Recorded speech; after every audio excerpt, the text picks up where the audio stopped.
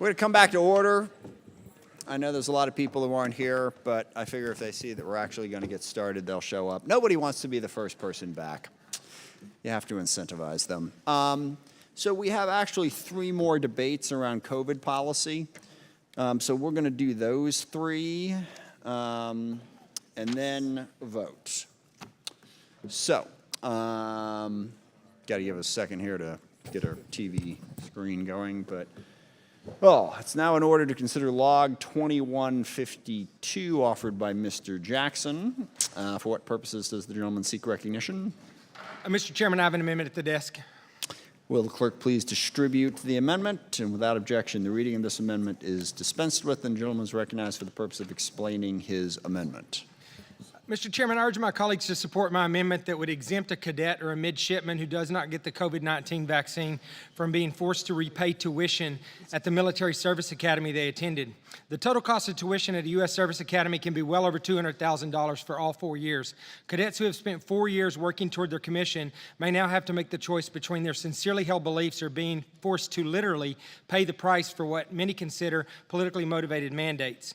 When these cadets entered the academy, there was no COVID-19 vaccine mandate. While I understand that military members are required to receive some vaccines, and I myself have received the ones that were referenced earlier, some of them many times over, we cannot forget this vaccine is very different. This vaccine was rolled out as an experimental vaccine under emergency use authorization, and it was developed with new mRNA technology, a process that has never been used before in vaccine development. We must remember that regardless of what anyone might say, we do not know the long-term consequences of this vaccine. It's not knowable right now. And we must also acknowledge that there have been numerous public reports of possible side effects and bad outcomes from this particular vaccine. In addition, what we do know is that by design, cadets and midshipmen are young and healthy, and the evidence clearly demonstrates that this group of men and women have essentially no risk for hospitalization or death from COVID-19.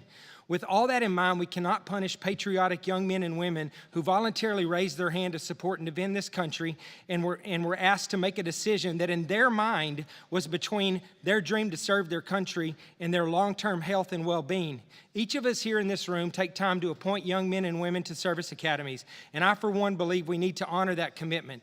The decision we make here today regarding this particular issue is important. If we're not careful, it may have a negative impact on our ability to recruit and retain our next generation of military officers. The education of our next generation of leaders should not fall victim to a political debate here in Washington. We cannot saddle these young patriots in their early 20s with $200,000 in school debt. Whether you agree or disagree with the vaccine mandate, I ask you to understand the unique position that these young people have found themselves in. For these reasons, I strongly urge my colleagues to support my amendment, and I yield back. Thank you. Thank you. You know, as I've thought about this during our break, it's really more and more disturbing, the approach. And the first thing that I want to explain is it's politically motivated. It is not politically motivated. It is a decision about the health and wellness of the force. And you can disagree with that decision if you want, but all this nonsense about politically motivated is just an excuse to hide from the actual debate.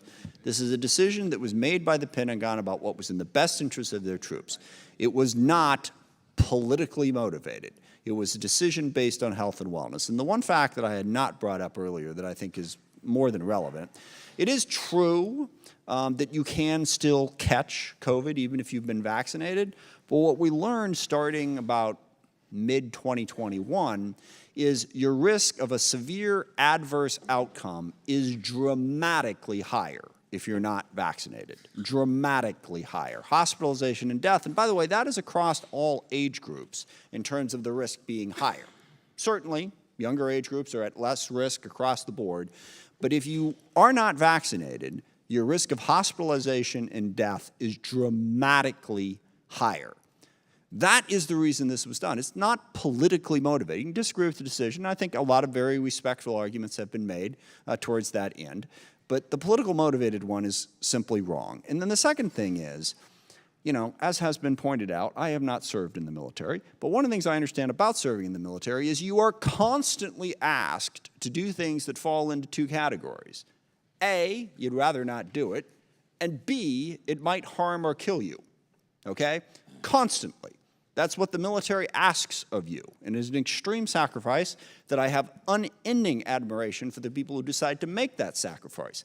But now we come along, and by the way, there's a lot of politics that gets into this, and decide that we don't like the vaccine. We didn't like any of the things, frankly, or some didn't like any of the things that were done to try to protect us from this disease. So we're going to attack this one thing. Look, part of signing up for the military is you have to do things that you may personally believe to be risky and that you may personally rather not do. And for Congress to come along and override the Pentagon and say, no, we're going to tell members of the military that they can simply opt not to follow orders because they have some belief that they don't want. And I believe there's a lot of beliefs on a lot of things they're asked to do that they would rather not do. I think is wrong. There was a reason behind this, all right? And the reason is what we learned from this disease. Being vaccinated significantly protects you against hospitalization and death. So you got to sign up for the military. You have to follow orders. It's what you do. And there was ample reason for these orders to be given that were not simply politically motivated. So as with the others, I would urge opposition to this amendment. Mr. Gates. Thank you, Mr. Chairman. And before I yield to Dr. Jackson, this is a different amendment on some of these COVID equities that we've been discussing because some of the people who matriculated to our service academies didn't know that this was going to be part of the deal, that the COVID vaccine could be mandated upon them and that then it could result in them having serious financial liabilities if they made a principled decision against the vaccine. And these decisions for these service members at our academies, they're not easy ones. But when they make them, to have really, I think, a misguided policy from the Pentagon predominate is unwise because it is true that when you sign up for the military, you have to follow orders, but I do think that this committee has some role to play in assessing whether or not the policy decisions coming out of the Pentagon are rooted in common sense or science, or whether or not over at the Pentagon, they're kind of guessing just like the rest of us are on a lot of this stuff. And when those guesses result in incredible deprivation of finances or liberties for our service members, it's ever the more egregious. I'll yield to Dr. Jackson. Mr. Chairman, I think that this is politically motivated, and the reason I say that, sir, I know you don't like that term, but the reason is because this was not based on science. The science would dictate that you give the vaccine to the people who need the vaccine. It's based on the risk. The risk for a young, healthy population like the United States military academies, the people that make up those academies, is next to none. And there are no studies that I'm aware of to contradict what you said that giving the vaccine to people of that age has any impact on negative outcomes for them. It does not. As a matter of fact, we're finding now that young men are getting myocarditis. There is a lot more risk to getting this vaccine as a young, healthy 17, 18-year-old male, and for that matter, potentially as a female with regards to fertility. We just don't know the answer to that. You're right. Everyone signs up for risk. Everyone puts their life on the line whenever they sign up for the military, but that's to protect this country. We all decided we were going to take that risk the day we raised our hand, but we didn't decide that we were going to be guinea pigs for a vaccine administration with a vaccine that we did not need. Now, if people were dropping dead in the military in that age group, I would say, get it. I got the vaccine. I got 2 doses plus a booster. I told my elderly parents to get it. I told my sister who's immunocompromised to get it. But young, healthy adults in the age range of these people, they just don't need the vaccine. And I'm not asking, this is not an amendment to say, that they can't be removed from the military or whatever. This is saying they shouldn't be punished. They shouldn't be punished because they got into this not knowing this was coming, and now they're forced with having to make a decision. And they've been listening to all the media, whether you agree with it or not. Maybe it's right, maybe it's wrong, but they listen to it every day on TV, and they get spun up about it, and they get worried about their long-term health, and they get worried about, their fertility issues and things of that nature. So maybe they're wrong about that. I don't know. Like I said, there's no long-term, evidence of what's happening, but they still have those concerns in their mind. We have to take that in consideration. It makes this vaccine different. That's my point. Thank you, sir. You're back. Thank you. Mr. Carbajal is recognized. I pretty much outlined my position on the vaccine earlier, but, this is really just about following orders. And if you sign up for one of the academies as a cadet or a midshipman, you're going to go towards getting your commission. And I think it's terrible to be in a position where you're saying, no, well, now you don't feel like taking the vaccine. You shouldn't have to pay any of that money back. I stand in opposition to this amendment, and I think it's just a slippery slope and a terrible thing to continue to politicize this. Representative Jackson, I know you're a doctor. I'm assuming you're a good doctor. But the propensity of the medical community has outlined the risks versus the benefits. And with all due respect, you're an outlier when it comes to the medical community. It changes. Wait, let me finish. And so I don't want to dispute your credentials, but I will say that I just think it's a terrible and a slippery slope to be able to tell people you don't have to follow orders. If you just don't want it, don't worry about it. You don't have to pay any of the hundreds of thousands of dollars that we invested in you in these academies. So with that, I'll yield back. Will you yield to me for a response? Mr. Banks. I understand where you're coming from, but this is the problem with the vaccine, and this is a problem with your rationale. One size does not fit all with this particular illness. It doesn't. People in this age range are not at risk. You're right, it's a risk-benefit. That's how everything's lined up, risk-benefit ratio. And when you hit a certain threshold, it's better to get the vaccine than not get the vaccine. But this group of people clearly falls into the category where it's more risky to get the vaccine than not get the vaccine. And science will back that up. And I'm telling you, everybody out there will tell you that it's a risk-benefit, and the risk-benefit is not the same for a 22-year-old young man or woman as it is for somebody who's 85 years old living in an assisted facility area. So we have to take that into consideration when we look at this, and that's why I'm saying that it makes sense that some of these young men and women didn't want the vaccine, and they were scared to get it, and they're in a position now where they're going to be saddled with a large amount of debt because they made that decision. And a lot of it was driven by what they heard and what they saw on TV over the last couple of years. And I just think it's wrong for us to put them in that position and saddle them with this kind of debt when they made the best decisions they could possibly make for themselves at the time. Thank you. Mr. Kelly. Mr. Chairman, thank you for recognizing me. And I'm kind of torn on this. The bottom line is the military and the DOD has the authority to do this. But we're also talking about our young leaders that we're teaching to be good leaders. And what good leaders do is when they make a poor decision or an uninformed decision or a not fully informed decision and more facts come in, they reevaluate that decision. That's part of being a good leader. And I think what we've seen is natural immunity plays a part in this.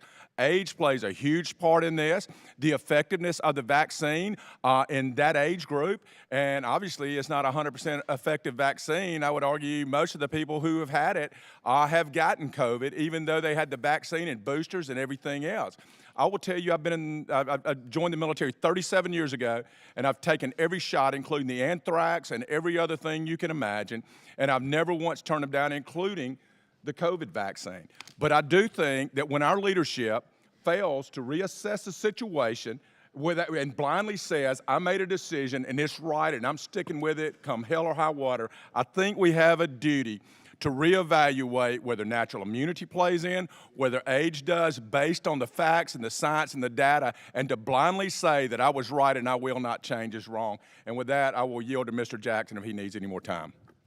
No, sir, I just think that we need to consider this. This is different. This falls into the same category that I think I was talking about earlier when we're talking about punishment for what's going on here. This is not, I'm not questioning, although I do question, kicking people out of the military based on this, but this is aside from that. This is considering that that's happening. This is, are we gonna saddle these people with large debt at an early age in their life and set them up for failure after they were willing to raise their hand to join our military and defend our country. So with that, I yield back, sir. Thank you. Thank you. Mr. Johnson. Thank you, Mr. Chairman. I'll be brief. I rise in support of Mr. Jackson's amendment to exempt cadets and midshipmen from repaying service academy tuition for simply refusing the COVID-19 vaccine. We've had a lot of discussion about it. It is a very important issue to a whole lot of people. It is in my district. And I just think this is a basic issue of fairness. You know, these cadets enrolled in these respective academies years ago, prior to the requirement that they receive the COVID vaccine as part of their military service. Many of them object to the vaccine on legitimate religious and medical grounds. And the services have rejected similar objections writ large. We've already discussed that today. So voting no on this amendment would potentially subject cadets and midshipmen to repaying hundreds of thousands of dollars in tuition for a requirement that was not in place when they signed up. This is different than all the other vaccinations. It was an emergency use and all the rest. And it's been stated here, I think, very well what the distinctives are about this one as opposed to the other ones. I think this is unjust, unreasonable, illogical, and I just want to add this to the debate, and I'll yield back.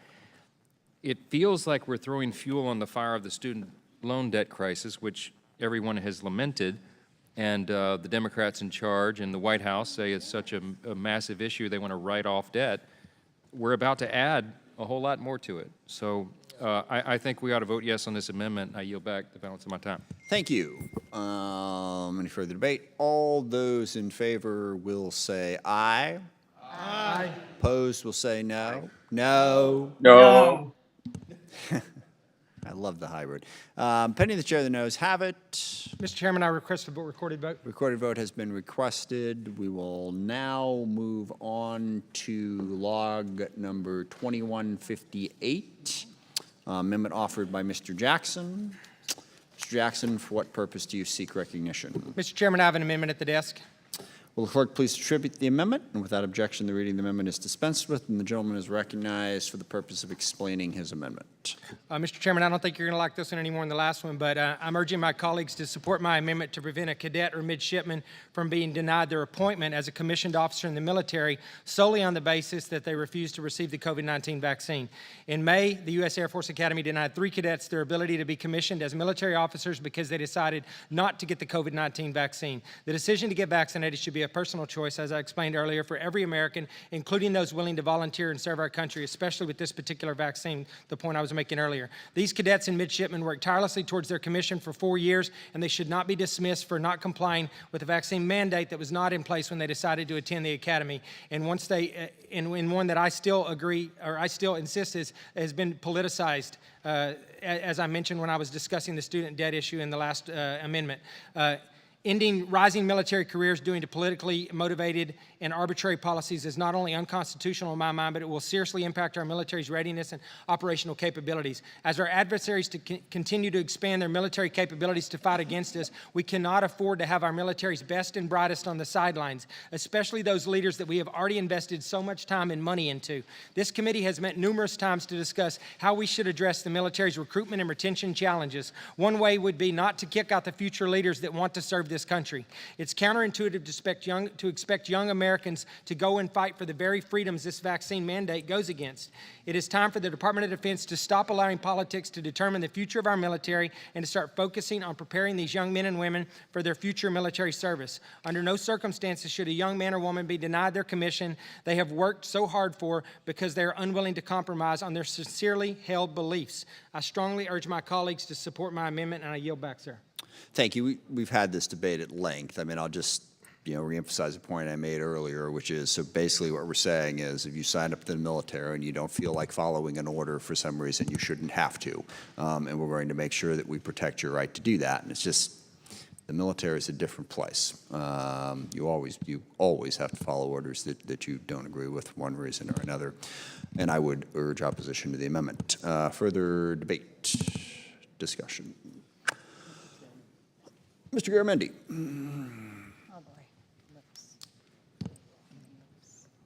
I'm really dying of curiosity here. Oh, no. The proponents of this amendment, many of you choose to be in the military.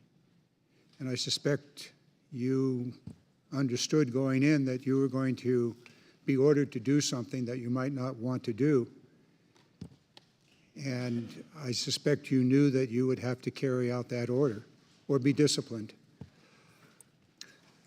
I'm absolutely flabbergasted by what I'm hearing from our colleagues who are in the military. I'm just going to read something that came from a recent, not a recent, but a graduate of the Naval Academy. In the winter of 2009, the swine flu hit the Naval Academy, and the Academy had to arrange a quarantine area for hundreds of midshipmen to prevent the spread of the disease because there wasn't a vaccine.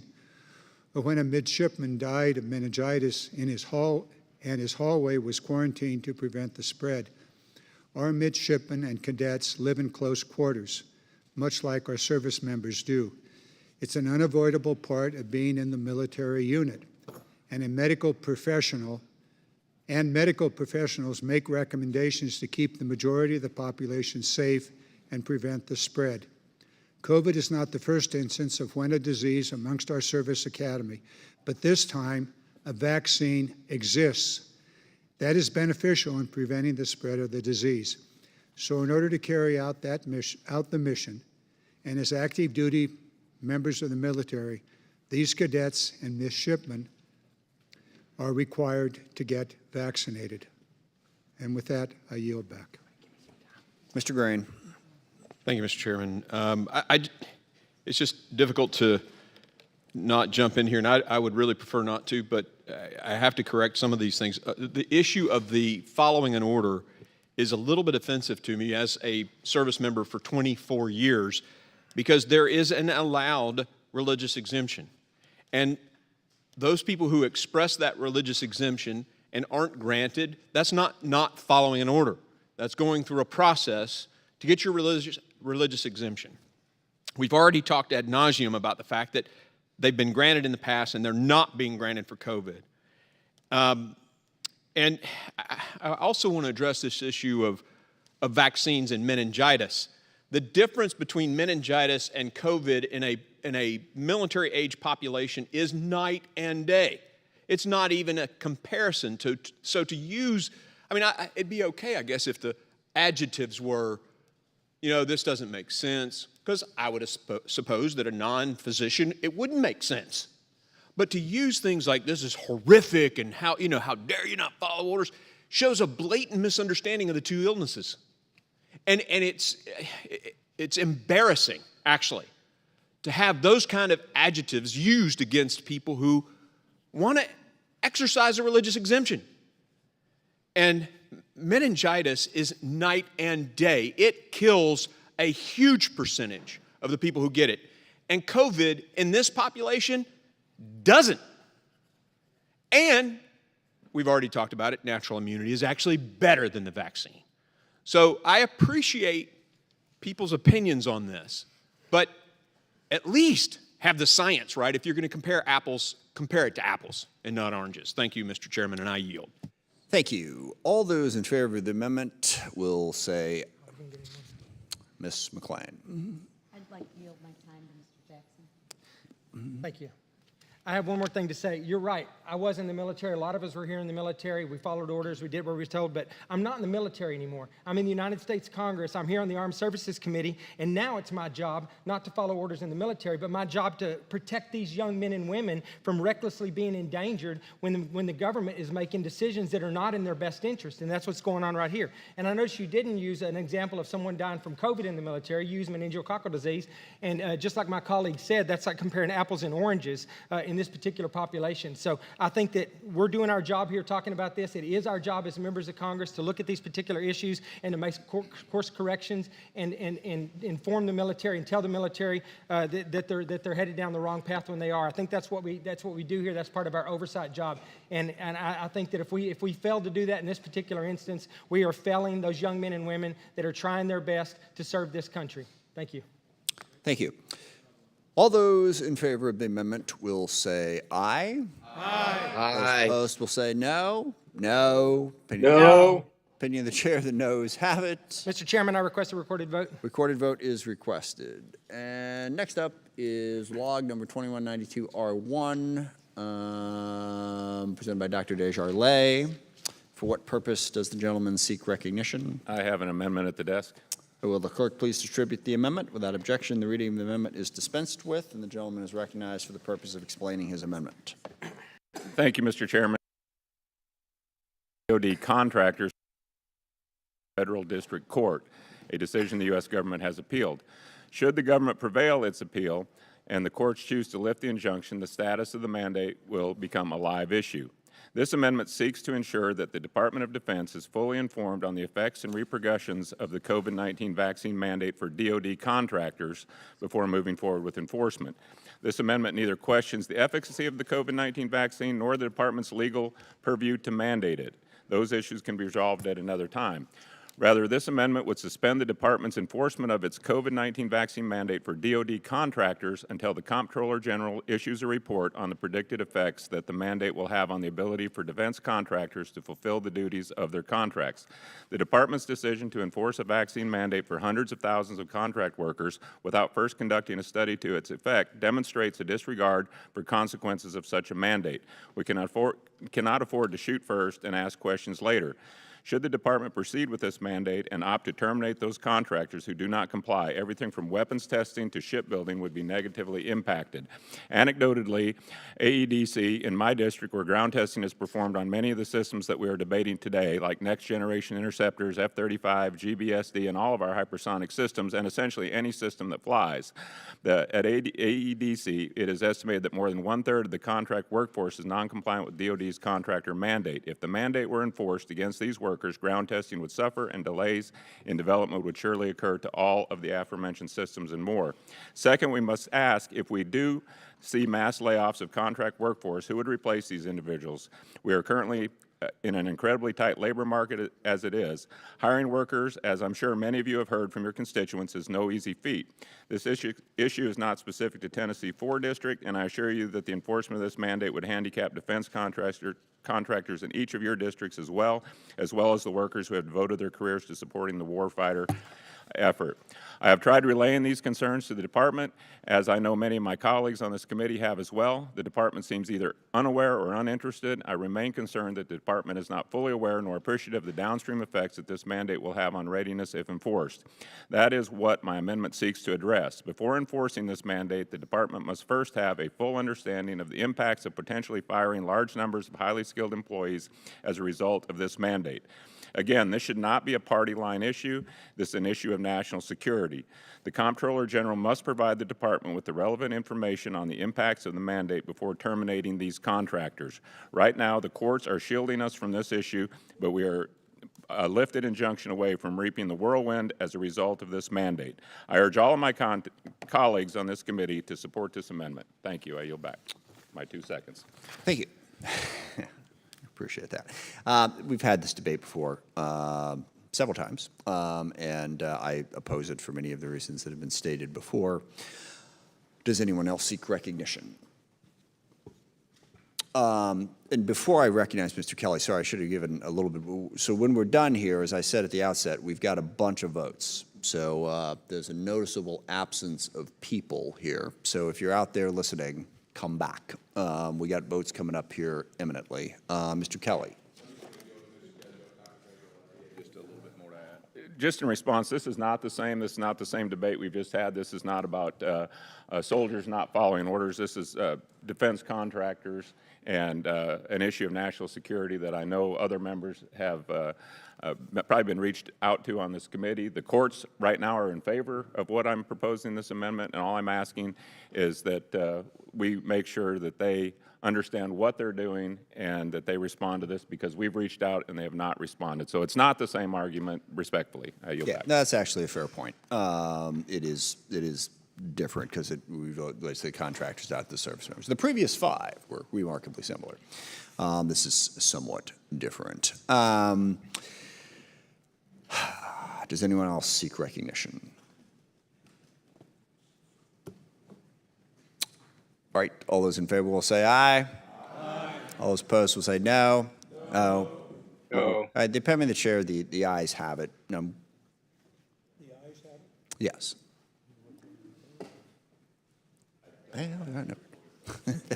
Fair enough. We will deal with a number of these issues as we go forward. The amendment is agreed to. All right, we now have, well, let's get the list up on the board of the amendments that we're going to vote on. So,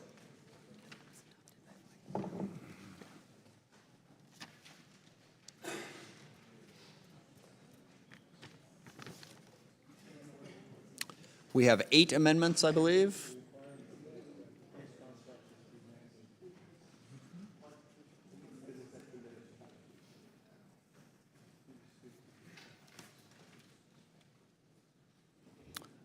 So the First Amendment is Mr. Fallon's number 2226, and it's been a while, so just as a refresher, this is the first of the two Guantanamo Bay Amendments.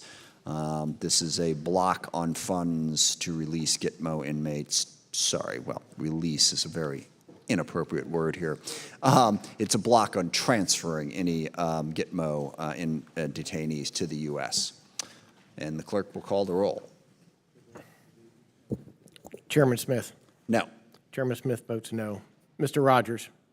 Mr. Rogers votes aye. Mr. Langevin. Langevin votes no. Mr. Langevin votes no. Mr. Wilson. Mr. Wilson votes aye. Mr. Larson. Mr. Larson votes no. Mr. Turner. Mr. Turner. Mr. Cooper. Mr. Cooper votes no. Mr. Lamborn. Mr. Lamborn. Mr. Courtney. Mr. Courtney votes no. Mr. Whitman. Whitman votes aye. Mr. Whitman votes aye. Mr. Garamendi. Mr. Garamendi.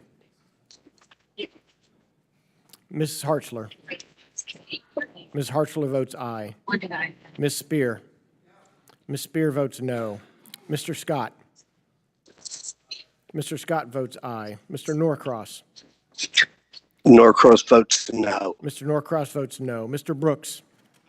Mr. Brooks votes aye. Mr. Gallego. Mr. Gallego. Mr. Graves. Mr. Graves votes aye. Mr. Moulton. Mr. Moulton. Ms. Stefanik. Aye. Ms. Stefanik votes aye. Mr. Carbajal. Mr. Carbajal votes no. Dr. Desjardins. Dr. Desjardins votes aye. Mr. Brown. Mr. Brown votes no. Mr. Kelly. Mr. Kelly. Mr. Kelly votes aye. Mr. Khanna. Mr. Khanna. Mr. Gallagher. Mr. Gallagher votes aye.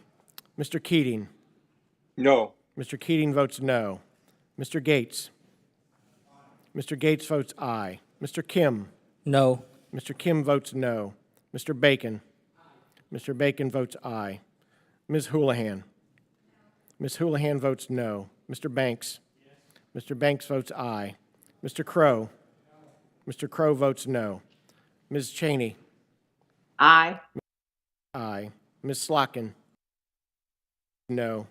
Mr. Bergman. Mr. Bergman votes aye. Ms. Sheryl. Ms. Sheryl votes no. Mr. Waltz. Mr. Waltz. Ms. Escobar. Ms. Escobar votes no. Mr. Johnson. Mr. Johnson votes aye. Mr. Golden. No. Mr. Golden votes no. Mr. Green. Mr. Green votes aye. Mrs. Loria. No. Mrs. Loria votes no. Mrs. Bice. Mrs. Bice votes aye. Mr. Morelli. Morelli votes no. Mr. Morelli votes no. Mr. Franklin. Mr. Franklin votes aye.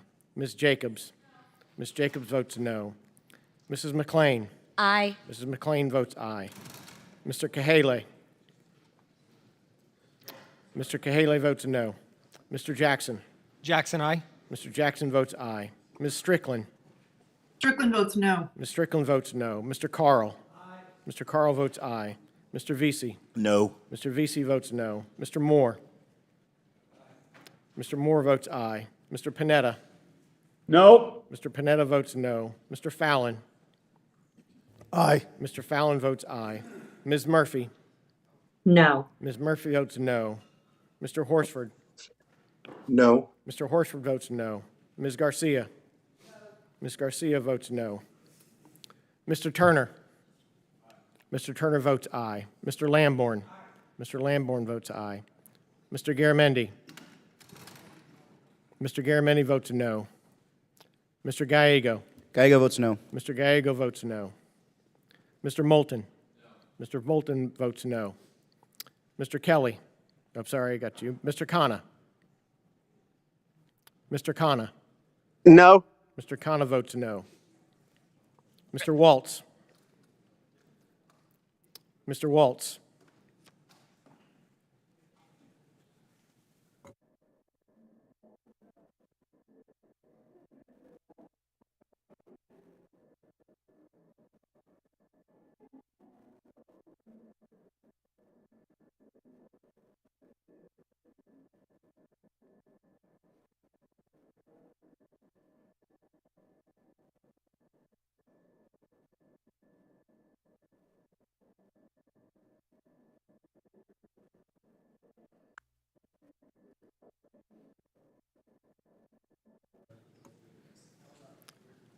Mr. Waltz is recorded as a no. Mr. Waltz votes yes.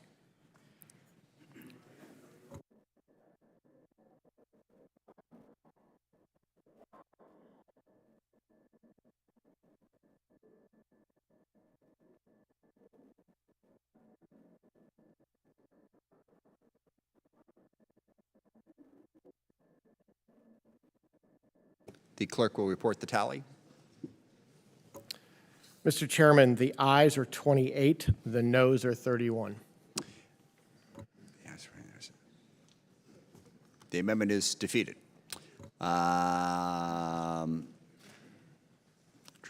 So we are now going to consider amendment number 2223 offered by Mr. Fallon. This is the other Guantanamo issue on funds for facilities in the U.S.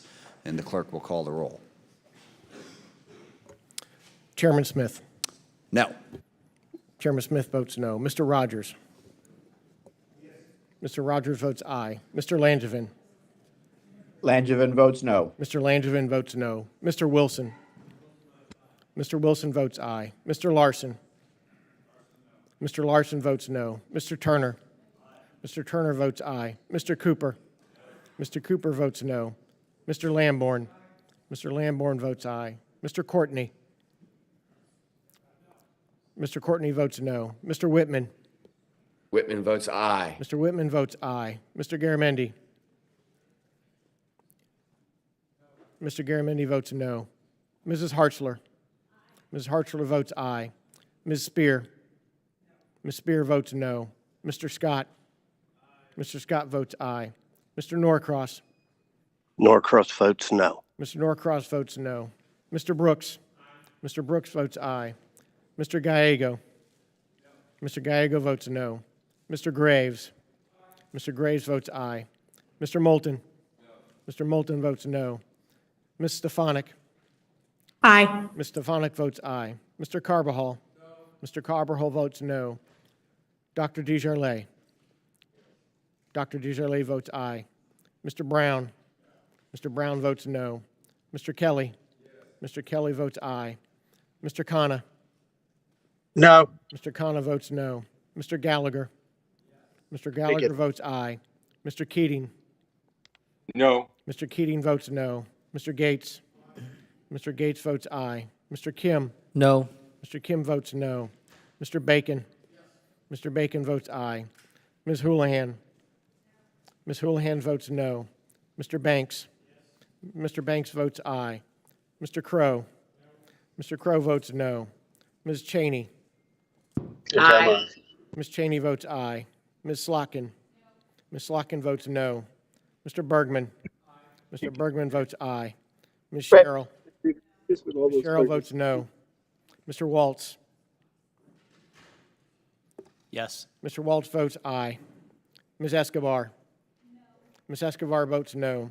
Mr. Johnson. Mr. Johnson votes aye. Mr. Golden. No. Mr. Golden votes no. Mr. Green. Mr. Green votes aye. Mrs. Loria. No. Mrs. Loria votes no. Mrs. Bice. Mrs. Bice votes aye. Mr. Morelli. Morelli votes no. Mr. Morelli votes no. Mr. Franklin. Mr. Franklin votes aye. Ms. Jacobs. Ms. Jacobs votes no. Mrs. McLean. Aye. Mrs. McLean votes aye. Mr. Cahaley. Mr. Cahaley votes no. Mr. Jackson. Jackson, aye. Mr. Jackson votes aye. Ms. Strickland. Strickland votes no. Ms. Strickland votes no. Mr. Carl. Mr. Carl votes aye. Mr. Vesey. No. Mr. Vesey votes no. Mr. Moore. Mr. Moore votes aye. Mr. Panetta. No. Mr. Panetta votes no. Mr. Fallon. Aye. Mr. Fallon votes aye. Ms. Murphy. More thinking and just. No. Ms. Murphy votes no. Mr. Horsford. Jobs for today, tomorrow, and No. later. Mr. Hartsford votes no. Ms. Garcia. Ms. Garcia votes no.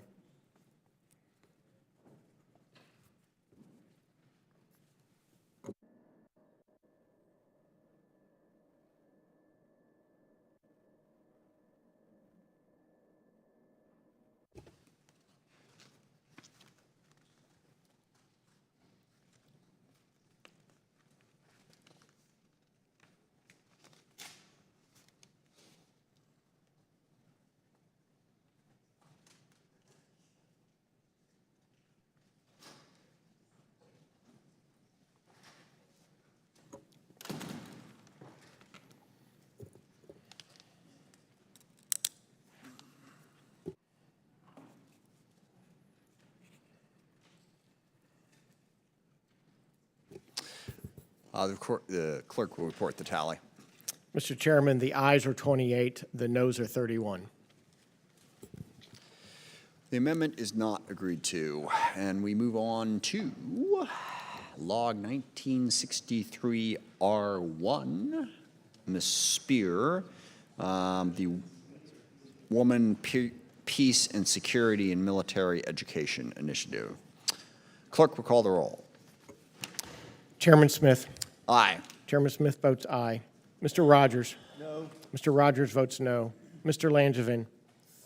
Langevin votes aye. Mr. Langevin votes aye. Mr. Wilson. No. Mr. Wilson votes no. Mr. Larson. Larson, aye. Mr. Larson votes aye. Mr. Turner. We can do that. Mr. Turner votes no. It is. Mr. Cooper. Aye. Mr. Cooper votes aye. That's fine. Mr. Lamborn. Mr. Lamborn votes no. Mr. Courtney. Mr. Courtney votes aye. Mr. Whitman. Whitman votes no. Mr. Whitman votes no. Mr. Garamendi.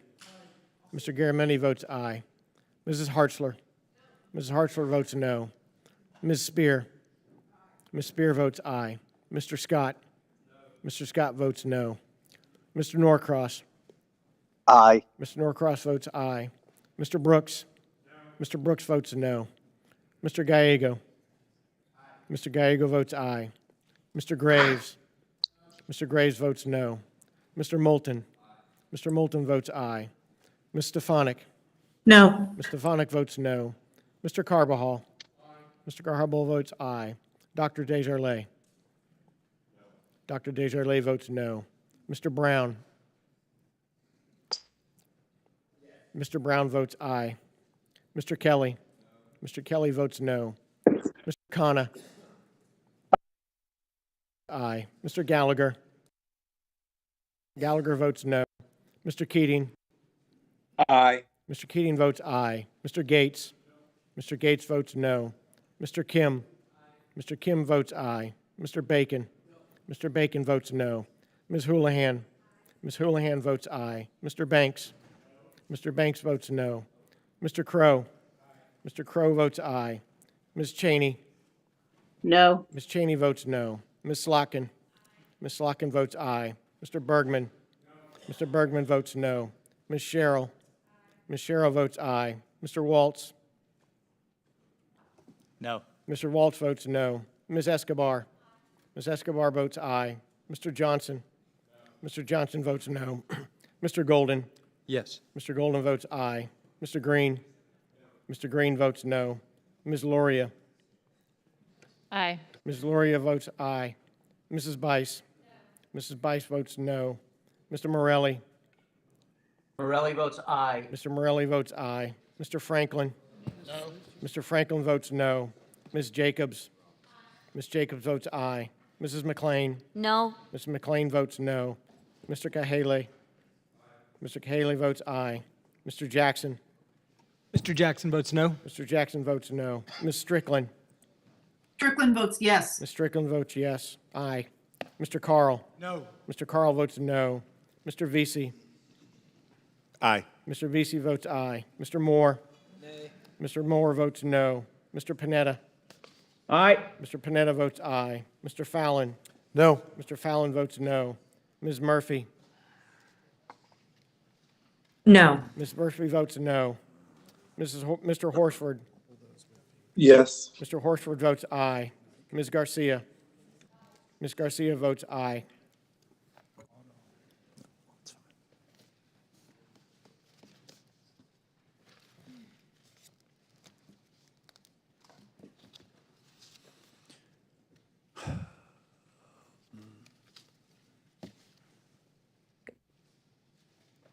Sorry, could I ask how I'm recorded? This is Murphy. Ms. Murphy is recorded as a no. For Spear, 1963. Correct. Okay, can I correct that to yes? Ms. Murphy votes aye.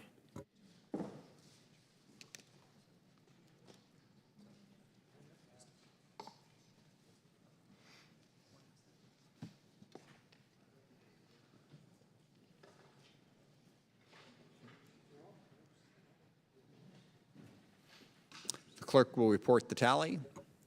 Mr. Chairman, the ayes are 31, the noes are 28. The amendment is agreed to. Next up, we have Mr. Johnson's amendment, 1946, to repeal the vaccine mandate, and the clerk will call the roll. Chairman Smith. No. Chairman Smith votes no. Mr. Rogers. Mr. Rogers votes aye. Mr. Langevin. Mr. Langevin. Langevin votes no. Mr. Langevin votes no. Mr. Wilson. Mr. Wilson votes aye. Mr. Larson. Mr. Larson votes no. Mr. Turner. Mr. Turner votes aye. Mr. Cooper. Mr. Cooper votes no. Mr. Lamborn. Mr. Lamborn votes aye. Mr. Courtney. Mr. Courtney votes no. Mr. Whitman. Whitman votes aye. Mr. Whitman votes aye. Mr. Garamendi. Mr. Garamendi votes no. Mrs. Hartzler. Ms. Hartzler votes aye. Ms. Spear. Ms. Spear votes no. Mr. Scott. Mr. Scott votes aye. Mr. Norcross. No. Mr. Norcross votes no. Mr. Brooks. Mr. Brooks votes aye. Mr. Gallego. Mr. Gallego votes no. Mr. Graves. Mr. Graves votes aye. Mr. Moulton. Mr. Moulton votes no. Ms. Stefanik. Aye. Ms. Stefanik votes aye. Mr. Carbajal. Mr. Carbajal votes no. Dr. Desjardins. Dr. Desjardins votes aye. Mr. Brown. Mr. Brown votes no. Mr. Kelly. Mr. Kelly votes aye. Mr. Khanna. No. Mr. Khanna votes no. Mr. Gallagher. Mr. Gallagher votes aye. Mr. Keating. No. Mr. Keating votes no. Mr. Gates. Mr. Gates votes aye. Mr. Kim. Mr. Kim votes no. Mr. Bacon. Mr. Bacon votes aye. Ms. Houlihan. Ms. Houlihan votes no. Mr. Banks. Mr. Banks votes aye. Mr. Crow. Mr. Crow votes no. Ms. Cheney. No. Ms. Cheney votes no. Ms. Slotkin. Ms. Slotkin votes no. Mr. Bergman. Mr. Bergman votes aye. Ms. Sheryl. Ms. Sheryl. Ms. Sheryl votes no. Mr. Waltz. Yes. Mr. Waltz votes aye. Ms. Escobar. Ms. Escobar votes no. Mr. Johnson. Mr. Johnson votes aye. Mr. Golden.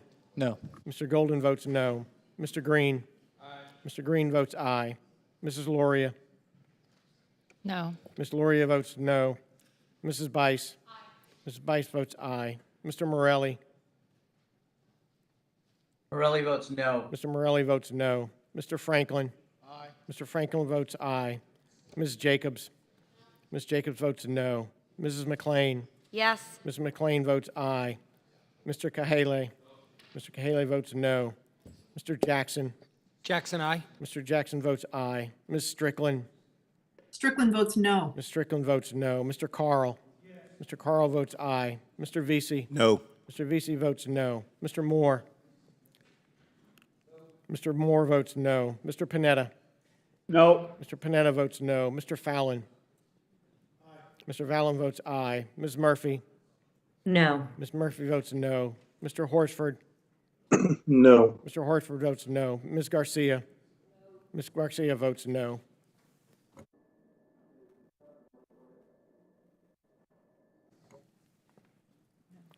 Mr. Moore is recorded as an aye.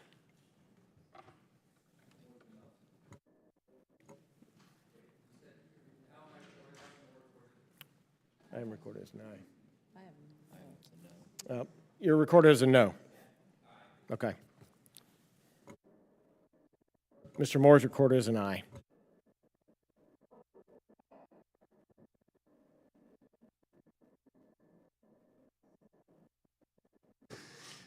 Usually that goes the other way, but clerk will report the tally.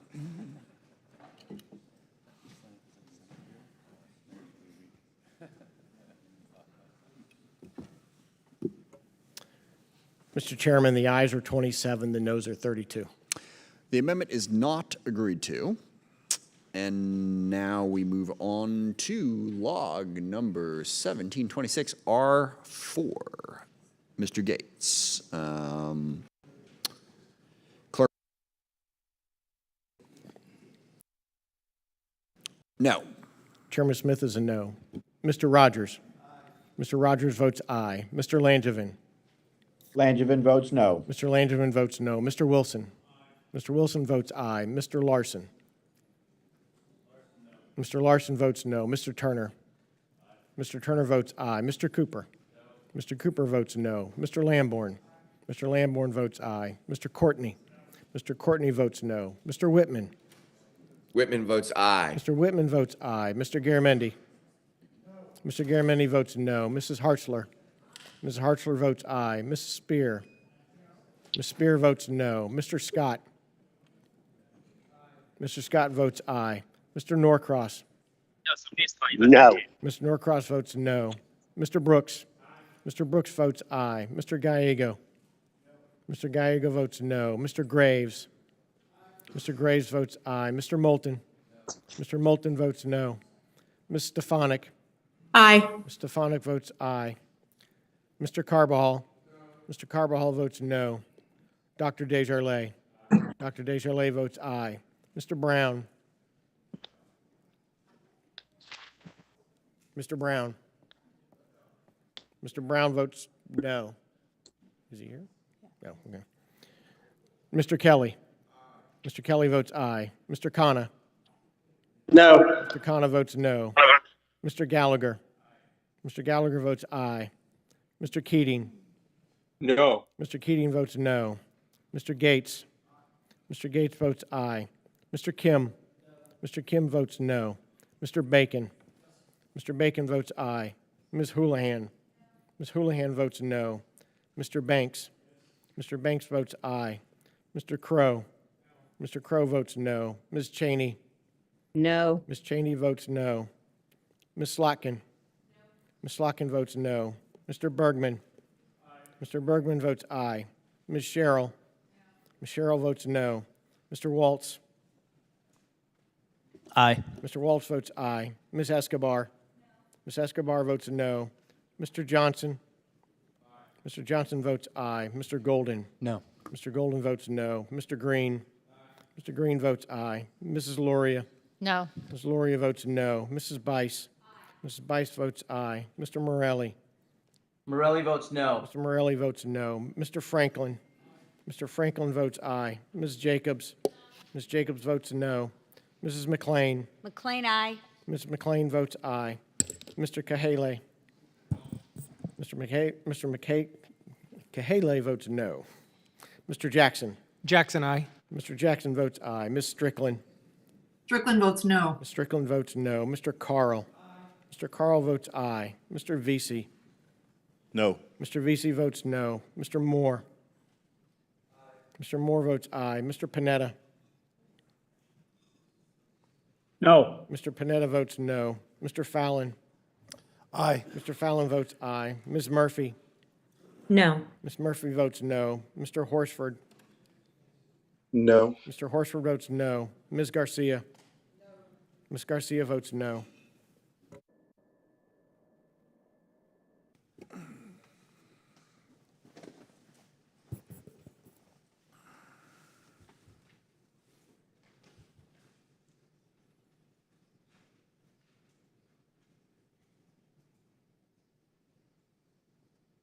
Clerk will report the tally. Mr. Chairman, the ayes are 27, the noes are 32. The amendment is not agreed to. Next, we have log 2054, Mrs. Hartzler, and the clerk will call the roll.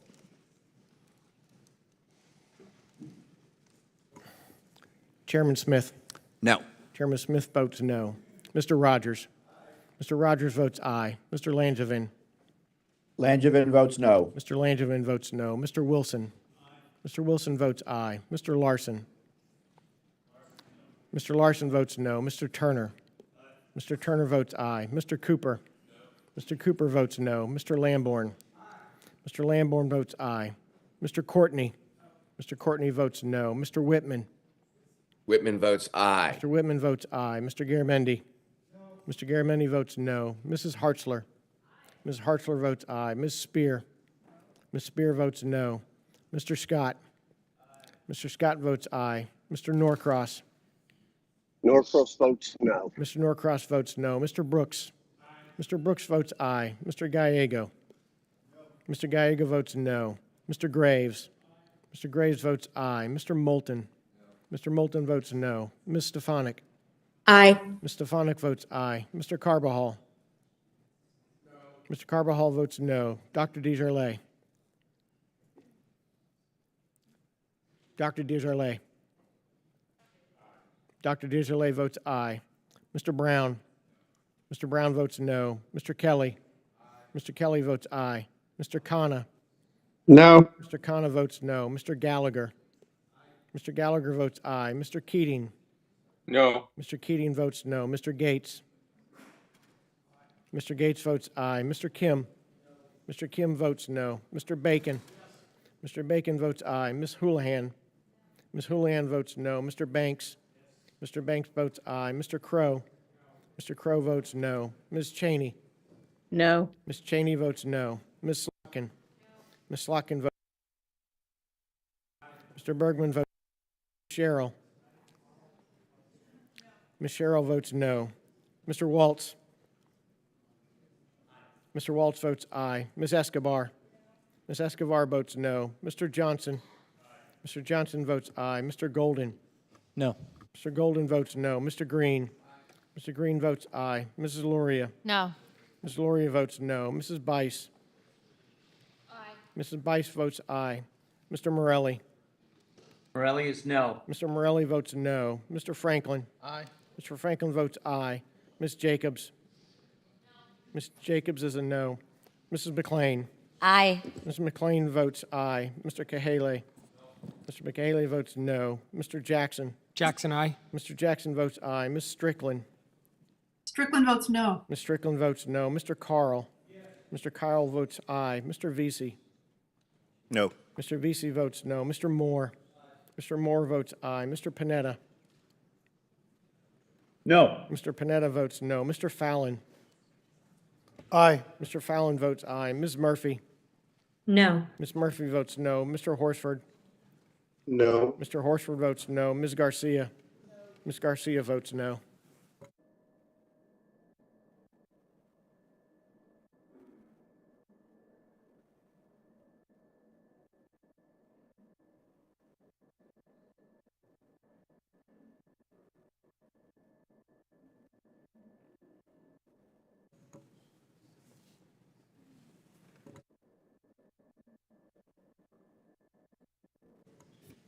Clerk will report the tally.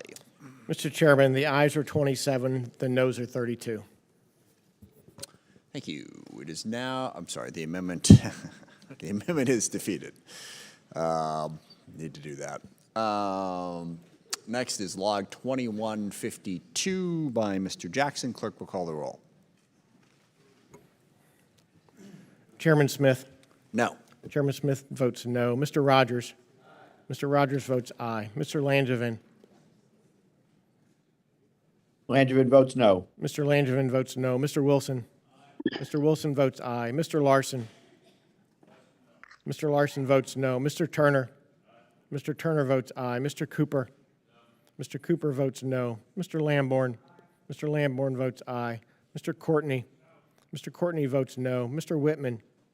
Whitman votes aye. Mr. Whitman votes aye. Mr. Garamendi. Mr. Garamendi votes no. Mrs. Hartzler. Ms. Hartzler votes aye. Ms. Spear. Ms. Spear votes no. Mr. Scott. Mr. Scott votes aye. Mr. Norcross. Norcross votes no. Mr. Norcross votes no. Mr. Brooks.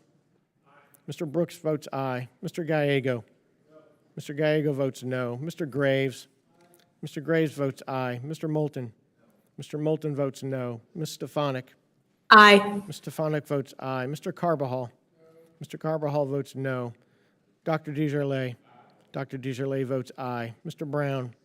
Mr. Brown votes no. Mr. Kelly. Mr. Kelly votes aye. Mr. Khanna. No. Mr. Khanna votes no. Mr. Gallagher. Mr. Gallagher votes aye. Mr. Keating. No. Mr. Keating votes no. Mr. Gates. Mr. Gates votes aye. Mr. Kim. Mr. Kim votes no. Mr. Bacon. Mr. Bacon votes aye. Ms. Houlihan. Ms. Houlihan votes no. Mr. Banks. Mr. Banks votes aye. Mr. Crow. Mr. Crow votes no. Ms. Cheney. No. Ms. Cheney votes no. Ms. Slotkin. Ms. Slotkin votes no. Mr. Bergman. Mr. Bergman votes aye. Ms. Sheryl. Ms. Sheryl votes no. Mr. Waltz. Mr. Waltz votes aye. Ms. Escobar. Ms. Escobar votes no. Mr. Johnson. Mr. Johnson votes aye. Mr. Golden. No. Mr. Golden votes no. Mr. Green. Mr. Green votes aye. Mrs. Luria. No. Mrs. Luria votes no. Mrs. Bice. Mrs. Bice votes aye. Mr. Morelli. Morelli's no. Mr. Morelli votes no. Mr. Franklin. Mr. Franklin votes aye. Ms. Jacobs. Ms. Jacobs votes no. Mrs. McLean. Aye. Mrs. McLean votes aye. Mr. Kahale. Mr. Kahale votes no. Mr. Jackson. Jackson, aye. Mr. Jackson votes aye. Ms. Strickland. Strickland votes no. Ms. Strickland votes no. Mr. Carl. Mr. Carl votes aye. Mr. Vesey. No. Mr. Vesey votes no. Mr. Moore. Mr. Moore votes aye. Mr. Panetta. No. Mr. Panetta votes no. Mr. Fallon. Mr. Fallon votes aye. Mrs. Murphy. No. Ms. Murphy votes no. Mr. Horsford. No. Mr. Horsford votes no. Ms. Garcia. Ms. Garcia votes no.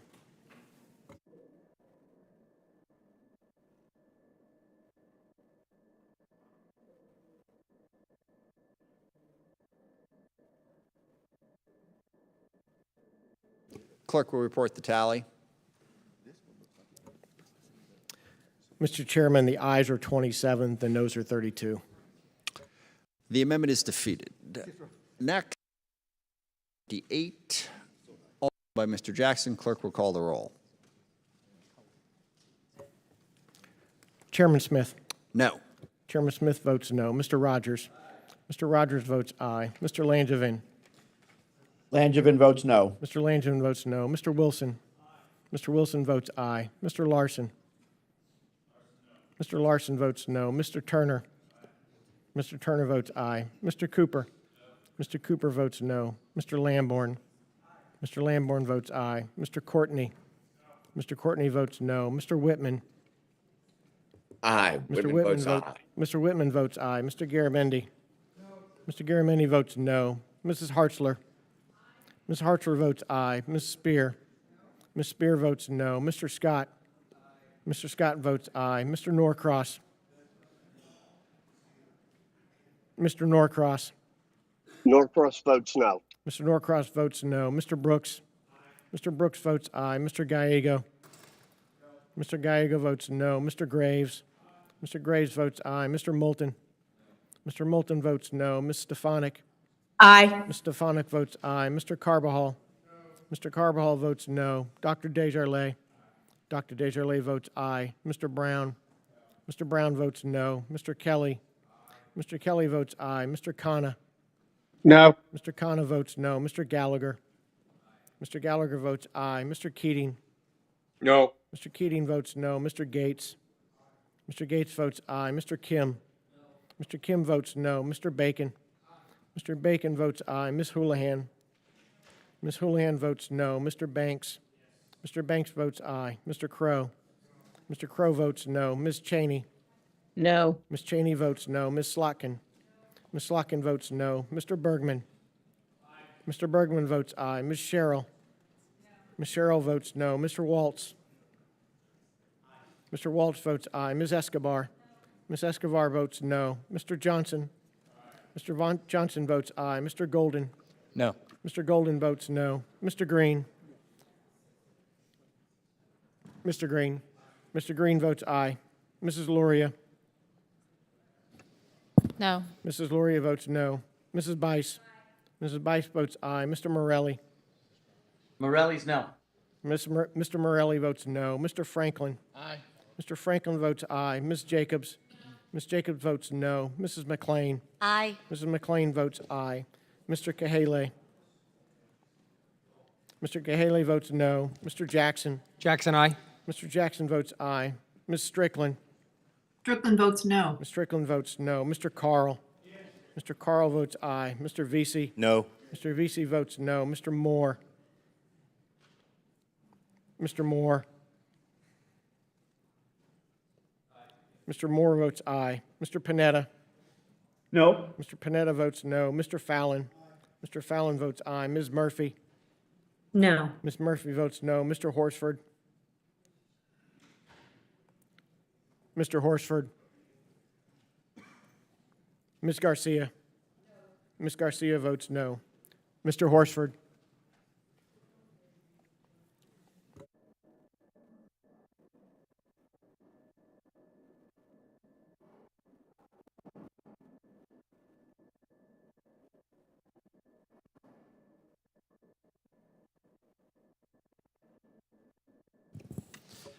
Clerk will report the tally. Mr. Chairman, the ayes are 27, the noes are 31. The amendment is not agreed to. And we are back to offering amendments. And next up is 2085R1 by Mr. Moulton. What purpose does the gentleman seek recognition? Mr. Chairman, I have an amendment at the desk. Will the clerk please distribute the amendment? And without objection, the reading of the amendment is dispensed with, and the gentleman is recognized for the purpose of explaining his amendment. Thank you, Mr. Chairman. This is a small but important tweak to the Special Immigrant Visa Program that most of us here support. It's endorsed by the Iraq and Afghanistan Veterans of America. One of the basic requirements of the SIV program is that Afghans must have served a full year alongside our troops. But there is a small number of Afghans who were seriously wounded serving alongside American troops before that first year was up. Without making this small exception for these great heroes, these Afghans, who sacrificed more than most on our behalf, are not eligible. We need to fix this. Marked for the Taliban by their battle wounds, many of them need and deserve our help the most. You've all heard, those of us who talked about the importance of serving alongside Iraqis in Afghanistan, who worked with us, who translated for us, who ensured that we were fed, clothed, and cared for, and who put their lives in danger to help their country and ours. The people this amendment would impact bled alongside our own. They were wounded because of their service, not just to their country, but to ours. They deserve to have a chance to live without fear of reprisal in the United States, in safety and security. This is a simple, straightforward amendment. It does not expand the number of visas. It does not increase direct spending. It simply makes sure we do right by those who helped us. I strongly urge all of my colleagues on both sides of the aisle to support this amendment, and I yield Mr. back. Moulton, will you yield for a question?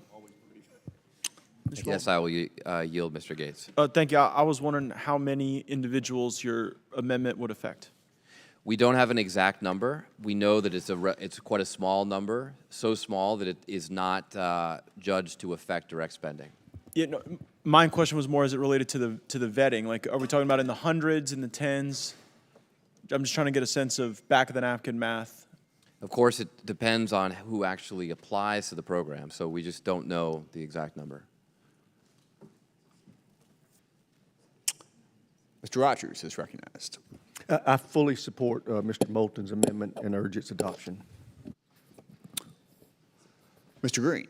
Thank you, Mr. Chairman. I too want to voice my support for this amendment. I think it's a wise call.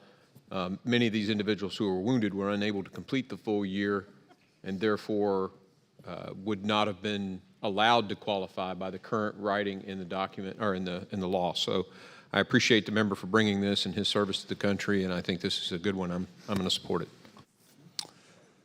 Mr. Waltz.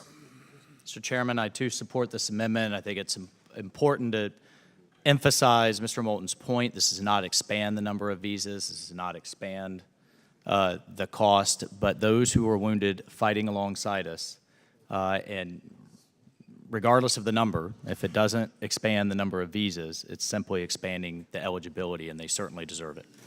Thank you, Mr. Chairman. Mr. Gallagher. I too support this great amendment by the gentleman from Massachusetts. And I yield back. Anybody else? Mr. Chairman. All those in favor? Sorry, Mr. Gates. Seeking recognition. I don't support the amendment. We had Secretary Mayorkas before the House Judiciary Committee recently, and the description of the vetting in these circumstances is woefully inadequate. I also traveled to Doha with a number of colleagues and talked firsthand with some of the people that were engaged in the vetting, and there's just a lot of concerns about the SIV process. I know Mr. Moulton comes to it sincerely, as do my other colleagues who support the amendment, but I won't be able to support it for those reasons. I yield back. Any other discussion? All those in favor will say aye. Aye. Those opposed will say no. Opinions, Chair, the ayes have it. The ayes have it. The amendment is agreed to. Next up, we have log 2136R1 by Ms. Escobar. For what purpose does the gentlewoman seek recognition? Mr. Chairman, I have an amendment at the desk. Will the clerk please distribute the amendment? Without objection, the reading of the amendment is dispensed with, and the gentlewoman is recognized for the purpose of explaining her amendment. Thank you so much, Mr. Chairman. I am I'm introducing this amendment on behalf of small businesses, not just in my community, but small businesses across the country who I've spoken to about an online portal that GSA introduced via the fiscal year 2018 NDAA. This online portal, in many ways, obviously it's a great concept. We all use online portals personally to buy products and have them shipped to us. It streamlines services, it streamlines the purchase of goods. The problem is when you have a portal that is operated by a major corporation that is also able, on the other side of that portal, to compete, to use proprietary information about its competitors, competes against their competitors, underprices their competitors, and ultimately what my small businesses in my community and across the country have told me puts small businesses out of business because they can't compete. This pilot is a pilot that will expire soon.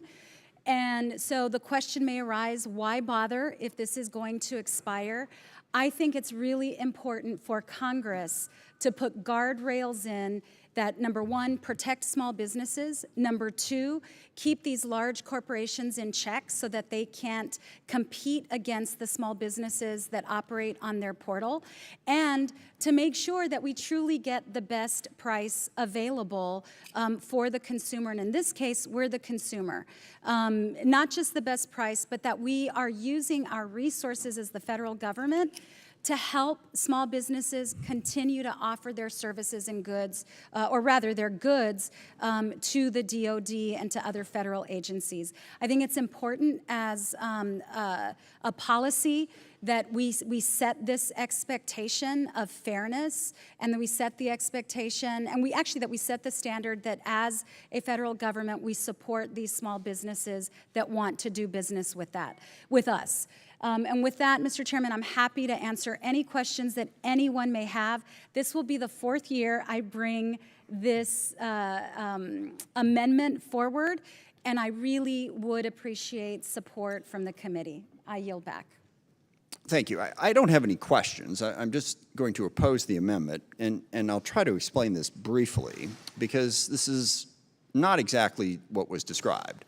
Mr. Thornberry put this into the bill back in 2018 to create a pilot project that GSA will operate. But the pilot is only to monitor these types of purchases through portals of dollar values less than $10,000. This isn't awarding any business to anybody. This didn't create more opportunities or create fewer opportunities. Throughout the government, government purchasers purchase through these portals, wide variety of different portals, items less than $10,000 all the time. What Mr. Thornberry wanted is he wanted to get some idea of how that was going, what was being purchased, what are the incentives, what is the best way to maximize this. So to begin with, the Department of Defense is not even participating in this pilot project. This has literally nothing to do with the Department of Defense or our jurisdiction. There are 3 separate subcommittees, full committees that have waived because it does impact them, because a variety of different other agencies opted into this. But by opting into this, all that meant is they opted to be monitored. Everyone's doing what they're doing anyway. This is simply monitoring it. So what GSA did is they picked 3 companies to have their purchases monitored. And they picked the 3 companies, and 2 of the 3 do also sell their own products within the portal. Some don't. Now, there is a pilot project, which may not happen for reasons I'll explain in a minute, that is set to happen that will pick 3 companies that don't also sell products on their portal. But this is giving no business to anybody. It is not affecting that at all. I think the gentlewoman's comments, if in fact we were to be awarding contracts to a portal, I would be 100% in support of the idea that we should look at fair competition. This is an issue that is out there, and a whole lot of people are concerned about, a whole lot of stuff going on. This poor little pilot project that Mr. Thornberry created 3 years ago has nothing to do with that. It's not going to impact any of that. Now, what our meddling in this is going to do, it's going to make the GSA go, yeah, we're not doing this, because they've had to keep regulating, keep going back and forth, all in response to a battle that's happening over here. This is just monitoring to learn how the portals are used. It is not giving any business to companies, large, small, medium-sized, whatever. Now, I understand when you're trying to fight this fight, you try to grab whatever opportunity you have to highlight the issue. I think this is a poorly chosen place to highlight that issue because it has no impact on anything. And again, DOD isn't even participating. So I would urge us to oppose this amendment for those reasons. Is there further discussion? Mr. Garamendi. Mr. Chairman, thank you, and Ms. Escobar, thank you for bringing this forward. This issue, indeed, we've been working on it for about 5 years now. I think all of us are familiar with e-commerce. I think we're familiar with using the web to purchase. The federal government is going to establish a program in which all of the federal agencies, including the Department of Defense, will be able to access a portal to buy all kinds of things, big and small, but not terribly expensive. But nonetheless, an extraordinary volume, perhaps as much as $30 billion a year, will be going through these portals. Would the gentleman yield? Just one thing I want to make clear. They're not going to do that. They're already doing that right now. Just want to be clear on that point. Sorry, I didn't let you say yes or no on the yield question. I apologize. Go ahead. Mr. Chairman, thank you for the very helpful clarification. It's already happening. Thank you. What's happening is that the portal operator is able to put their own products up front in the upper left hand of a particular site. Let's say you're looking for envelopes.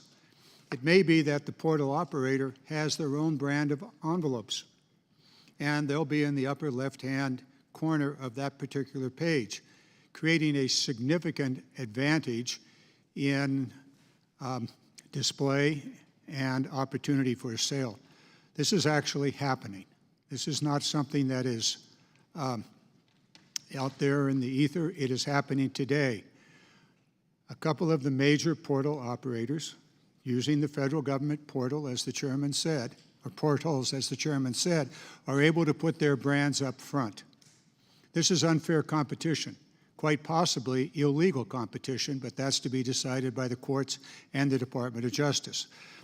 So what we're trying to do here with this is to create a fair marketplace in which the portal operator does not have an unfair advantage to sell their own products. They can do one or the other, operate the portal or sell their products, but not to do both.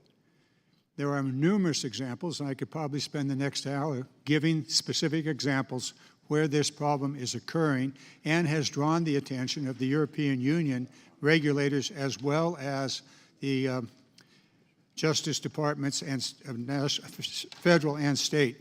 So this amendment would provide clarity that you can do one or the other, but you can't do both. If you do both, you have serious unfair competition, and you will certainly fatten your bottom line at the expense of competitors, large or small. With that, I yield back. Mr. Larson. Thank you, Mr. Chair. I'd like to yield my time to Mr. Smith of Washington State. Thank you. I agree that that's a major issue. This amendment has nothing to do with that issue. All the GSA is doing is monitoring that.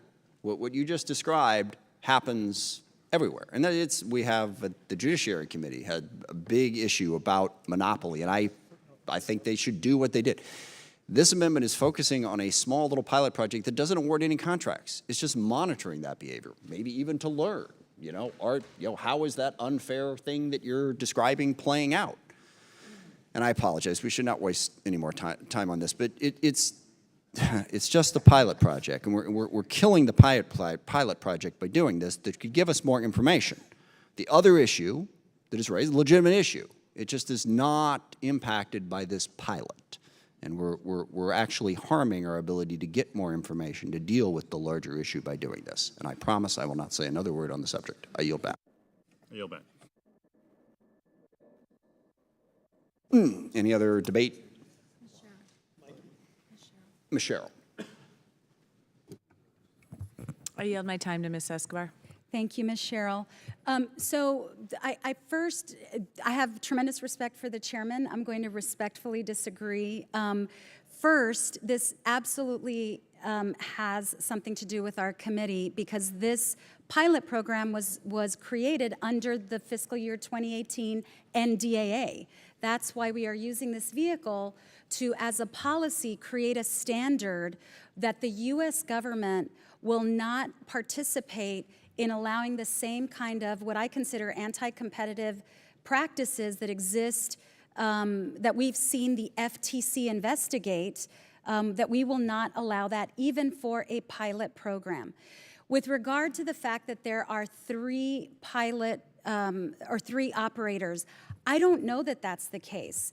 When this amendment was passed in the 2018 NDAA, the Congress said you will have three operators. Well, we learned later that not only were there not three operators, but the GSA decided on its own to award this pilot program to only one operator, Amazon. And I want to remind everyone on the committee, Amazon is being investigated by the FTC for practices where they operate a portal, and then on the other side of that portal, they compete against small businesses with products that those small businesses are selling. They sell them more cheaply. They move them to the top of the online portal saying Amazon recommended and undercuts the small businesses. So as I've said, small businesses were the ones who brought this to my attention my first year in Congress. I've been trying to get this passed as policy for 4 years. And last thing that I will say, so back to the three operators, because GSA went ahead and awarded this pilot program to only one operator, Amazon, I had an amendment last year to basically force them to try three operators, to add two operators. To this day, we can't get information out of GSA whether they are using other pilots or not. Maybe they are, but they're not answering my office's questions about whether they're doing it or not. So I think as a policy, this is important. If it's not going to impact anything, then no harm.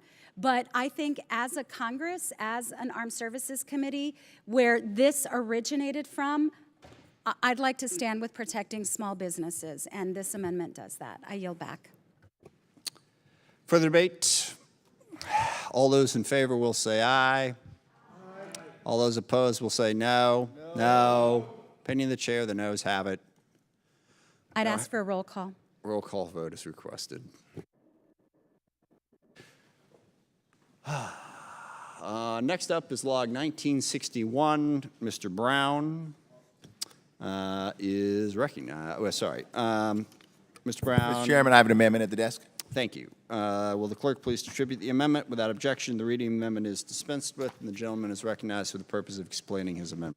Thank you, Mr. Chairman, and I first want to thank Congresswoman Norton for her advocacy on behalf of the District of Columbia, and I am offering this amendment on behalf of Ms. Norton and the residents of the District of Columbia. This amendment is simple. It authorizes the mayor of the District of Columbia to deploy the National Guard during local emergencies after consultation with the commanding general of the District of Columbia National Guard. The amendment does not alter the president's authority to federalize the National Guard in the District of Columbia. National Guards in all 50 states and territories operate under dual federal and local jurisdiction, but only in the District of Columbia is the chief executive unable to mobilize the Guard. We know that in times of emergency, state and territorial officials are best equipped to respond and keep their residents safe, often deploying the National Guard, whether it's a public disturbance or national disaster or other emergency. And I believe that the residents of the District of Columbia deserve the same. I strongly encourage my colleagues to support this amendment, and I yield back the balance of my time. Representative yields back. Is there any other debate on the amendment? Representative Bergman of Michigan, recognized for 3 minutes. Yeah, thank you, Mr. Chairman. I oppose this amendment. I think we had this debate last year. Basically, it interjects the D.C. mayor into the Title 32 U.S. Code chain of command. Federal troops, Title 10, state guards, Title 32. This requires, if I've got this right, the president to request permission from the D.C. mayor to use the D.C. Guard for federal missions. This would set a precedent for command and control of a National Guard unit and may impede the D.C. National Guard's actual ability to respond by adding just another bureaucratic approval layer. This amendment would also provide the mayor of D.C. the same authority over the National Guard as state governors, even though D.C. is not a state. I'm concerned about the implications of applying the same power to the D.C. mayor as the governor of any state. I could give you several examples of how this has not worked in the past when it came to federalizing troops, but I would just say at this point, I urge all my colleagues to oppose this amendment. It presents more challenges than it does opportunities for success, and I yield back. Representative yields back. Is there anyone wishing to speak on the amendment? All right, seeing none. If not, the question is on the adoption of the amendment offered by Mr. Brown of Maryland. So many as are in favor will say aye. Aye. Those opposed say no. No. Sorry, in the opinion chair, the noes have it. And the amendment is not adopted.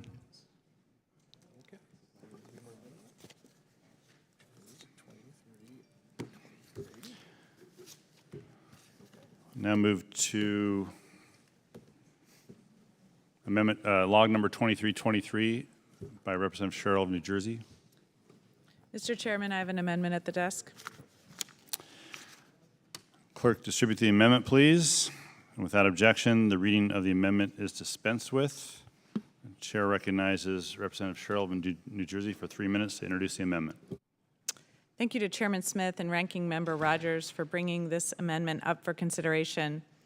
For years, our military has been a trusted institution among the American people. And for centuries, that trust has been reinforced through laws like the Posse Comitatus Act, which provides the American people with the guarantee that our armed forces will protect us and not police us. Title 32 outlines the role of the National Guard when under state control. 2 years ago, we saw a novel interpretation of Title 32, under which Guard units from out of state were brought to Washington, D.C. to perform law enforcement functions. The Posse Comitatus Act exists for a reason: to protect Americans and our service members from having the military act as a police force. Likewise, the Insurrection Act exists for a reason: to guarantee that the President has the ability to ensure that Americans' constitutional rights are protected even when facing stiff opposition or outright insurrection. The use of Title 32 that we saw in 2020 was an end run around both of those protections. So many of you may remember this is the third year that I've brought this amendment up for consideration. And since 2020, this committee has this committee adopted my amendment, but the provision has fallen out in conference.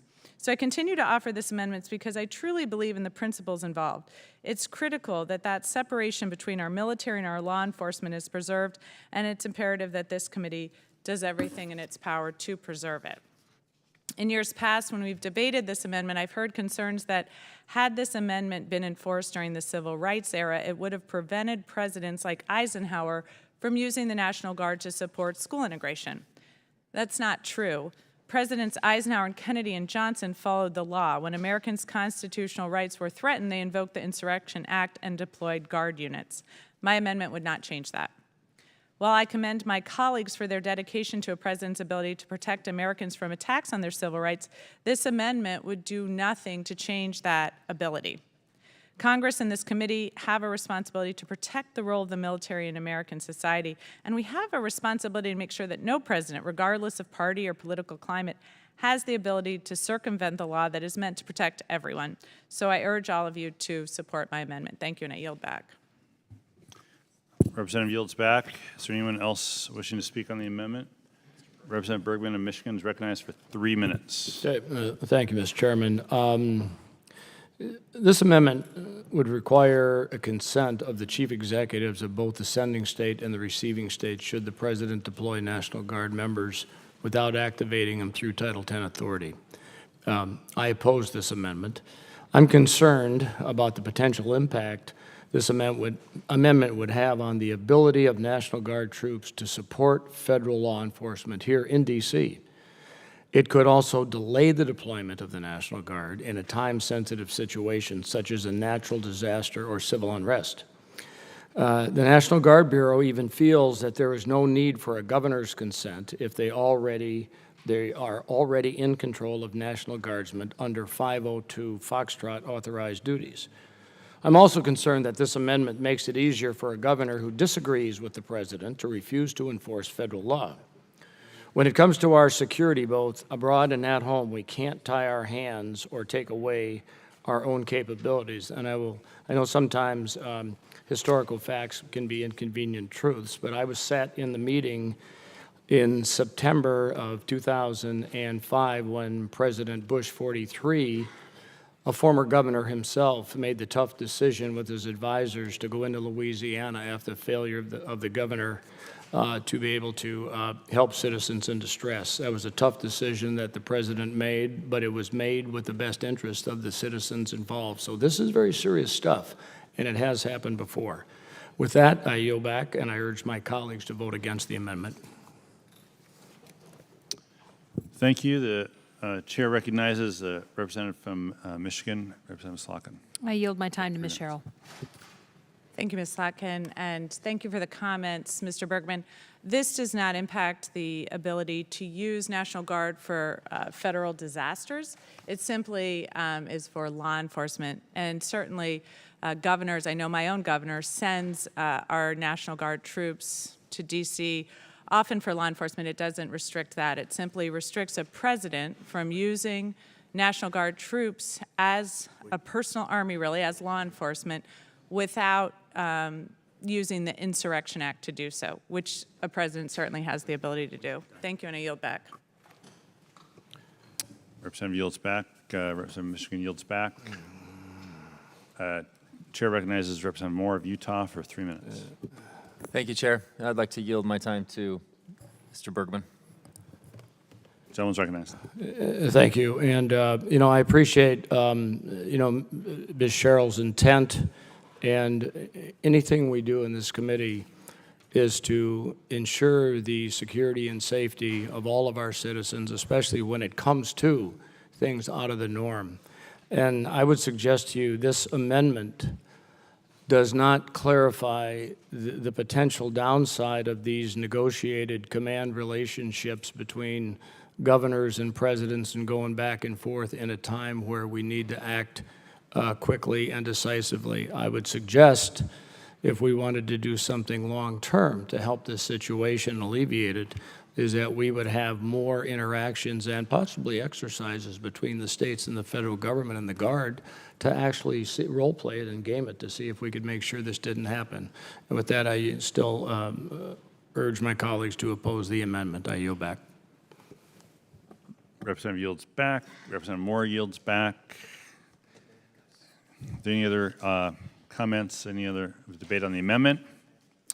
If not, questions on the adoption of the amendment offered by Representative Sheryl of New Jersey. So many as are in favor will say aye. Aye. Aye. Those opposed, no. Opinion Chair, the ayes have it. The ayes have it. Request a recorded vote. Recorded votes requested. They'll be rolled until the appropriate time. Next up is log 2199 from Representative Slotkin of Michigan. Mr. Chairman, I have an amendment at the desk. Thank you. Well, the clerk will distribute the amendment. Without objection, the reading of the amendment is dispensed with, and the chair recognizes the representative for the purpose of explaining her amendment. 3 minutes. Thank you, Mr. Chairman. This amendment would add digital citizenship and media literacy to the cyber awareness training that service members, military civilians, Guard, and reserves already take annually. The current training already includes modules on the threats of spam, phishing attempts, and talks about the need to practice operational security on social media. But the cyber awareness training does not include information on how foreign adversaries use cyberspace to influence Americans, including military members. By including the digital citizenship and media literacy component, service members will have an opportunity once a year to practice these skills and become better consumers of online information. It's a very practical amendment, and in particular would be aimed at helping our service members identify the telltale signs of something they're seeing online as being foreign misinformation. We've seen even recently with the invasion, the Russian invasion of Ukraine, the attempts that our foreign adversaries have made to influence Americans, and there is often a particular interest in targeting our military members. They have a high level of social trust. They influence others. I know that some of my colleagues on the other side of the aisle are worried about training that talks about misinformation. Actually, this training is not intended to focus on what is misinformation. It's intended to completely focus on the process of how misinformation is spread. We don't pass judgment on the content. The training isn't intended to say this is a misinformation, this is not. It's to give them tools to identify, particularly when we know that our foreign adversaries are targeting us and civilians. So with that, I yield back and I encourage, sure. How do you define media literacy in the legislation? I don't have the definition in front of me, but it's basically, as I described, just a way to help identify what we know are an increasing number of attempts by foreign adversaries to influence our folks. It's defined in the bill. It was my mistake. I didn't scroll down. If you'll yield for a second question. Sure. When you say that our military members have a high level of social trust, Yeah. Is that your observation, or is there a citation? No, it was a report. There's a series of reports that have come out over the past couple of years. This was from the Vietnam Vets of America in a 2020 report, said that foreign operatives, including the Russians, are focusing disinformation campaigns on active duty and veterans because they have high levels of, quote, social trust, vote in high numbers, and may persuade others who admire their service. Thank you for your graciousness in yielding. Representative yields back. Is there anyone else who wishes to discuss the amendment? Mr. Gallagher, representative from Wisconsin, for 3 minutes.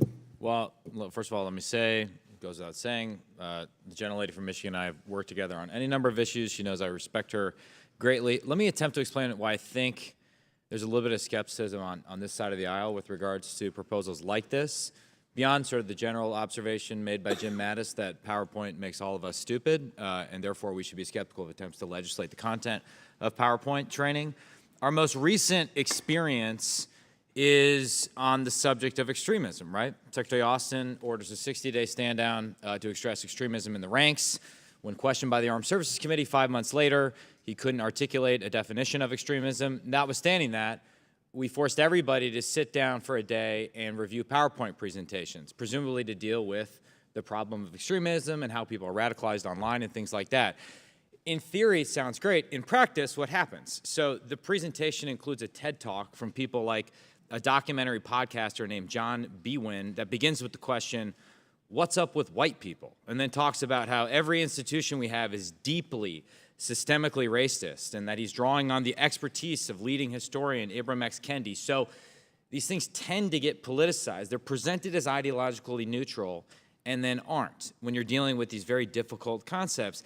What seemingly innocuous proposals actually result in our service members being forced to ingest bad social science, as I said earlier today, but also just bad information. So I think that explains a little bit of the skepticism on this side, but I would actually give the rest of my time to the gentlelady to explain perhaps the, maybe like a firewall between the issue of extremism in the ranks, which we think the data show is really overblown, and there's been an attempt to sort of smear our service members as being more endemically extremist than the data actually support, and her actual proposal.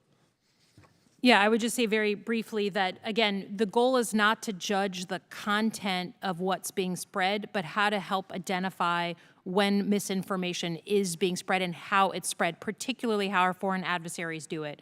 I think I've been clear in this committee that I do not support new activities or changing things in the Department of Defense as it relates to extremism in the ranks without data.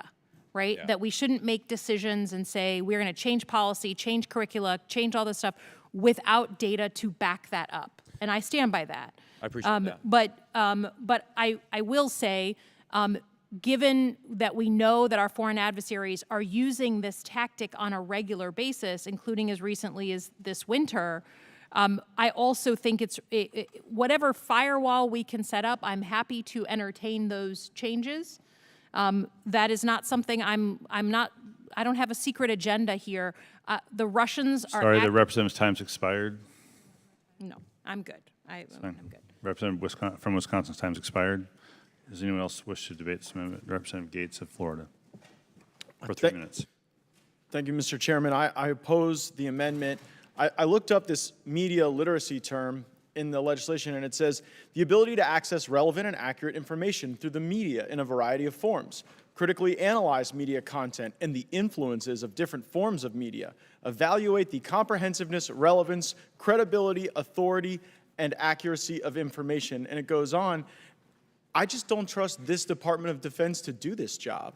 Like, based on what I've seen out of this DOD and the fact that they go on extremism snipe hunts regularly, they should not be the ones telling our service members how to evaluate the comprehensiveness, relevance, and credibility of information that they encounter. And to me, this is a little bit paternalistic to our service members. It's certainly patronizing to say that, like, you, our service members, are so fragile and frail and trusting that you need this extra layer of protection that the Department of Defense is going to develop through some PowerPoint presentation. As Mr.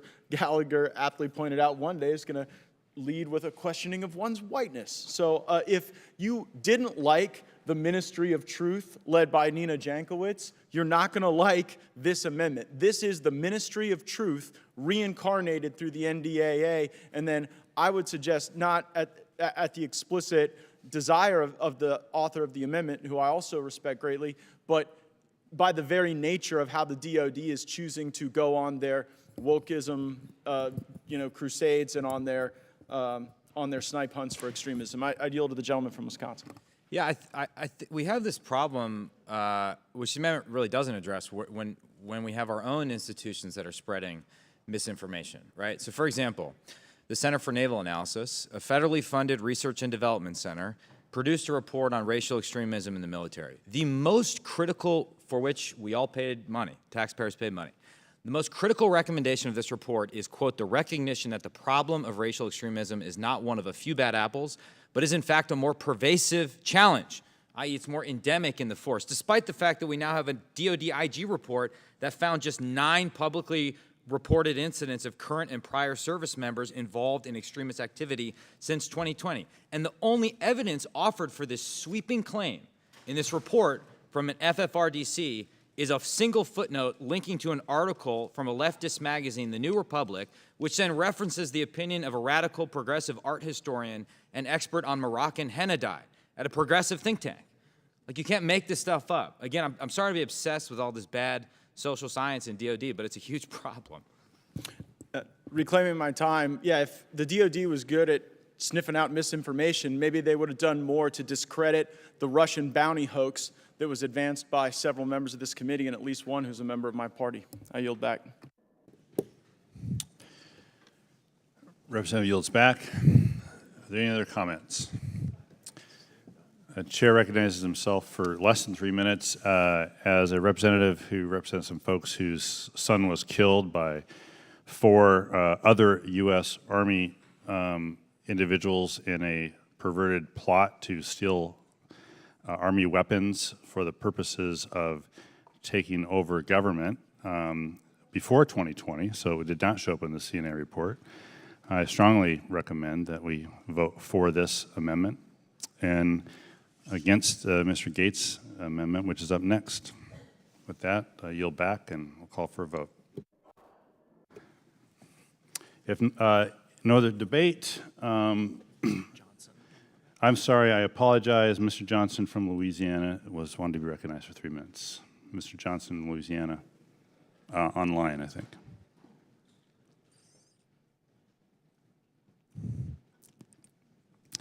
Sorry, Mr. Johnson, I'll give you one more opportunity. Okay, we'll move to the vote. The questions on the adoption of this amendment, Slotkin 2199. Somebody in favor will say aye. Aye. Aye. Those opposed say no. No. In the chair, the ayes have it, and the amendment is adopted. The request for recorded vote is made and will be rolled at to the appropriate time. We'll now consider log 1763 by Representative Gates. And for what purpose does the gentleman seek recognition? I have an amendment at the desk. The clerk will please distribute the amendment. Without objection, the reading of the amendment is dispensed with, and the chair recognizes the representative from Florida for the purpose of explaining his amendment. Thank you, Mr. Chairman. After Secretary Austin ordered a stand down over extremism, I got just an incredible amount of feedback about how harmful that was. When we are obsessed with extremism, as some at the DOD have tended to be, then you further division in the ranks and you don't create a sense of common purpose and certainly common mission. And so I would note that despite Secretary Austin engaging that stand down when he came before our committee, he gave testimony that 99.9% of the people were doing the right thing every day. A Department of Defense report concluded that there are fewer than 100 people that are engaged in any of these types of extremism. Even our own chairman said our own chairman said on May 12th that I was the only person obsessed with white supremacy. And if that's true, then I would think that the military could stop, I think, exaggerating and creating this threat where it doesn't truly exist. So this amendment provides a sense of Congress that combating extremism in the military should not be a top priority for the Department of Defense. And I would associate myself with all the comments of my colleague from Wisconsin, Mr. Gallagher, who pointed out the absurdity that a lot of that focus can manifest into. I yield back.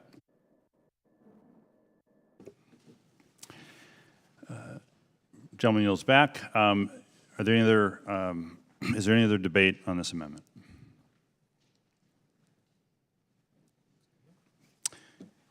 Hearing no other debate. If not, questions on the adoption of the amendment offered by Representative Gates of Florida. Somebody as in favor will say aye. Aye. Those opposed say no. No. In the opinion of the chair, the noes have it. Mr. Chairman, I request a recorded vote. And the representative from Florida? Request Request a recorded vote. a recorded vote that we rolled to an appropriate time.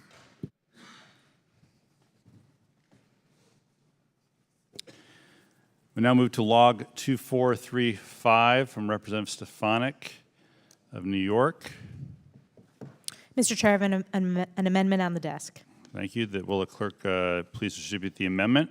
And without objection, the reading of the amendment is dispensed with. The chair recognizes Representative Stefanik for 3 minutes.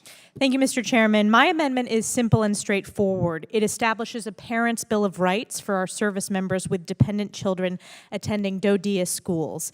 This amendment provides America's service members, those who we send overseas and on deployment, with the right to be informed and involved in their children's education.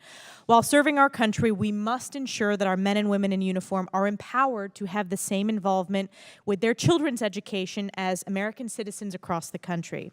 Parents are the primary stakeholders in their children's education, and decades of research shows that parental involvement is critical to academic achievement and long-term success. Unfortunately, we know that service members are feeling less empowered when it comes to their children's education.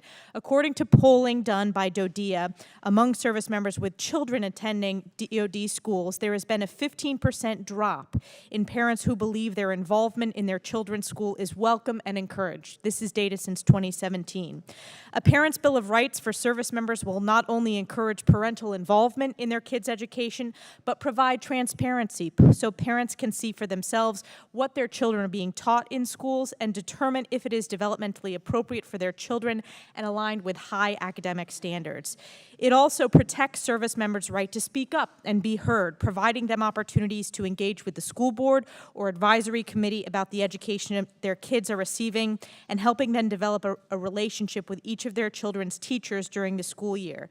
It also includes notification requirements of parents of any medical examinations or screenings. America's men and women in uniform already face extraordinary burdens while serving our country for months and years-long deployments away from their families. The unavailability of adequate child care at installations across the globe to the lack of employment opportunities for military spouses. Simply put, parents in uniform have more obstacles than most are aware of. So it's our responsibility to look out for them and their children as they are constantly on the lookout for us protecting our national security. I urge all of my colleagues to support this very straightforward amendment, and I yield back. Representative yields back. The chair recognizes Representative Spear for 3 minutes. I'm going to make this short, Mr. Chairman. I stand in strong opposition to the amendment. The provisions include other rights that already exist for parents of students within DoD schools, but includes them again to hide the nefarious provisions leading to book bans, intolerance, and removing the possibility of open dialogue. Specifically, DODEA has several parent handbooks online addressing topics such as privacy, medical info, grading, and curriculum information, parent-teacher conferences, and the handling of violence in schools. There's been a movement in some locations to ban books and accurately depict history, differing experiences of Americans, or encourage the free discussion of ideas. Fear-mongering that our children are incapable of having a free and open discussion about varying topics in school is truly reprehensible. And I know this is one of the talking points of my colleagues on the other side. It does not belong in the NDAA, nor its head in the DODEA schools. I yield back. Representative California yields back. The chair recognizes Representative from Missouri, Representative Hartzler, for 3 minutes. Thank you. I support this amendment, and I want to thank Representative Stefanik for offering it today. Last year, I wrote a letter to the Department of Defense, which I have still not received a response to, expressing deep concern that DODEA teachers were assisting with gender transitions without parental consent and even intentionally withholding information from parents. And this could be done through changing records at school, using different pronouns when addressing a student, changing names in the classroom record books, or calling a student by a different name. Parents are in the best position to walk with and guide their children through difficult questions. And it is imperative that DODEA policy ensure the rights of parents are not violated. On July 16th of 2021, an article entitled "Why Are Defense Department Schools Transitioning Students' Gender Behind Parents' Backs" was published in the Daily Signal. The article provides information from the 2021 DODEA Equity and Access Summit, in which several moderators suggested that for some children, parents do not need to know about the student's preferred identity in school. Changing a child's gender is an be hidden from parents. Teachers simply are not qualified to walk with other people's children through many ethical and medical decisions parents and doctors must consider. Schools cannot become a place where parents are left in the dark while teachers make these decisions for their children. I'm concerned that the Department of Defense is not protecting the parental rights of service members whose children attend ODEA schools, most of which are serving our nation abroad. Military members and spouses make countless sacrifices to keep our nation safe. We should not force them to sacrifice their relationship with their children. I urge supports of this amendment, and I yield back. I would note that the clock didn't reset and started at 1:47, and you do technically have 1 minute and 13 seconds left, in fairness. I support this amendment. I yield back. Okay. Just want to be fair. Chair recognizes Representative from California, Mr. Carbajal, for 3 minutes. Thank you, Mr. Chair. I'm going to be supportive of this amendment because I think, simply put, it's just having parents have the right, as you do with PTAs, an opportunity to give input. I heard Representative Hartzler, with all due respect, go off on some tangents that are not included in here. CRT, banning books, the usual rhetoric that I hear from my colleagues on the other side is not in this amendment. This is simply, as I read it, just to give parents the right to be able to give input and have a say on their children's education. That's what we do in the civilian world. That's what I expect in my neighborhood, in my schools. So as long as it abides by what's in this amendment, which is really clear, I'm supportive of this amendment. Now, if there's motives, as are being suggested by some of my colleagues that are speaking on this, that it goes over and beyond what's in here, then I'm opposed. But as long as it's what's in here, I can be supportive of this. But definitely not all that cuckoo stuff that I'm hearing. Thank you very much. I yield back. Is there any further debate? Hearing none, all those in favor will say aye. Aye. Opposed? No. No. I request a recorded vote. Recorded vote is requested.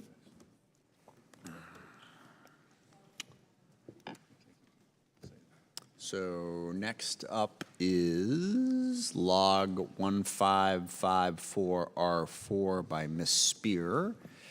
For what purpose does the gentlewoman seek recognition? Mr. Chairman, I have an amendment at the desk. Will the clerk please distribute the amendment?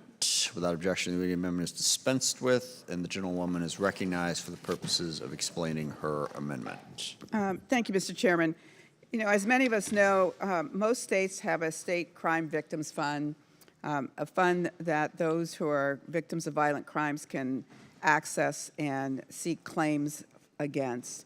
This would create a military crimes victim financial assistance fund. It would benefit victims of interpersonal violent crimes under the UCMJ. It would not increase mandatory spending. It would only be funded by appropriations and gifts. It would be used to acknowledge the harm and partially cover unreimbursed health care costs and property damage.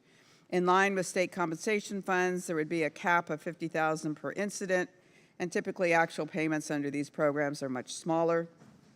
It's one of the recommendations of the Independent Review Commission on Sexual Assault in the Military, and I seek your support. I yield back.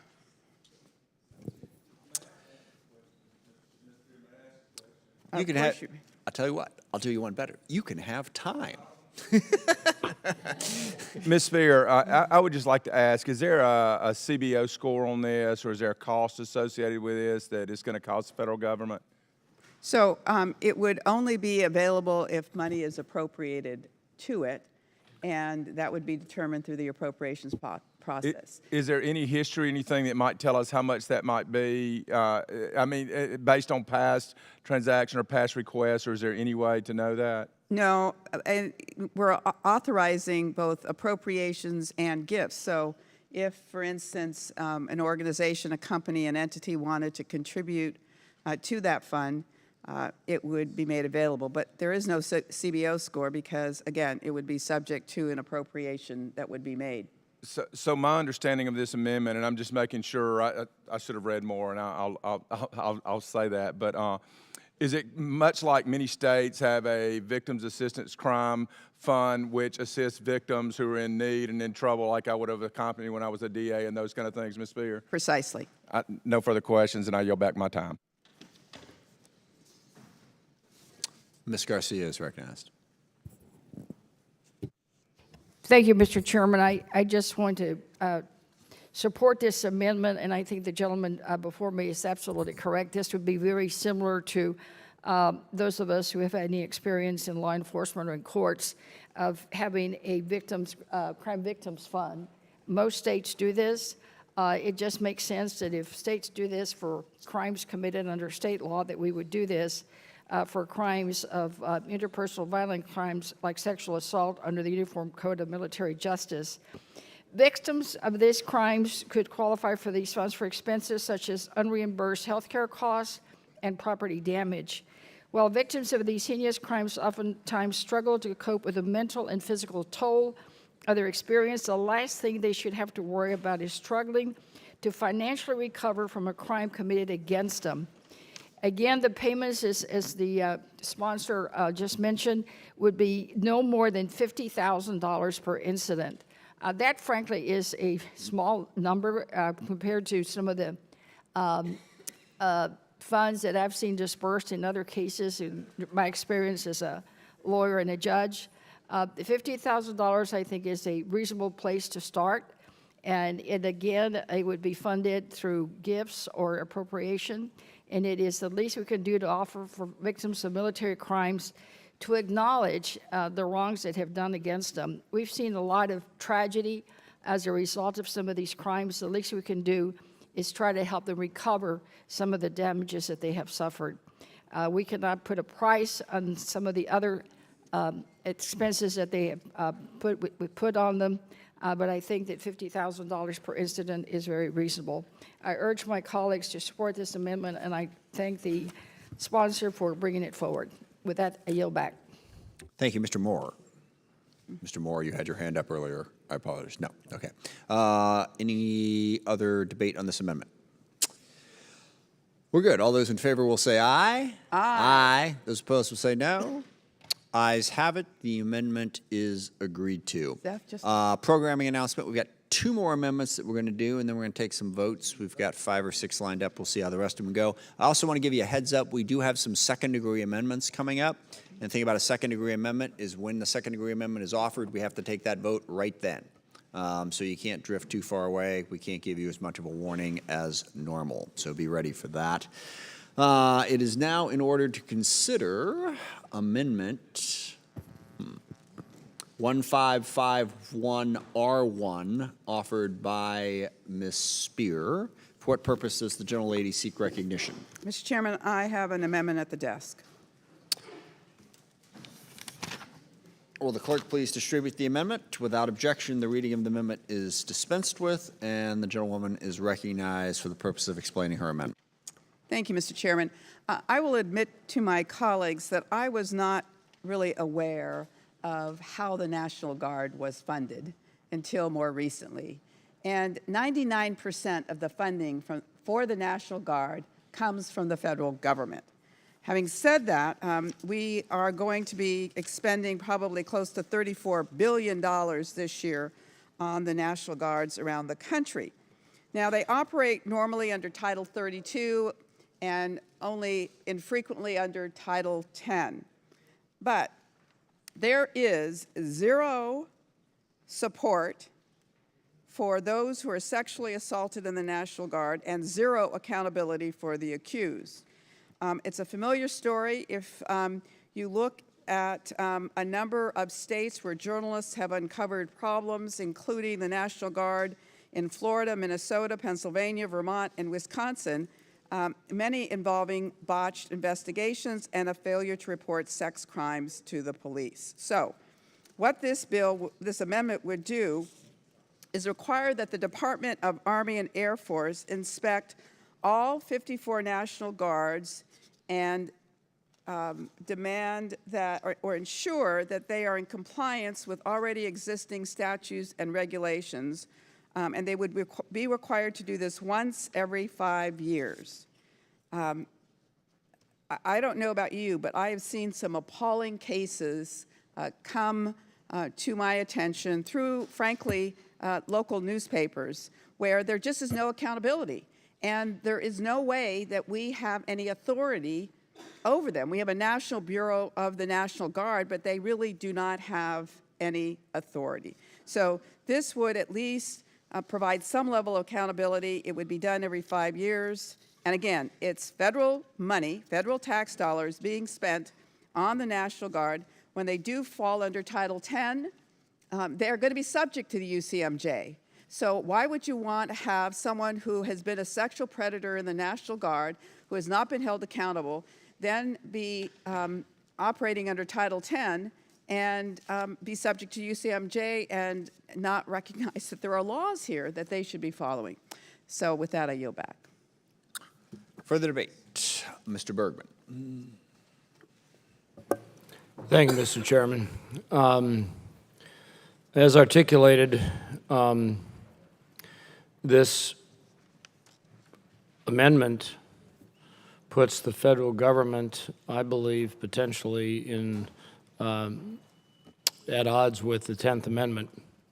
So, yes, there's probably several examples, if we looked at, that federal monies went to the states for state use. But to create an environment where you now have that governor of that state under normal operating conditions, where all of their guard units are in a drilling status under Title 32, you really do, I believe, get into some very, very sticky situations of command and control of who has authority. And it's just not because you get money does that mean someone has control over you. We give money to military units and send them off around the world to do their mission. So this amendment pushes mandatory scorecards of state officials performing state duties, the for withholding funds deemed unsatisfactory in this 5-year cycle. The unit would be either rated unsatisfactory, satisfactory, or excellent. You've got 50 different states to deal with here. This is really, I believe, a massive encroachment into the role of the state militias as articulated by the Constitution. With that, I yield back. I urge my colleagues to oppose this amendment. Thank you. Ms. Garcia is recognized. Mr. Chairman, I rise to support this amendment. You know, this is really just about accountability and transparency, and I really do not think that it's an unreasonable request to make sure that all states are in compliance with sexual and assault and harassment prevention response protocols. They should already be doing it, and like Ms. Spear has said, we've heard many stories. I know I have of things that have occurred in the Guard in the state of Texas that I don't think we got to close our eyes and not look just because we think it may encroach on what the governors may or may not be doing. I think it's important that if we spent over $30 billion a year on these guards, that we do have a right to make sure that there's accountability and that there's some enforcement of basic protocols to protect women from sexual harassment and assault. We all know the story of my constituent, Vanessa Guillen. The Army failed her. We failed her. We could not sit back and let the National Guards fail another Vanessa Guillen. With that, Mr. Chairman, I again support this amendment. I don't think it's burdensome. Just a quick check every 5 years to make sure that they're doing what they're supposed to be doing is in my view, not a big deal, and I think every governor should be glad and welcome an audit of this type. So with that, I yield back. Mr. Kelly. Thank you, Mr. Chairman, and I oppose this amendment. It's an encroachment on states' rights on the 10th Amendment. There are already processes in place within each state. It goes a little further than just the 10th Amendment, though.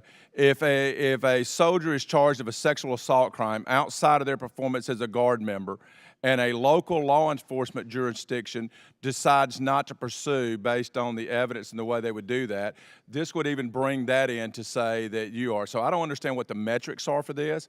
I don't understand what we're measuring. So a state that measured and actually was prosecuting sexual assault, so if they had more sexual assaults than a state that was ignoring them, would they be punished because they were being truthful? I do not understand the metrics of this. It is a violation of the 10th Amendment. This amendment pushes mandatory scorecards to state officials performing state duties and even local duties. The amendment would create a pretext for withholding funds for units deemed unsatisfactory or transferring Guard units out of states with unsatisfactory ratings. This is a massive encroachment into the role of the state militias as articulated by the Constitution. Mr. Chairman, this is not a good thing. If you have a problem with a unit, you have an IG, you have a state JAG, you have state laws. When they're on Title 10, they fall under. But when they're under Title 32, they do not fall underneath the federal government. When they're in Title 10, they do, but many of the roles, many of the sexual assault briefings, many of the requirements in reporting are the same in the National Guard, either Air or Army, and the reserve component that they are in the active component. So we do not need to violate the 10th Amendment and force things onto people based on metrics that we do not understand. I urge my colleagues to vote no and to not pass this amendment. Mr. Garamendi.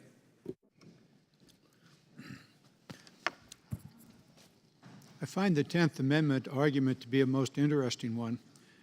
I also find the fact that the federal government is supplying the money, some $30 billion. If the 10th Amendment is of, Mr. Kelly and others, if the 10th Amendment is so important to you, don't take the federal money. But with the federal money comes certain requirements, and there are numerous requirements in the funding of the National Guard.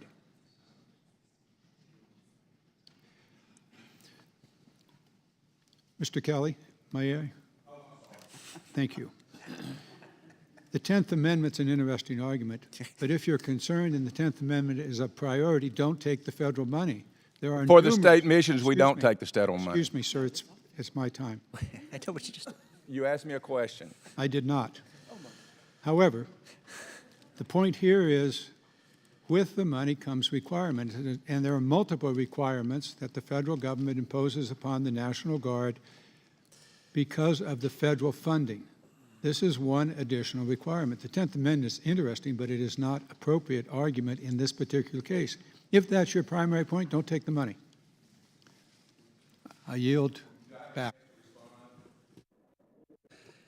Mr. Gallagher. I yield to Mr. Kelly. In response to that, a local law enforcement agency, a district attorney in a local law enforcement agency is not getting federal dollars from the DOD.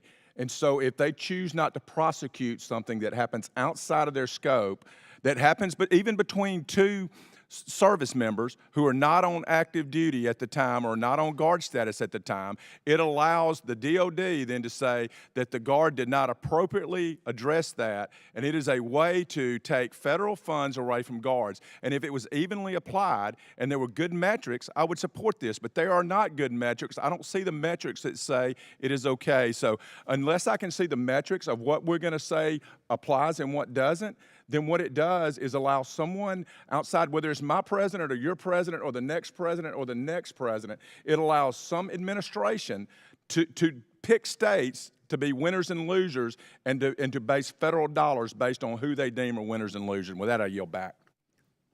Is there further debate? Ms. Jacobs. I yield to Chairwoman Spear. I thank the gentlelady. General Kelly, in some respects, you should recuse yourself from this discussion, in my view. But having said that, no one should get concerned here, except concerned for their local constituents who are in the National Guard, who get sexually harassed or sexually assaulted, and nothing is done about it. And right now, there's nothing we can do about it. all this is going to do is require an inspection every 5 years to see if they complied, if people were treated with dignity, if in fact there was training in sexual assault prevention, if there was training in suicide prevention. I mean, this is not a heavy lift. And I really recommend to you that you take this seriously, because many of you have National Guard service members who are getting sexually harassed and sexually assaulted, and nothing gets done about it. So if you don't want to do this, come up with something else. But this is what we came up with, and with that, I yield back. Any further debate? Hearing none, all those in favor will say aye. Aye. All those opposed will say no. No. Opinion of the ayes have it. Recording vote is requested. All right, we're going to do one more, and then we're going to take a bunch of votes. Next up is log 1808 by Mr. Brown. For what purpose does the gentleman seek recognition? Mr. Chairman, I have an amendment at the desk. Will the clerk please distribute the amendment? Without objection, the reading of the amendment is dispensed with, and the gentleman is recognized for the purpose of explaining his amendment. Thank you, Mr. Chairman. My amendment would require the Military Justice Review Panel to develop recommendations regarding appropriate sentencing ranges for offenses involving the use and possession of marijuana. The current punishment for wrongful possession of up to 30 grams of cannabis, and I'm just using this as an example, carries a maximum penalty of a dishonorable discharge, forfeiture of all pay and allowances, and confinement for 2 years. However, in comparison, a person's use of or being drunk on duty carries a maximum penalty of a bad conduct discharge, forfeiture of pay and allowances, and confinement of only up to 9 months. So what this amendment is not about, it's not about the decriminalization of marijuana. It's not about the lawful use of marijuana. It's not about the medical use of marijuana. This amendment doesn't even mandate a change in sentencing. What this amendment does, it requires the Military Justice Review Panel to look at sentencing, comparing cannabis with other offenses similar, like alcohol, the use of alcohol, and come back with recommendations about appropriate sentencing ranges, keeping in mind that the Military Justice Review Panel could very well come back and say, we don't think there should be any changes. So it's, with that, Mr. Chairman, I yield back. Mr. Gates. The various and sundry ways the military treats alcohol and marijuana differently are indefensible, and I'm in strong support of the amendment. Is there further discussion? Mr. Gallagher. I just want to note that DOD strongly opposes any change to the sentencing guidelines, though the item is reviewed by an independent panel. From DOD, we've heard that the department strongly opposes a requirement to tie the maximum authorized court-martial punishment for wrongful use or possession of marijuana to the punishments for certain other offenses.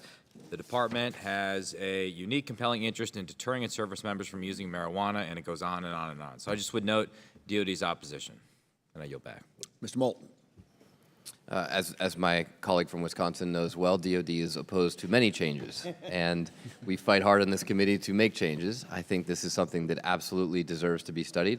I know a lot of service members who have been really unfairly treated by the system here, and I know a lot of veterans who actually choose to use cannabis so that they don't become addicted to the opioids, which is what the VA regularly prescribes. So we need to look at this more carefully, and we need to push DOD to do so. Thank you. Further discussion. Mrs. Hartzler. I take opposition to the way this is worded, in that where it says marijuana-based offenses under each chapter compared to the sentence typically imposed for other comparable offenses, such as offenses involving the misuse of alcohol. In here, it puts them together, and marijuana is a Class 1 controlled substance according to the federal government. They are not apples against apples. And so to write it this way, I think, is trying to skew the result. And so I think we should keep that in mind. And I yield back. Thank you. I would just comment quickly that it's written that way for a purpose. Is the belief is that distinction is unfair, and that's kind of the point of the debate. Is if you believe that, then you support the amendment, and I believe that, so I support the amendment. Is there further debate? All those in favor will say aye. Aye. Opposed will say no. Opinion of the chair, the ayes have it. The ayes have it. The amendment is agreed to. So we now have a series of amendments we're going to go through. The list is being handed to me as we speak. There are 6 on the screen.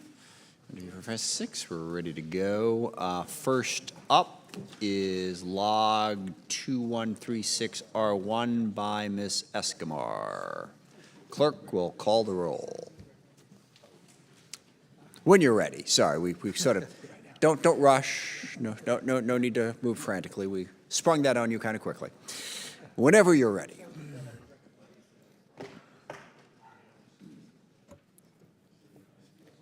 Chairman Smith. No. Chairman Smith votes no. Mr. Rogers. Mr. Rogers votes aye. Mr. Langevin. Langevin votes no. Mr. Langevin votes no. Mr. Wilson. Mr. Wilson votes aye. Mr. Larson. Mr. Larson votes no. Mr. Turner. Mr. Turner votes no. Mr. Cooper. Mr. Cooper votes no. Mr. Lamborn. Mr. Lamborn votes. I'm sorry. Mr. Rogers. This is a no for me. Sorry.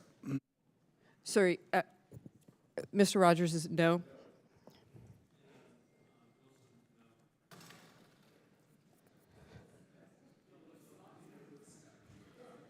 Okay. I apologize. Let's just start over. I apologize. We interrupted. So we tried to do it. You mean just on this vote, not on the subcommittee marks? Mr. Chair, Now I we're not motion gonna to start the whole start thing over. The clerk will call the roll on log 2136R1. Chairman Smith. No. Chairman Smith votes no. Mr. Rogers. Mr. Rogers votes no. Mr. Langevin. Langevin votes no. Mr. Langevin votes no. Mr. Wilson. Mr. Wilson votes no. Mr. Larson. Mr. Larson votes no. Mr. Turner. Mr. Turner votes no. Mr. Cooper. Mr. Cooper votes no. Mr. Lamborn.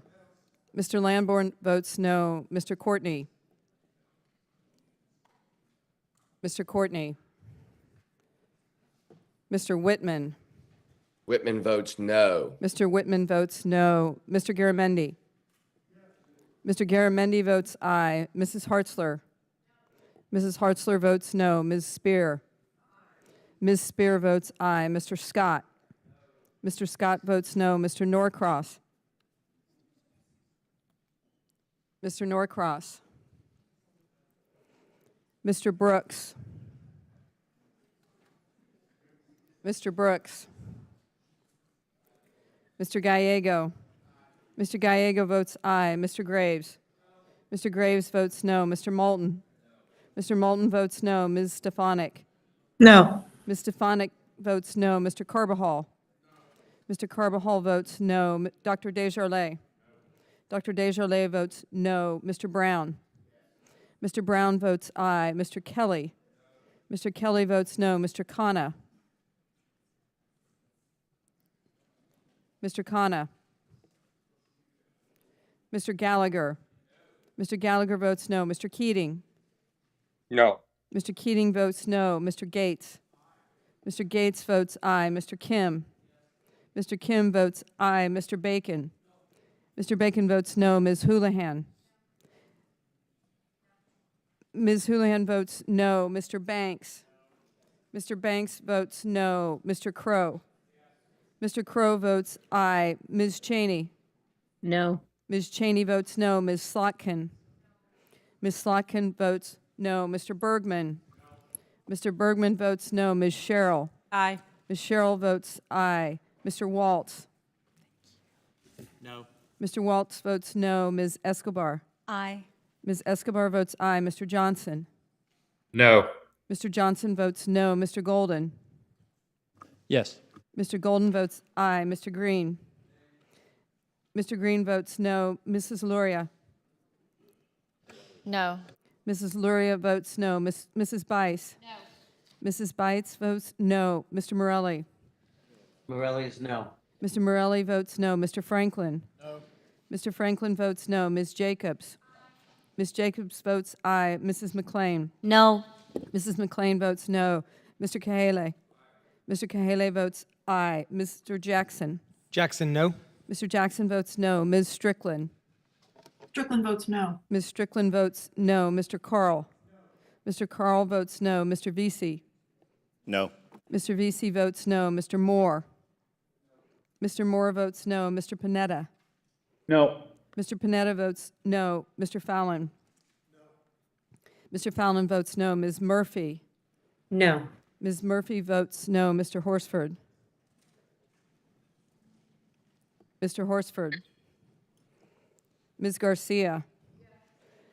Ms. Garcia votes aye. Mr. Courtney? I'm sorry, can the member repeat? Aye. Mr. Courtney votes aye. Mr. Brooks? Mr. Brooks? Mr. Khanna? Aye. Mr. Khanna votes aye. Mr. Horsford? No.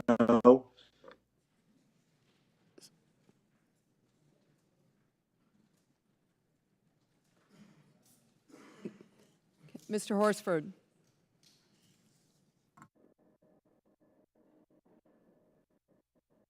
No. Can you hear me? Who are you?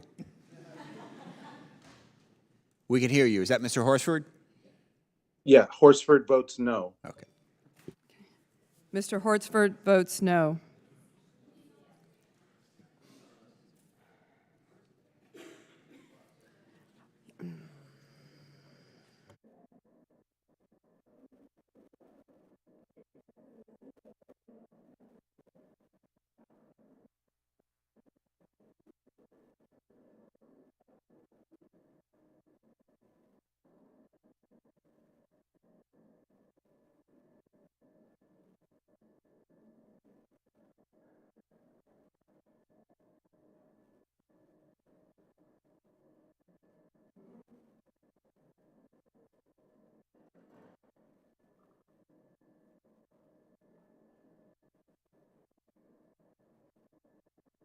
Clerk, report the tally.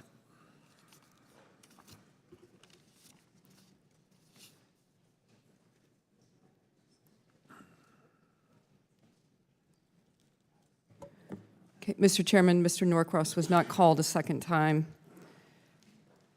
Mr. Norcross?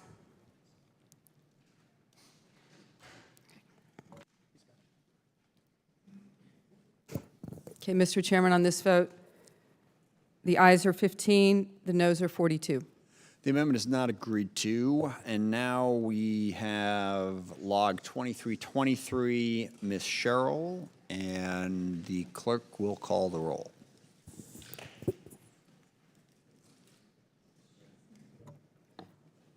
Chairman Smith? Aye. Chairman Smith votes aye. Mr. Rogers? Mr. Rogers votes no. Mr. Langevin? Langevin votes aye. Mr. Langevin votes aye. Mr. Wilson? Mr. Wilson votes no. Mr. Larson? Mr. Larson votes aye. Mr. Turner? Mr. Turner votes no. Mr. Cooper? Mr. Cooper votes aye. Mr. Lamborn? Mr. Lamborn votes no. Mr. Courtney? Mr. Courtney votes aye. Mr. Whitman? Whitman votes no. Mr. Whitman votes no. Mr. Garamendi? Mr. Garamendi votes aye. Mrs. Hartzler? Mrs. Hartzler votes no. Ms. Spear? Ms. Spear votes aye. Mr. Scott? Mr. Scott votes no. Mr. Norcross? Mr. Norcross? Mr. Brooks? Mr. Brooks? Mr. Gallego? Mr. Gallego votes aye. Mr. Graves? Mr. Graves votes no. Mr. Moulton? Mr. Moulton votes aye. Ms. Stefanik? No. Ms. Stefanik votes no. Mr. Carbajal? Mr. Carbajal votes aye. Dr. Desjardins? Dr. Desjardins votes no. Mr. Brown? Mr. Brown votes aye. Mr. Kelly? Mr. Kelly votes no. Mr. Khanna? Aye. Mr. Khanna votes aye. Mr. Gallagher? Mr. Gallagher votes no. Mr. Keating? Aye. Mr. Keating votes aye. Mr. Gates? Mr. Gates votes no. Mr. Kim? Mr. Kim votes aye. Mr. Bacon? Mr. Bacon votes no. Ms. Houlihan? Ms. Houlihan votes aye. Mr. Banks? Mr. Banks votes no. Mr. Crow? Mr. Crow votes aye. Ms. Cheney? No. Ms. Cheney votes no. Ms. Slotkin? Ms. Slotkin votes aye. Mr. Bergman? Mr. Bergman votes no. Ms. Sheryl? Ms. Sheryl votes aye. Mr. Waltz? No. Mr. Waltz votes no. Ms. Escobar? Ms. Escobar votes aye. Mr. Johnson? No. Mr. Johnson votes no. Mr. Golden? Yes. Mr. Golden votes aye. Mr. Green? Mr. Green votes no. Mrs. Luria? Aye. Mrs. Luria votes aye. Mrs. Bice? Mrs. Bice votes no. Mr. Morelli? Morelli is aye. Mr. Morelli votes aye. Mr. Franklin? No. Mr. Franklin votes no. Ms. Jacobs? Ms. Jacobs votes aye. Mrs. McLean? No. Mrs. McLean votes no. Mr. Kahele? Mr. Kahele votes aye. Mr. Jackson? Mr. Jackson votes no. Ms. Strickland? Strickland votes yes. Ms. Strickland votes aye. Mr. Carl? Mr. Carl votes no. Aye. Mr. Vesey votes aye. Mr. Moore? Mr. Moore votes no. Mr. Panetta? Yes. Mr. Panetta votes aye. Mr. Fallon? Mr. Fallon votes no. Ms. Murphy? Yes. Ms. Murphy votes aye. Mr. Horsford? Yes. Mr. Horsford votes aye. Ms. Garcia? Ms. Garcia votes aye. Mr. Norcross? Mr. Norcross votes aye. Mr. Brooks?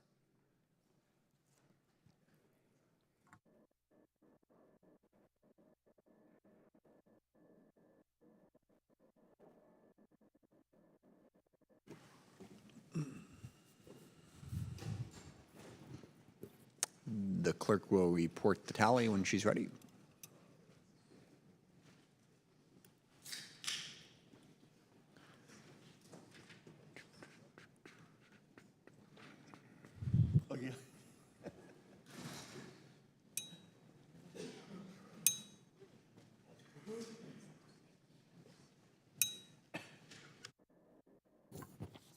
Mr. Chairman, on this vote, the ayes are 31, the noes are 27. The amendment is agreed to.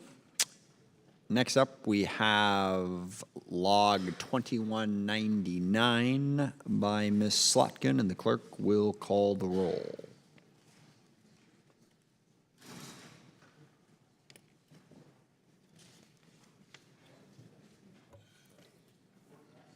Chairman Smith?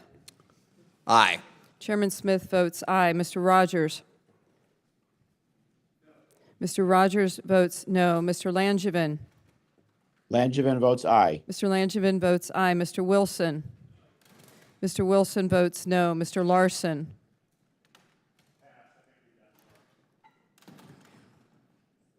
Okay, Mr. Turner? Mr. Turner votes no. Mr. Cooper? Mr. Cooper votes aye. Mr. Lamborn? Mr. Lamborn votes no. Mr. Courtney? Mr. Courtney votes aye. Mr. Whitman? Whitman votes no. Mr. Whitman votes no. Mr. Garamendi? Mr. Garamendi votes aye. Mrs. Hartzler? Mrs. Hartzler votes no. Ms. Spear? Ms. Spear votes aye. Mr. Scott? Mr. Scott votes no. Mr. Norcross? Mr. Norcross votes aye. Mr. Brooks? Mr. Brooks? Mr. Gallego? Mr. Gallego votes aye. Mr. Graves? Mr. Graves votes no. Mr. Moulton? Mr. Moulton votes aye. Ms. Stefanik? No. Ms. Stefanik votes no. Mr. Carbajal? Mr. Carbajal votes aye. Dr. Desjardins? Dr. Desjardins votes no. Mr. Brown? Mr. Brown votes aye. Mr. Kelly? Mr. Kelly votes no. Mr. Khanna? Aye. Mr. Khanna votes aye. Mr. Gallagher? Mr. Gallagher votes no. Mr. Keating? Aye. Mr. Keating votes aye. Mr. Gates? Mr. Gates votes no. Mr. Kim? Mr. Kim votes aye. Mr. Bacon? Mr. Bacon votes no. Ms. Houlihan? Ms. Houlihan votes aye. Mr. Banks? Mr. Banks votes no. Mr. Crow? Mr. Crow votes aye. Ms. Cheney? No. Ms. Cheney votes no. Ms. Slotkin? Ms. Slotkin votes aye. Mr. Bergman? Mr. Bergman votes no. Ms. Sheryl? Ms. Sheryl votes aye. Mr. Waltz? No. Mr. Waltz votes no. Ms. Escobar? Ms. Escobar? Mr. Ms. Escobar votes aye. Mr. Johnson? No. Mr. Johnson votes no. Mr. Golden? Yes.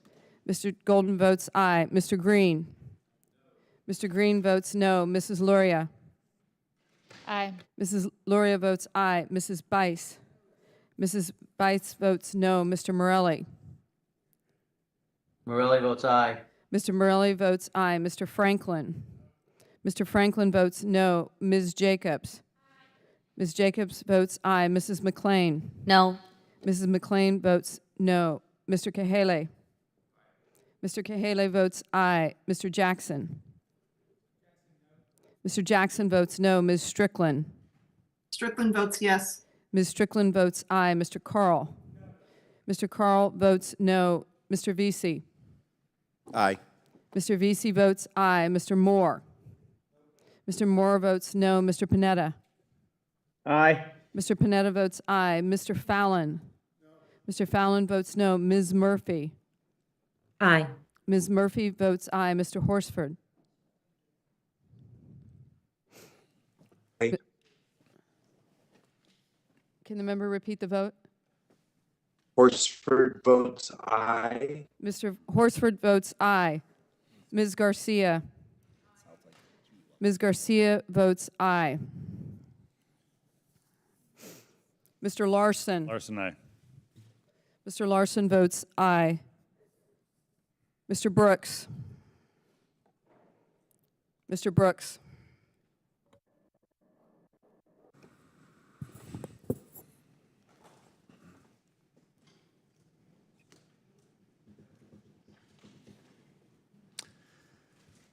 The clerk will report the tally.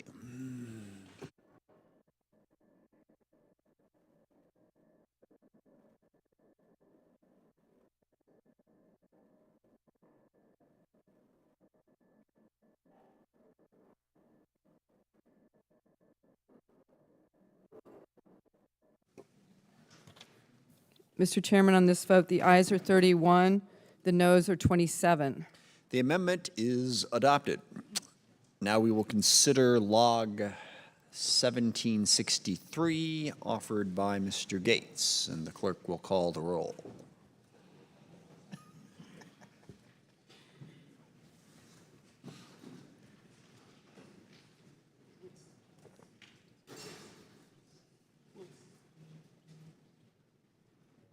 Chairman Smith? No. Chairman Smith votes no. Mr. Rogers? Mr. Rogers votes aye. Mr. Langevin? Langevin votes no. Mr. Langevin votes no. Mr. Wilson? Mr. Wilson votes aye. Mr. Larson? Larson, no. Mr. Larson votes no. Mr. Turner? Mr. Turner votes aye. Mr. Cooper? Mr. Cooper votes no. Mr. Lamborn? Mr. Lamborn votes aye. Mr. Courtney? Mr. Courtney votes no. Mr. Whitman? Whitman votes aye. Mr. Whitman votes aye. Mr. Garamendi? Mr. Garamendi votes no. Mrs. Hartzler? Mrs. Hartzler votes aye. Ms. Spear? Ms. Spear votes no. Mr. Scott? Mr. Scott votes aye. Mr. Norcross? Mr. Norcross votes no. Mr. Brooks? Mr. Brooks? Mr. Gallego? Mr. Gallego votes no. Mr. Graves? Mr. Graves votes aye. Mr. Moulton? Mr. Moulton votes no. Ms. Stefanik? Aye. Ms. Stefanik votes aye. Mr. Carbajal? Mr. Carbajal votes no. Dr. Desjardins? Dr. Desjardins votes aye. Mr. Brown? Mr. Brown votes no. Mr. Kelly?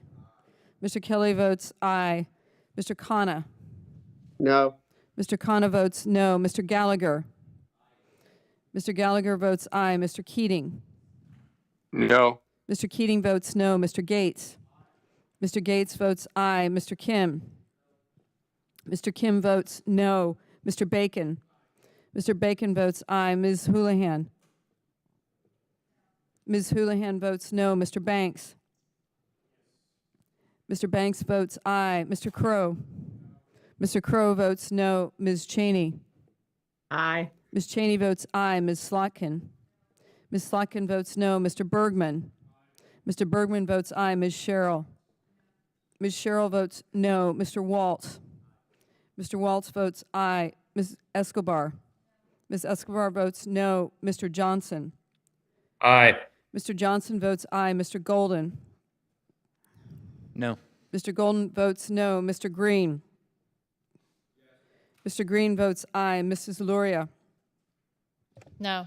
Mrs. Luria votes no. Mrs. Bice? Mrs. Bice votes aye. Mr. Morelli?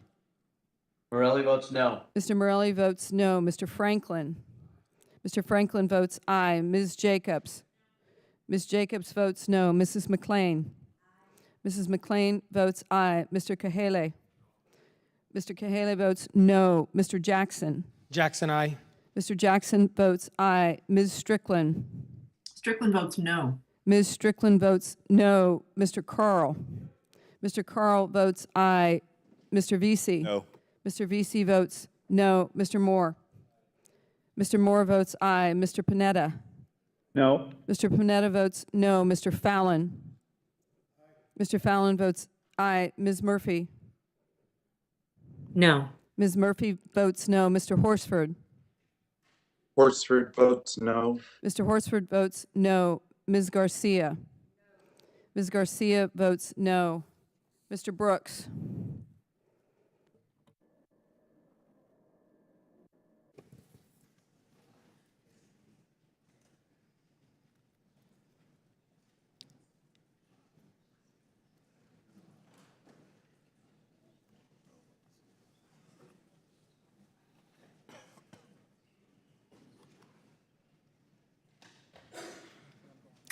Clerk will report the tally.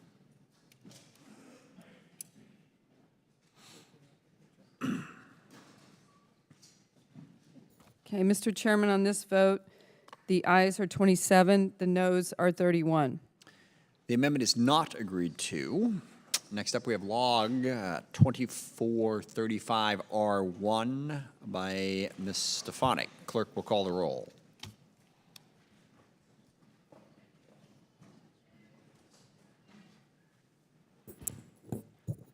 Chairman Smith? No.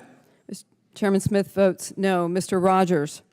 Mr. Rogers votes aye. Mr. Langevin? Langevin votes no. Mr. Langevin votes no. Mr. Wilson?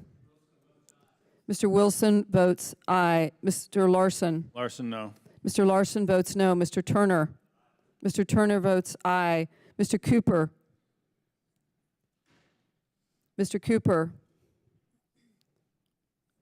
Mr. Lamborn? Mr. Lamborn votes aye. Mr. Courtney? Mr. Courtney votes no. Mr. Whitman? Whitman votes aye. Mr. Whitman votes aye. Mr. Garamendi? Mr. Garamendi? Mrs. Hartzler? Mrs. Hartzler votes aye. Ms. Spear? Ms. Spear votes no. Mr. Scott? Mr. Scott votes aye. Mr. Norcross? Mr. Norcross?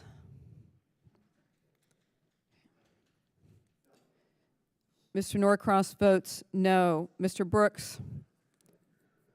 Mr. Brooks? Mr. Gallego? Mr. Gallego votes no. Mr. Graves? Mr. Graves votes aye. Mr. Moulton? Mr. Moulton votes no. Ms. Stefanik? Aye. Ms. Stefanik votes aye. Mr. Carbajal? Mr. Carbajal votes aye. Dr. Desjardins? Dr. Desjardins votes aye. Mr. Brown? Mr. Brown votes no. Mr. Kelly? Mr. Kelly votes aye. Mr. Khanna? No. Mr. Khanna votes no. Mr. Gallagher? Mr. Gallagher votes aye. Mr. Keating? No. Mr. Keating votes no. Mr. Gates?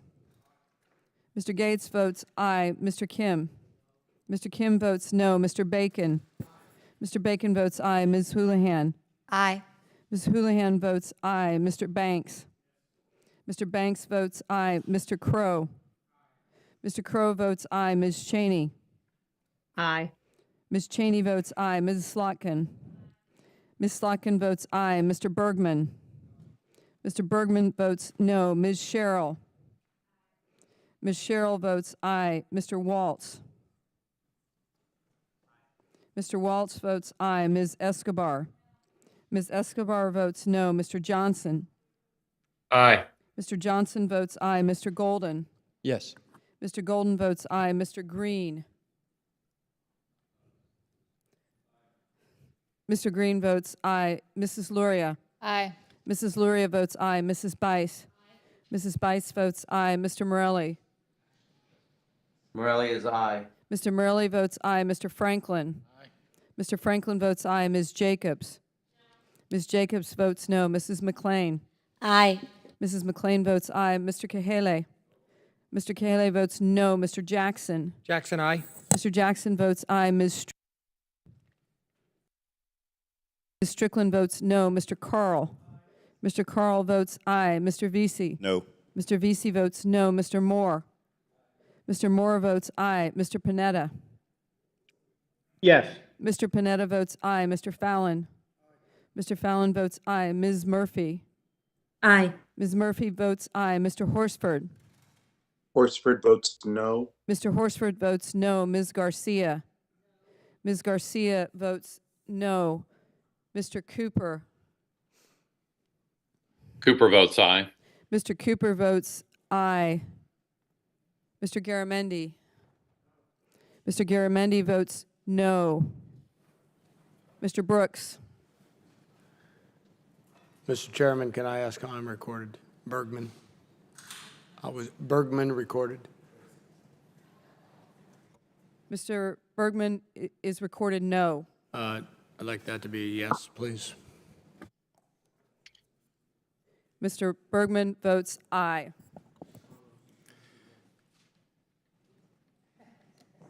Madam Clerk?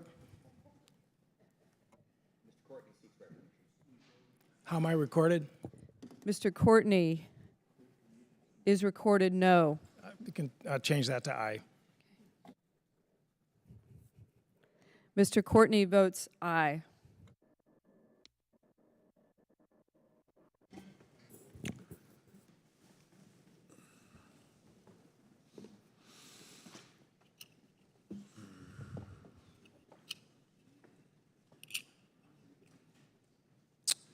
The clerk will record the tally, or report the tally. Already recorded the tally. Semantics, I know.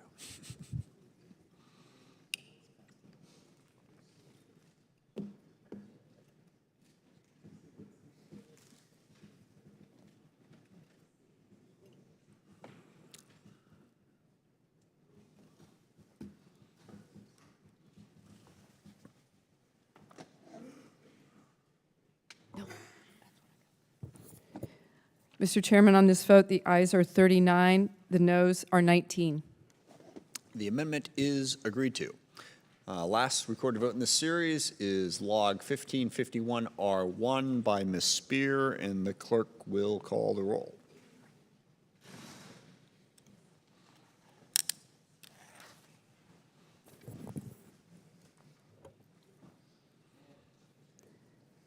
Chairman Smith? Aye. Chairman Smith votes aye. Mr. Rogers? Mr. Rogers votes no. Mr. Langevin? Langevin votes aye. Mr. Langevin votes aye. Mr. Wilson? Mr. Wilson votes no. Mr. Larson? Larson, aye. Mr. Larson votes aye. Mr. Turner? Mr. Turner votes no. Mr. Cooper? Aye. Mr. Cooper votes aye. Mr. Lamborn? Mr. Lamborn votes no. Mr. Courtney? Mr. Courtney votes aye. Mr. Whitman? Whitman votes no. Mr. Whitman votes no. Mr. Garamendi? Mr. Garamendi votes aye. Mrs. Hartzler? Mrs. Hartzler votes no. Ms. Spear? Ms. Spear votes aye. Mr. Scott? Mr. Scott votes no. Mr. Norcross? Mr. Norcross votes aye. Mr. Brooks? Mr. Brooks? Mr. Gallego? Mr. Gallego votes aye. Mr. Graves? Mr. Graves votes no. Mr. Moulton? Mr. Moulton votes aye. Ms. Stefanik? No. Ms. Stefanik votes no. Mr. Carbajal? Mr. Carbajal votes aye. Dr. Desjardins? Dr. Desjardins votes no. Mr. Brown? Mr. Brown votes aye. Mr. Kelly? Mr. Kelly votes no. Mr. Khanna? Aye. Mr. Khanna votes aye. Mr. Gallagher? Mr. Gallagher votes no. Mr. Keating? Aye. Mr. Keating votes aye. Mr. Gates? Mr. Gates votes no. Mr. Kim? Mr. Kim votes aye. Mr. Bacon? Mr. Bacon votes no. Ms. Houlihan? Ms. Houlihan votes aye. Mr. Banks? Mr. Banks votes no. Mr. Crow? Mr. Crow votes aye. Ms. Cheney? No. Ms. Cheney votes no. Ms. Slotkin? Ms. Slotkin votes aye. Mr. Bergman? Mr. Bergman votes no. Ms. Sheryl? Ms. Sheryl votes aye. Mr. Waltz? Mr. Waltz votes no. Ms. Escobar? Ms. Escobar votes aye. Mr. Johnson? No. Mr. Johnson votes no. Mr. Golden? Yes. Mr. Golden votes aye. Mr. Green? Mr. Green votes no. Mrs. Luria? No. Mrs. Luria votes no. Mrs. Bites? Mrs. Bice votes no. Mr. Morelli? Morelli is aye. Mr. Morelli votes aye. Mr. Franklin? Mr. Franklin votes no. Ms. Jacobs? Ms. Jacobs votes aye. Mrs. McLean? No. Mrs. McLean votes no. Mr. Kahele? Mr. Kahele votes aye. Mr. Jackson? Mr. Jackson votes no. Ms. Strickland? Strickland votes yes. Ms. Strickland votes aye. Mr. Carl? Mr. Carl votes no. Mr. Vesey? Aye. Mr. Vesey votes aye. Mr. Moore? Mr. Moore? Mr. Moore votes no. Mr. Panetta? Yes. Mr. Panetta votes aye. Mr. Fallon? Mr. Fallon votes no. Ms. Murphy? Aye. Ms. Murphy votes aye. Mr. Horsford? Horsford votes aye. Mr. Horsford votes aye. Ms. Garcia? Ms. Garcia votes aye. Mr. Brooks?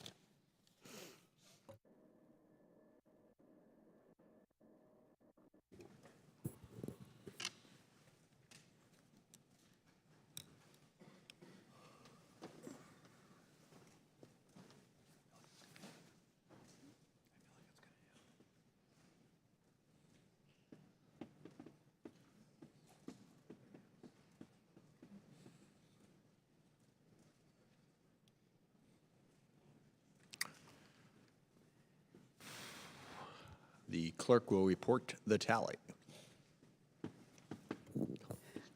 On this vote, Mr. Chairman, the ayes are 30, the noes are 28.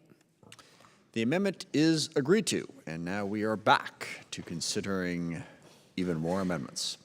And first up is log 1755R4, brought to us by Mr. Waltz. For what purpose does the gentleman seek recognition? Thank you, Mr. Chairman. I have an amendment at the desk. Will the clerk please distribute the amendment? Without objection, the reading of the amendment is dispensed with, and the gentleman is recognized for the purpose of explaining his amendment. Thank you, Mr. Chairman. My amendment seeks to prohibit the teaching of critical race theory at the United States Military Academy and the other military academies, the Naval Academy and the Air Force Academy. Mr. Chairman, my colleagues may remember testimony from Secretary Austin last year who said, quote, "We do not teach critical race theory. We do not embrace critical race theory. And I think this is a spurious conversation. He essentially said, we don't do this, and you're making it up. You may remember, Mr. Chairman, that I then held up a deck of slides titled, How to Cope with Your Whiteness and Your White Rage, which was brought to me by the family of a cadet at West Point who was rightly incensed that this was being taught to cadets at West Point. Mr. Chairman, I seek to enter that into the record. Without objection, so ordered. Mr. Chairman, you remember that following that, I entered in the record at the time. I'd like to enter in again a letter from the superintendent of West Point where I outlaid my concerns. And as a reply, he said he had in his curriculum at West Point Critical Race Theory 101 as part of the curriculum, and also discussed the fact that over 100 cadets attended the How to Cope with Your White Rage seminar. And since that time, we've had a series of FOIA requests that have resulted in 600 pages of CRT material that has been released to the public, a few examples of which include a slide that I'd also like to enter into the record titled Whiteness, that's being taught at West Point, where it says whiteness is Without a race objection, of so privilege. ordered, by the way. Oh, I'm sorry. Can I enter that into the record? Right. Without objection, so ordered. Thank you. A standpoint or a place from which white people look at themselves and the rest of the society. Privilege is whiteness. And just another example, quote, race and the invisible hand, how white networks exclude black men from blue-collar jobs. And just by dint of context here, this isn't history, which I fully support, a wide-open and wide-eyed teaching of history at all of our academies. They're saying this is the case today. Now, this is not history. This is what they're indoctrinating today. This amendment seeks to restore a previous OPM guidance that says this type of divisive material should not be taught in our military, should not be taught in our military academies. I just think this is absolute common sense. And the last thing we should need is the teaching of oppressed and oppressors or privilege amongst our military leaders. Mr. Chairman, I yield. Thank you. I'll speak briefly on this. This could be a very long debate. This could be the difference between 2 a.m. and 4 a.m. So let me just say, I don't think we should be in the business of telling the Department of Defense what they should teach. I don't know exactly what's going on, what they're trying to balance. I think we have a fairly balanced number of folks at the DoD that are teaching a variety of different things, and there's a bunch of different reasons to teach things, to open up minds, to have discussions about it. I'm not into banning these sort of things and micromanaging what the Department of Defense thinks is worth discussing with their cadets, so I oppose the amendment. Is there further debate? Mr. Bacon. Thank you, Mr. Chairman. It's one thing if we're teaching or promoting a theory as truth. It's another thing if we're teaching this as one of many possible theories. So I'd like to ask a question to Mr. Waltz. Does this prohibit teaching this as one of many different possible theories to consider? For example, American exceptionalism would be another theory. I yield. Yeah, thank you to my colleague. I fully support a teaching of history. I think we have a real issue when it's indoctrination of today, that the fundamental civilian entities, our judiciary, our Constitution, our current form of government, are systemically and right now at its core fundamentally racist, misogynist, and colonialist. But yet we're asking these same folks to go defend that. And I think from a civilian oversight of the military, let me rephrase. It's a real problem. Would it be prohibited under your amendment to, if you say there's like 8 different possible theories to consider, CRT is one, but it's not promoting it as actual truth. So in other words, you could talk about American exceptionalism as a theory, and then CRT. And absolutely. It would bring it in line with previous OPM guidance that prohibited the use of the terms and curriculum that cast the United States as an inherently racist country, that would discuss divisive ideologies, that would, the language is in there that basically divides our military in a caste of oppressed and oppressors. So it's not, so those other theories are absolutely fair. Mr. Bacon, will you yield? I yield. The answer to your question is yes. It would prohibit it. Your question is, would it say that, well, you can teach it as one of many? No, this says you cannot talk about that. I mean, just factually in what the amendment does. It doesn't keep that as an option, in my opinion. I'll close with, it's one thing to teach thing is there's a lot of different theories out here to consider. It's another thing to say this is truth. That would be how I would like to frame it. I yield. Mr. Banks. Thank you, Mr. Chairman. I support the amendment, obviously, and the amendment author is right. This is common sense. It's antithetical to what we teach our young men and women at military academies, to teach them anti-Americanism. And it's if you think about it, when we're trying to raise up the next generation, inspire them to serve our country, take an oath of office like many of us in this room have, to serve, protect, defend our country, potentially even die for our country, and then teach these same young men and women that America is inherently evil and racist, anti-Americanism. How do we inspire them to want to serve in the first place? And when they do take the oath of office, how do we inspire them to go out on the battlefield and fight for this country when we're telling them that America isn't worth fighting and dying for? It's antithetical to what should be taught at our academies and the military. It's dangerous, and this is an obvious amendment that we should be passing in the National Defense Authorization Act if we want to make our military mighty and support our men and women in uniform who fight for this country and potentially even die for our country. I yield to Mr. Gates. I thank the gentleman for yielding. I would also point out that while we're teaching critical race theory, there is an opportunity cost. All of Mr. Banks' arguments are entirely correct. I associate myself with them, but it's not just that critical race theory advances these anti-American prospects, but it also takes away the limited number of hours that we have for instructive pedagogy and pedagogy that could lead to better capabilities. I yield back to the gentleman. Mr. Brown is recognized. Thank you, Mr. Chairman. I don't think I can do this, but I'd love to incorporate my remarks from last year so I don't have to repeat myself, but I'm not sure if I can make that motion. You know, as I look at the amendment as drafted, there are sections that I would agree, like how could someone disagree, right? I mean, we should not be, teaching that a race is inherently superior or inferior. I mean, I agree with that, right? The problem with the amendment is that you wrap it in these, talking points about critical race theory, which are just simply inaccurate. And at best, there's a disagreement about what critical race theory is. So as I sit here and say, wow, I'd like to support the prohibitions, but I can't support an amendment that inaccurately defines critical or has findings that defines critical race theory, I think, in an incorrect way.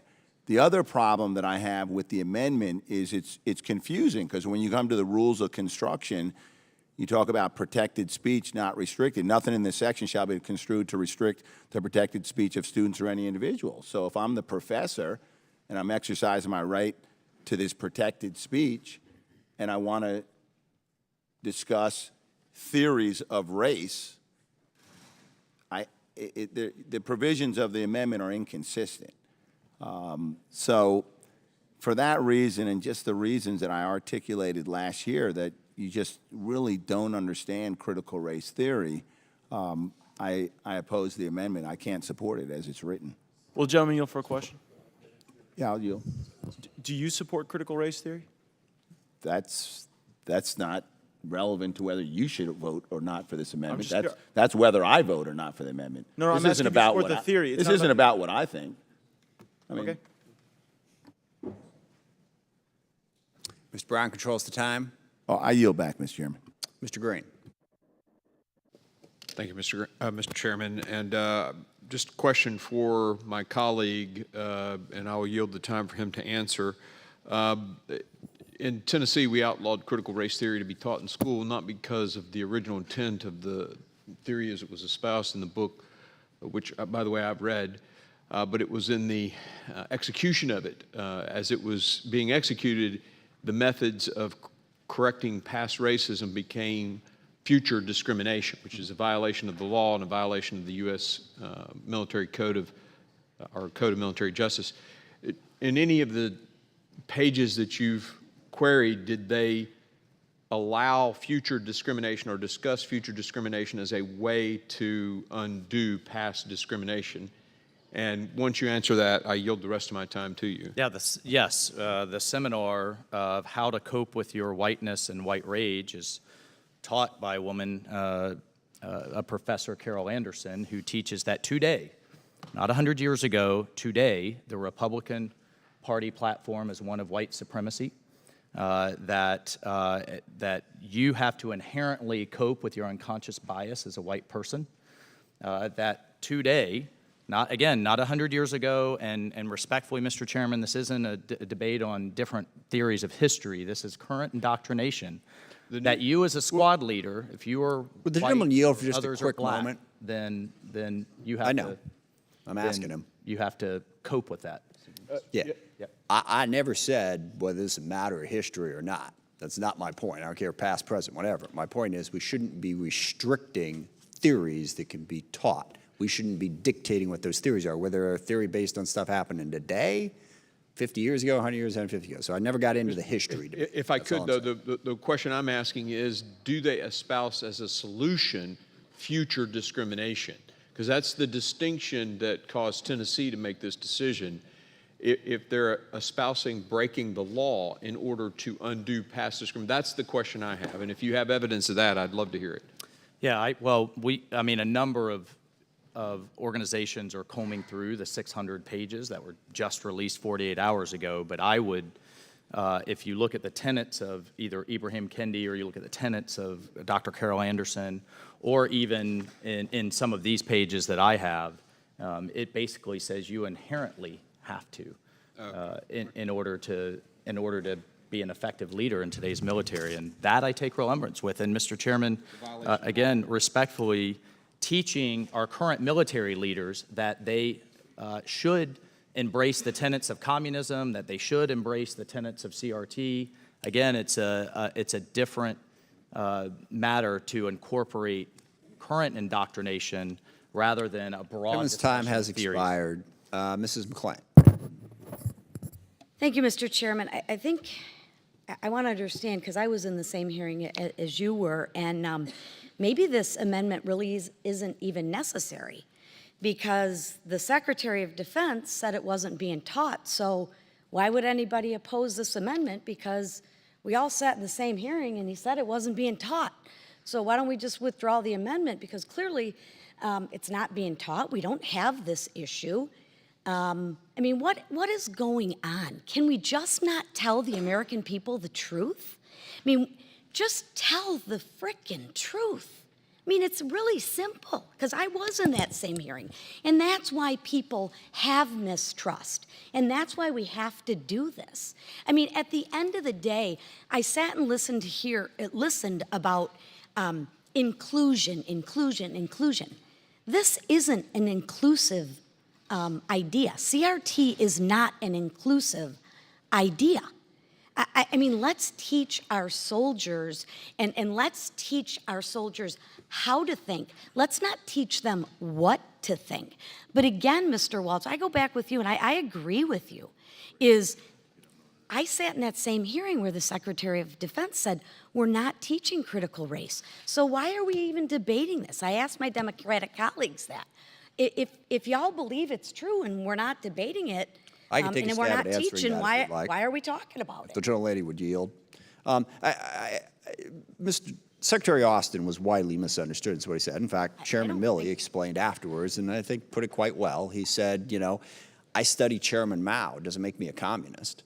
Okay? Well, and no. That's not exactly, in all due respect, sir, that's not what he said.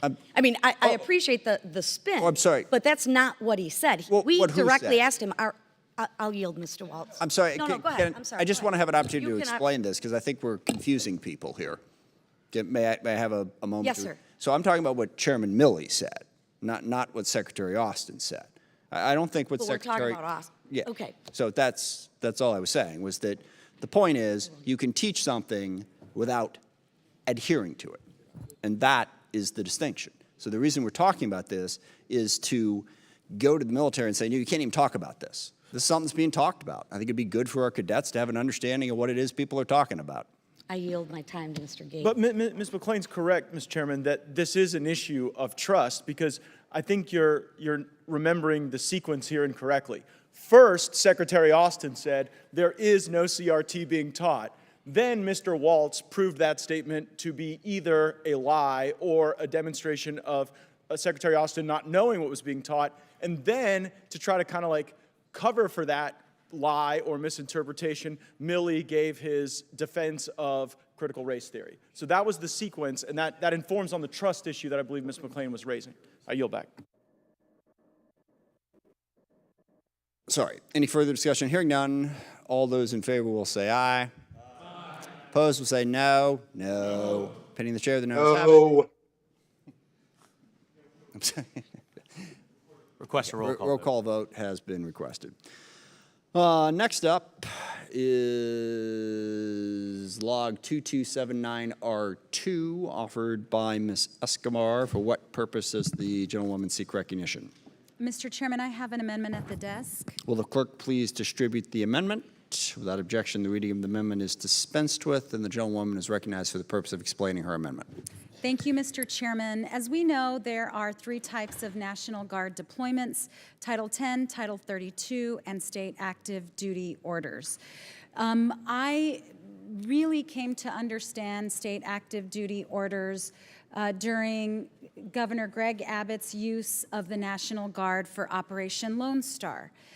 What we know also about SAD orders is that if the National Guard is deployed on SAD orders, the department has very little insight or oversight into how guardsmen and guardswomen are being used.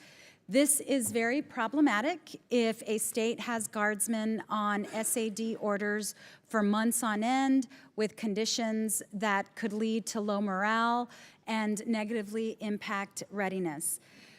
I recently, actually not recently, I have spoken with a number of National Guardsmen deployed on Operation Lone Star, and they are literally begging us for help. They are begging us to investigate what is happening. They feel very desperate. There have been deaths by suicide. There have been living conditions that are absolutely unacceptable. There have been problems with their pay. They have asked now to unionize because they feel they have no other outlet for getting support. They've asked for an investigation. We have followed up on their behalf, trying to get information about what's happening with the investigation. There's zero transparency. And I can tell you all, for me, this is not a political issue. This is a readiness issue. This is an issue where we have to do something for these National Guardsmen and National Guardswomen who are begging us for help. And so what this amendment will do is use existing statutory language to give the Service Branch Inspectors General oversight over the Army National Guard, Air National Guard, and Naval militias.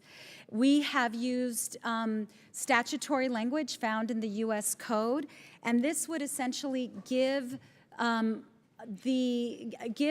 Office of Inspector General the ability to have some oversight and investigate. And it would give those National Guardsmen and National Guardswomen the avenue that they need to make sure that they are not being abused. Again, this is an issue of readiness. If we have service members who are deployed for extensive periods of time, low morale, exhausted, choosing not to re-enlist, it affects our country. So this just triggers that OIG and would ask for your support. Mr. Chairman, I yield back. Thank you. Further discussion on the amendment, Mr. Bergman. Thank you, Mr. Chairman. And I guess I'd like to start by saying that this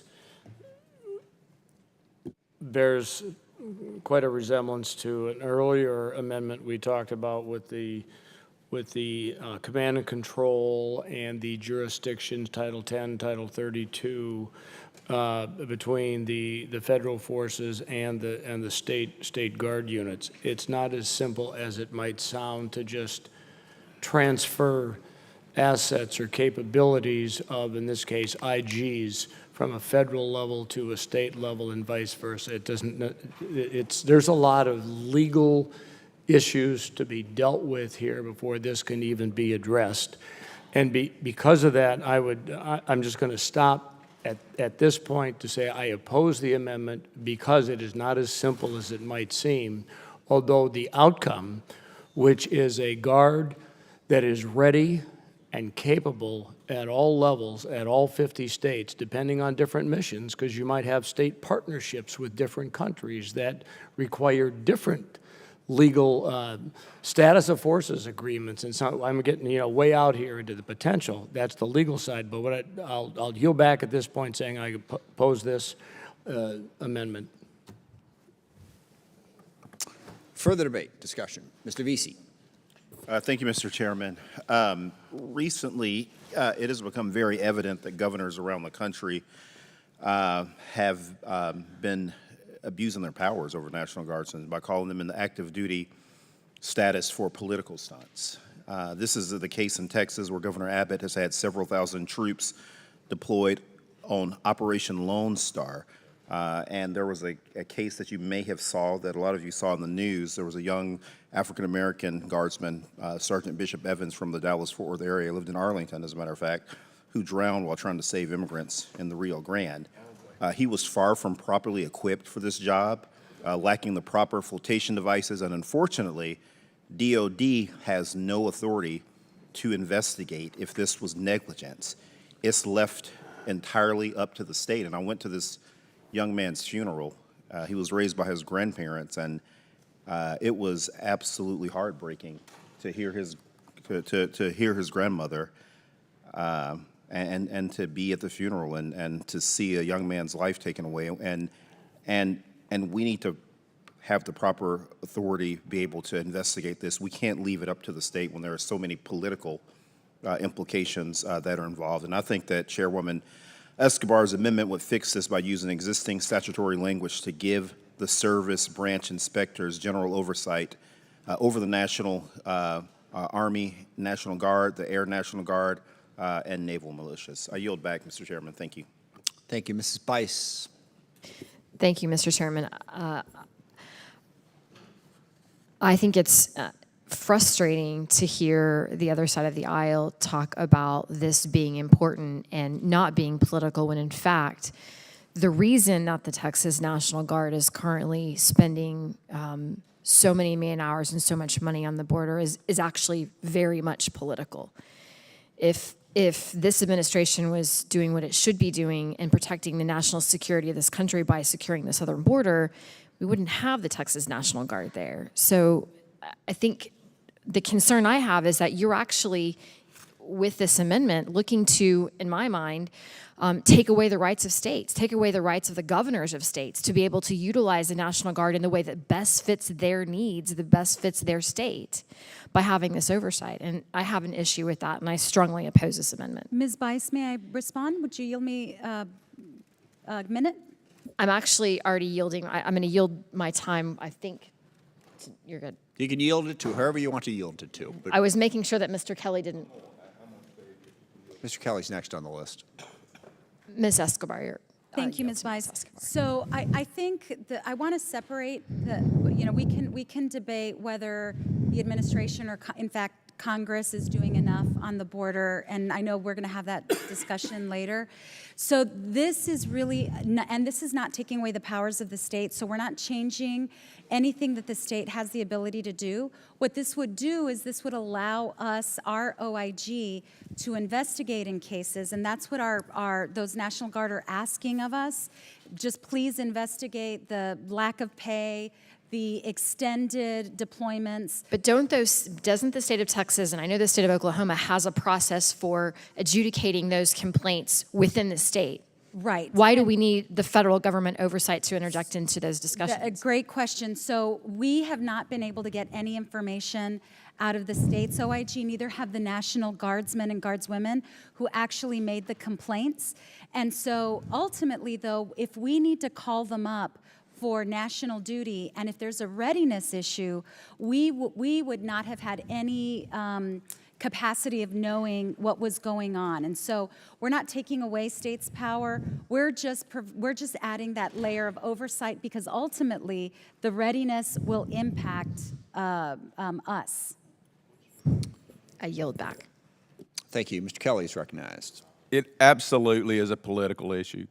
If we had them on Title X orders at the border, they would fall under the exact provisions that you're asking. But because the federal government and the administration refuses to acknowledge that there's a crisis at our border, they are on state active duty because we have a governor who is responding to a crisis that the federal government will not respond. Now the federal government wants to lay on another layer of bureaucracy where they get to investigate. It is purely political. This amendment shoves federal jurisdiction even deeper into the state-controlled operations of the National Guard. This amendment does not even attempt to seriously address the statutory changes required to do what it seeks. It ignores clear constitutional questions of federal intrusion into state action while the Guard is in a state status. From the National Guard Bureau, this proposed legislation is redundant and arguably contradictory to the existing responsibilities of the Secretary of the Army and the Secretary of the Air Force, acting through their IGs to inspect the organized militia pursuant to 32 U.S. Code Section 105.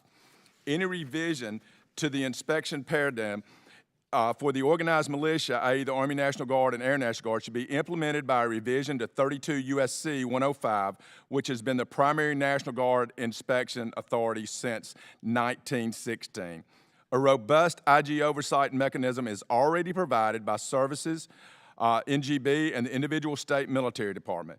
It's unclear whether this proposal intends to make service IGs responsible for inspecting the militia other than the organized militia, i.e. the state defense forces, the state National Guards, or other organized militias that are within those states that have no federal funding or no jurisdiction. The ambiguous language in this proposal will likely cause confusion at both the state and federal level. Organized militia of the United States is not a term that is used in the Constitution or the U.S. Code. I just say once again, there is a crisis at our border, and the failure of the federal government to respond to that has created state active duty. If you want to mobilize these soldiers, or if you want to get IG authority, then pay them for the duty they're performing by the federal government. Give them credit for the service they're giving to this nation that our federal government will not ask them to do, and then they will have the same benefits and protections as their active duty compadres that are doing that. With that, Mr. Chairman, I yield back. Is there further debate, discussion? Okay. Mr. Fallon. Thank you, Mr. Chairman. I just want to, Mark Vesey, I thank you for mentioning Specialist Bishop Evans. You know, in the Air Force, I wasn't part of pararescue, but their motto was that others may live. It's exactly what Specialist Evans did, and he's an American hero. Thank you for mentioning him. Thank you, Mr. Chairman. I yield back. Is there further discussion? All those in favor will say aye. Aye. Opposed? No. No. Mr. Chair, the ayes have it. Roll call is requested. It is now in order to consider log number 2359, offered by Mr. Jackson. For what purpose does the gentleman seek recognition? Will the clerk please distribute the amendment? Without objection, the reading of the amendment is dispensed with, and the gentleman is recognized to explain his amendment.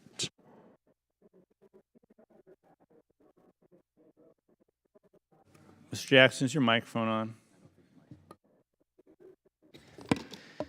Beginning about a year and a half ago, the Department of Defense began focusing a troubling amount of time, money, and resources on perceived extremism within the ranks of the military.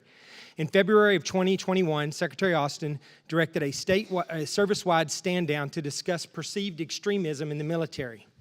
After that, Secretary Austin established the Countering Extremist Activity Working Group to oversee the implementation of new policies so the Department of Defense could address perceived extremism in the military. After nearly a year of trying to create this narrative that the military is racist, Secretary Austin's working group reached the conclusion that, quote, cases of extremist activity among service members was rare. In their published report, the working group tells us that there were fewer than 100 members of the military who engaged in prohibited extremist activity. 3 months after data was requested on how much time and money was spent on this perceived extremism, General Milley finally gave us some interesting statistics.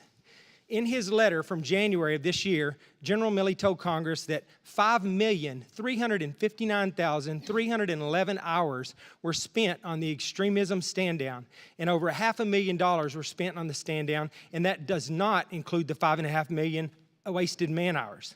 So after millions of hours and $500,000, we learned what I already knew to be true from my 25 years on active duty: the military is not racist. I believe that if an extremist activity does occur, it must be dealt with swiftly and appropriately, but the vast majority of service members serve with honor and distinction. The narrative being created surrounding systemic extremism in the military damages the reputation of our men and women in uniform. My amendment directs the Department of Defense to discontinue the inappropriate use of taxpayer funds to combat the exceptionally rare instances of extremism in the military and to report on time and money spent investigating alleged extremism. Continuing to try and create this misleading narrative is an inappropriate use of time and money, damages the reputation and image of the military, and creates internal division. I strongly urge my colleagues to support my amendment, and I yield back.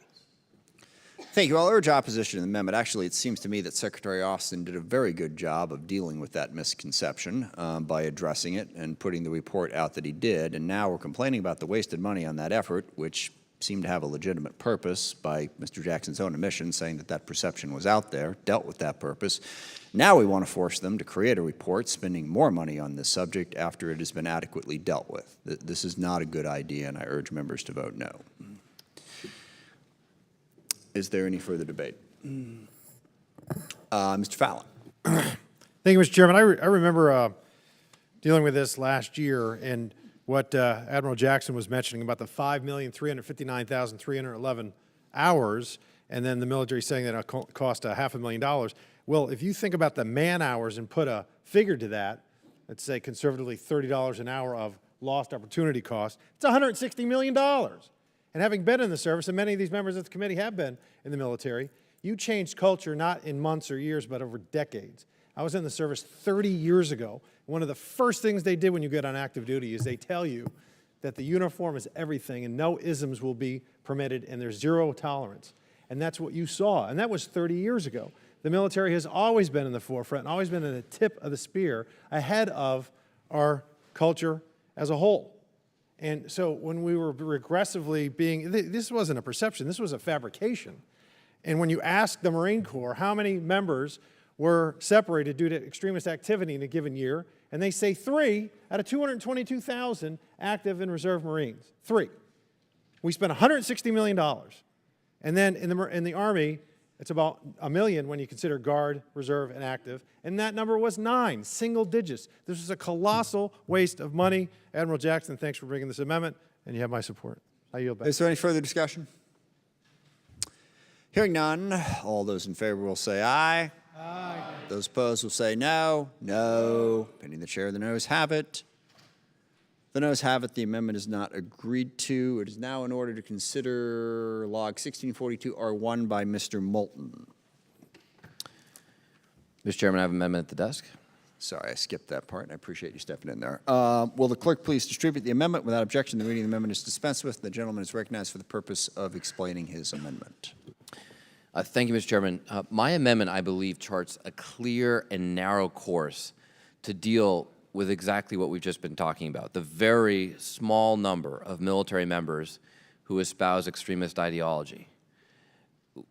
We do not want America or the world to have the perception that our entire military is extremist. At the same time, the very definition of terrorism is for a small number of people to create terror or kill larger numbers in a population. Even if it's a small number of military members, we should have a way to address this threat. Now, DOD has had a policy prohibiting domestic extremist activity since 1969. This ideology is not new, nor is the department's response to it. The policy is narrowly defined to those advocating or actively supporting unlawful violence, unlawful force, terrorism, or overthrow of the government of the United States. The standard is high. My amendment would simply improve the transition assistance program that already exists, specifically to address those who already have documented violations of DOD's internal extremism policy. It would only apply to service members with this documented violation of policy in their history. Left unchecked, these service members otherwise present a danger to our national security.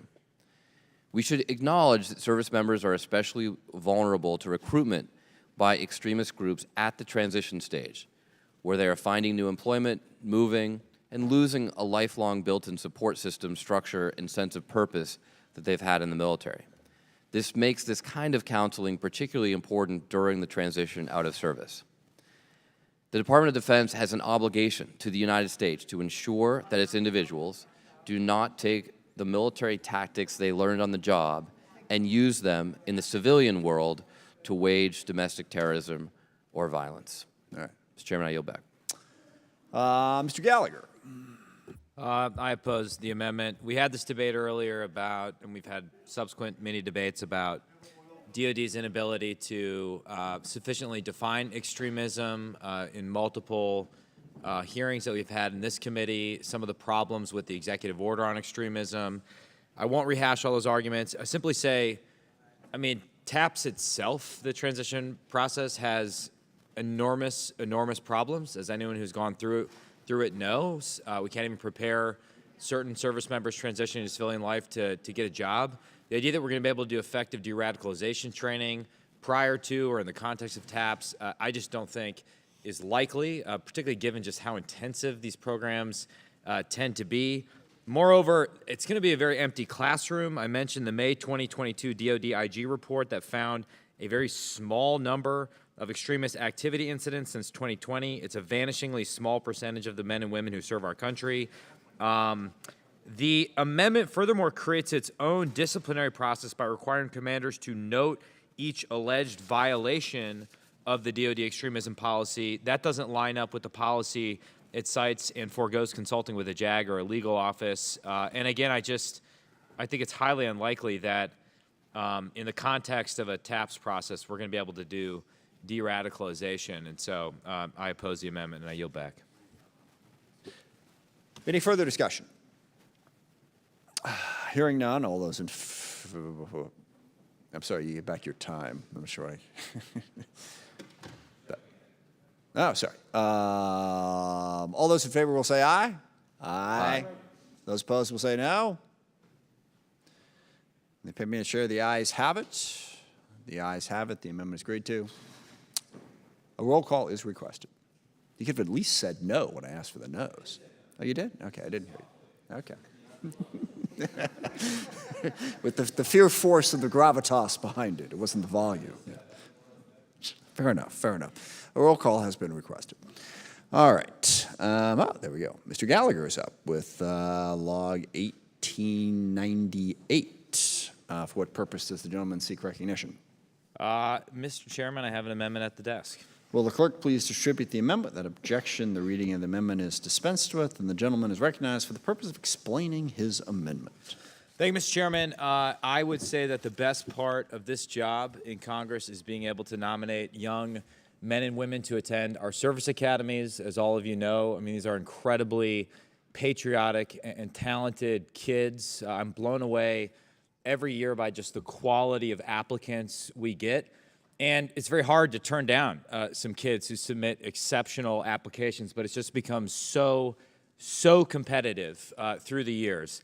I understand. I'm sorry, will the gentleman suspend? I apologize for that. The amendment has not actually magically appeared on our screens here. So there was a glitch in our well-oiled machine. And I'm seeing nothing but confused faces looking back at me. Do we know why the amendment has not appeared on people's computers?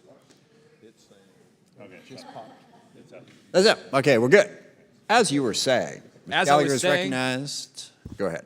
Okay, I didn't go to a service academy, but I know that sports are an incredibly important part of the tradition. They contribute to morale, physical fitness, the development of leadership qualities. But when a midshipman or a cadet opts to put off their service obligation to pursue a career as a professional athlete, in effect, it means they removed an opportunity from an individual who was committed to carrying out their service obligation immediately following graduation. My amendment would prohibit that. It would require them to fulfill their obligation prior to going pro for whatever sport. We're talking about average acceptance rates of about 10% at these service academies. So that means there are thousands of patriotic Americans who do not have the opportunity to attend a military service academy. In light of that and the fact that we need dedicated warfighters in the fleet now, not 5 years from now, within the Davidson window, I just would urge support of this amendment. Finally, I would say we have multiple examples of service members who attended an academy, fulfilled their obligation, and then went on to have successful professional athletic careers. Look at NFL legends like Roger Staubach, Alejandro Villanueva, both of whom fulfilled their service obligation in wartime, no less, before returning home to have successful careers in football. Staubach he graduated in 1963, went to Vietnam, and then went to 5 Super Bowls with the Cowboys. He was the first of 4 people who was a Heisman Trophy winner and a Super Bowl MVP winner. Villanueva, I think, had 3 tours in Afghanistan or Iraq, won a Bronze Star, and then played for 7 seasons in the NFL. So it's absolutely the case that you can serve your country, fulfill your obligation, and still compete professionally and have a good professional career. And with that, I yield the balance of my time. Ms. Sheryl is recognized. Thank you, Mr. Chairman. And as a graduate from the Naval Academy, I certainly share Mr. Gallagher's dedication to service and his love of nominating wonderful men and women to our service academies.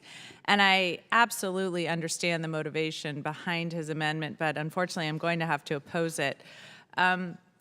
You know, in his opening remarks for the Milpers en bloc, Mr. Gallagher noted the difficulties in maintaining our recruiting numbers, and certainly we do face significant need to increase our recruiting, whether in the service academies or for enlisted, and athletes from our service academies are incredibly valuable recruiting tools. Take David Robinson, for example, the Admiral, a 10-time NBA All-Star and 2-time Olympic gold medal winner.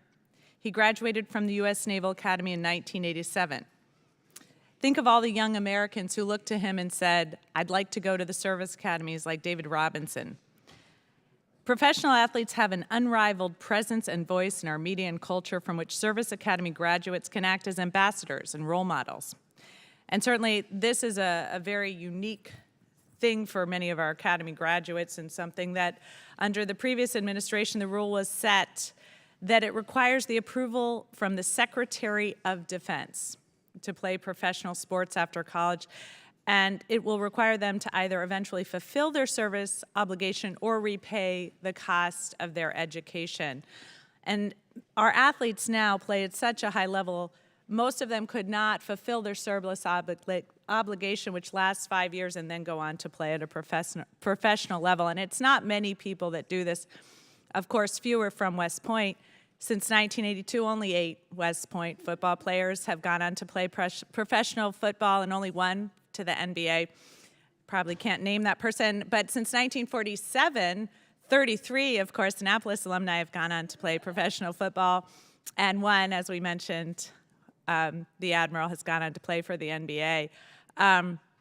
So these are very few people playing at a high level, that certainly wonderful opportunities for recruitment to get the word out about our wonderful service academies, and they do act as great ambassadors. So I would encourage people to oppose this amendment. Thank you, and I yield back. Mr. Kelly. With one question, I yield my time to Mr. Gallagher. Mr. Gallagher, isn't it true, though, that many of the academy kids who play sports are on a sports or athletic scholarship and not taking a slot away from our appointments? It's still a finite number of appointments. There's sort of a maximum capacity at the service academies. I guess the broader point would be, if you're given this phenomenal opportunity and this phenomenal education, knowing full well that part of the deal is you have to serve this country, and that the institution, a taxpayer-funded institution, is designed to produce military leaders and warfighters to defend this nation. No one should have a loophole that gets you out of that. As pertains to the specific issues that my colleague, Ms. Sheryl, brought up, I think the David Robinson example is a good one, but I actually think it's an example that favors my hypothesis, because David Robinson got drafted in '87, and they didn't start playing till '89, the '89-90 season. He actually served for 2 years right out of the academy. I would argue that that enhanced the appeal of the story. They found a way to make it work and for him to serve immediately. And oh, by the way, it didn't hurt his NBA career at all, because he was Rookie of the Year in his rookie season after serving for 2 years in the Navy. So I think that favors my hypothesis. The idea that you're not going to be able to play at the professional level after you do 5 years in the military, well, the same is true for the reverse of that argument, right? You play 5 years in the NFL, that is a brutal impact on your body, right? What's to say that you are going to be able to be fit for duty when you then show up for military duty at the end of that? And then finally, I'd say the opponents admit that there's a very small number. In fact, who's playing in the NFL now that's igniting the hopes and dreams of everyone out there? Is it really a massive recruiting tool with that in mind? I'm just very highly skeptical of that argument, and I yield back. So I'm just wondering if the main reason you offer this amendment is to give us an excuse to talk about sports and show off our obscure knowledge of different sporting statistics out there. Would be more fun than certain topics we have discussed today. Cannot argue with that. Ms. Spear. Thank you, Mr. Chairman. I rise in support of this amendment. You know, there is a fundamental requirement that a cadet or midshipman agrees to. They sign on the dotted line that they are getting this $500,000 scholarship and remarkable experiences through the summer. I serve on the Board of Visitors at the Air Force Academy, as does my colleague, Mr. Bacon. So, I mean, it is like the gift that keeps on giving. And somehow the Department of Defense has found a way to waive their obligation and let them go on to pro sports. We were objecting to that last year, and we asked the department to enforce the commitment by January, or to explain why they weren't enforcing the commitment, and we're still waiting for a response. So it's just wrong. And I think out of an interest in wanting to see these teams maybe win a title sometime, we are placing that above what the institutions are there for. They are to create leaders for our military, and that is not my phone. So I support this amendment, and I think that if you want to go into pro sports, then pay back the $500,000. All right, we're headed down the rabbit hole here, folks, and there are a lot of people who want to talk on this, and we're headed towards a very late night. We could debate this forever and not get to any better place. So I know that a lot of people want to talk, but if there's some way we could sort of wrap this up more quickly, I think everyone would appreciate it. That said, Mr. Bergman is. Thank you. Who else seeks time? Mr. Franklin. Thank you, Chairman. I support the amendment as well. I'm sorry, I said Mr. Franklin. Sorry, I'm going. Oh, I'm sorry. Did I say the wrong name? I know. I was.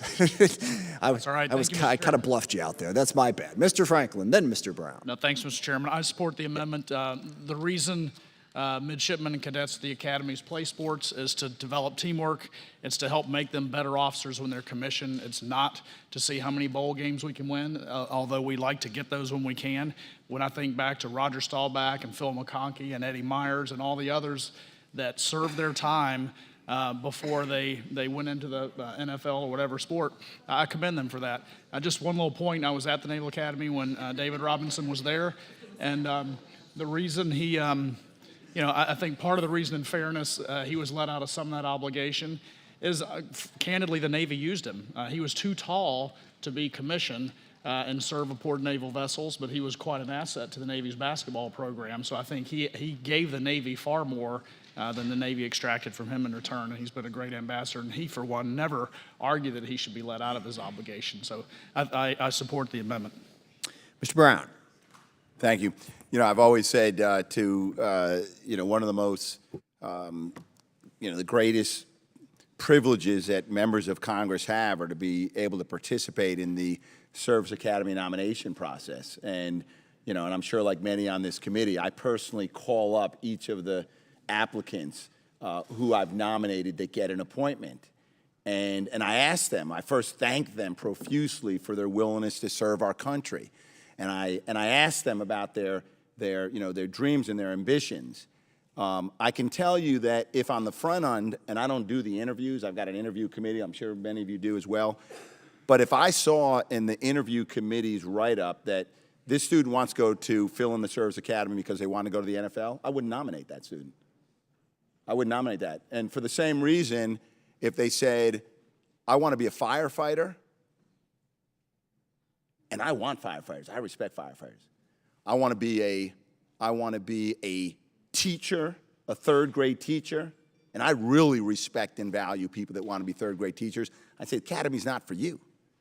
Okay, not if that's what you want to go into right now. I'm not sure why we value athletics in such a way that if you want to go to play pro ball, we're giving you a pass. That's not what the Service Academies are all about. I know some of you may be thinking you're just upset, Anthony, because Harvard's got terrible athletics and they don't have the ability to recruit and provide great opportunities like the Service Academies. But, all kidding aside, I mean, this is long overdue. So I yield back, Mr. Chairman. Thank you, Mr. Crow. Yeah, real quick. I just am supporting this amendment because the message of people going pro from the service academies is the wrong message. I served in the 2nd Ranger Battalion. A fellow 2nd Ranger Battalion alum was a man by the name of Pat Tillman. Pat Tillman left a lucrative military or professional career to serve his country. He gave his life for the country. That's the message. That's the model that we should be sending, not that somehow professional sports is somehow more elite or more preferred to military service, which I think is one of our nation's highest callings. So I support the amendment and would urge everyone to do the same. I yield back. Is there further discussion? Hearing none, all those in favor will say aye. Aye. Opposed will say no. Pending the chair, the ayes have it. The ayes have it. The amendment is agreed to. It is now in order to consider log 1728R2 offered by Mr. Gates. For what purpose does the gentleman seek recognition? I have an amendment at the desk. Will the clerk please distribute the amendment? I'll give that a little bit more of a pause here to let it actually happen this time. I was rushing that. I apologize to the staff. All right. Without objection, the reading of the amendment is dispensed with. The gentleman is recognized for the purpose of explaining his amendment. Thank you, Mr. Chairman. This amendment prohibits the utilization of federal funds for a permanent change of station for a member of the armed forces if the sole basis is that a member of the armed forces disagrees with a state or local law. The reason that this is necessary is that the Air Force has expressed their position through Undersecretary Gina Ortiz-Jones, who was a failed congressional candidate but nonetheless got that appointment.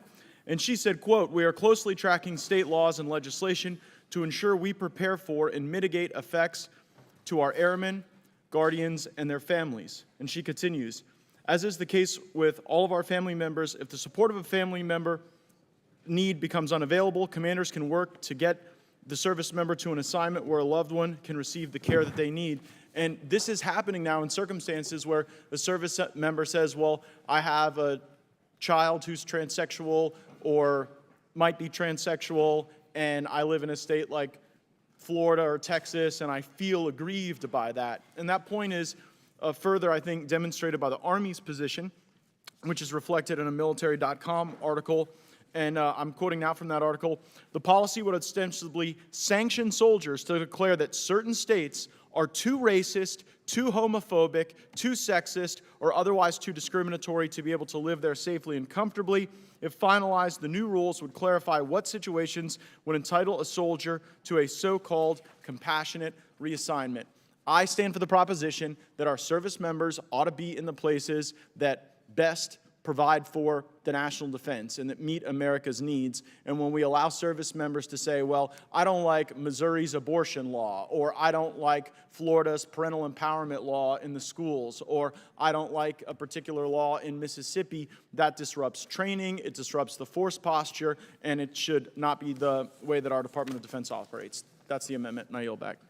Thank you. I oppose the amendment. And first of all, let me point out, just because you lose a congressional race does not mean that you are unworthy of employment. I hope that applies to all of us, because you never know what the future holds, people.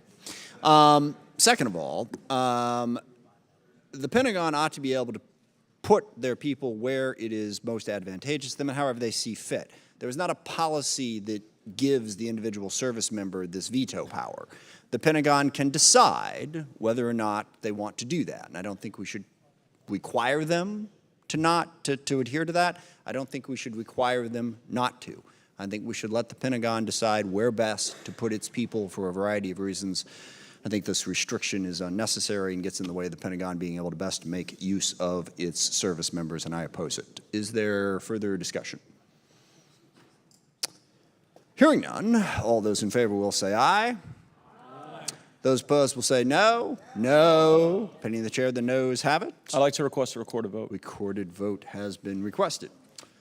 Now we have log 2233R2 offered by Ms. Jacobs. For what purpose does the gentlewoman seek recognition? Mr. Chair, I have an amendment at the desk. The clerk will distribute the amendment. And without objection, the reading of the amendment is dispensed with, and the gentlewoman is recognized for the purposes of explaining her amendment. Well, thank you, Mr. Chair. I'm proud to lead this amendment to expand access to assisted reproductive health services, such as IVF, to all service members who become seriously ill or injured in the line of duty, including LGBTQ+ service members and unmarried service members.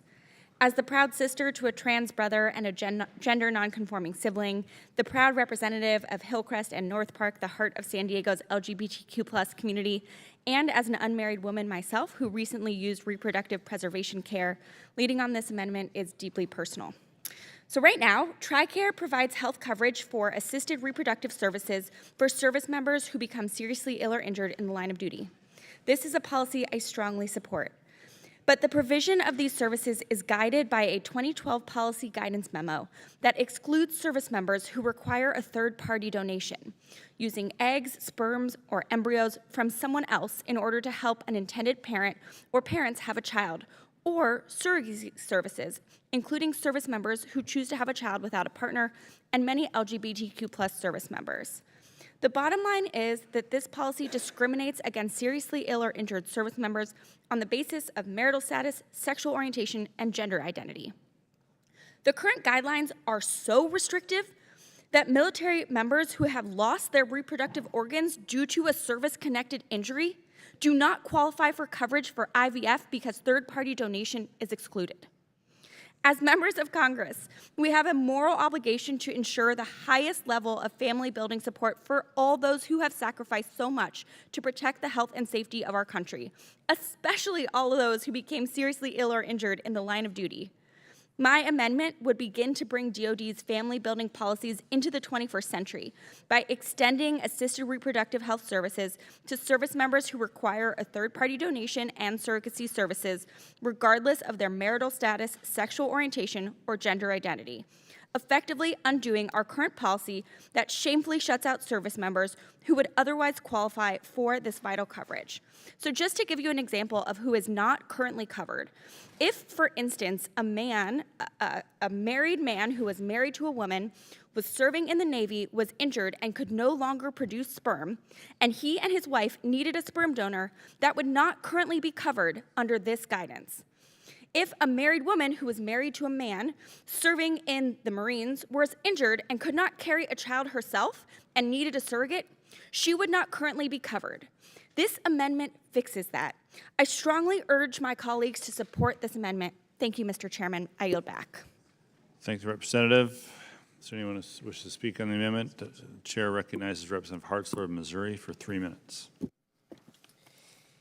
This provision would require DOD to provide healthcare services to third parties who are not DOD healthcare beneficiaries, including those who might donate gametes or serve as surrogate mothers on behalf of military members, regardless of their sexual preferences or marital status of the members.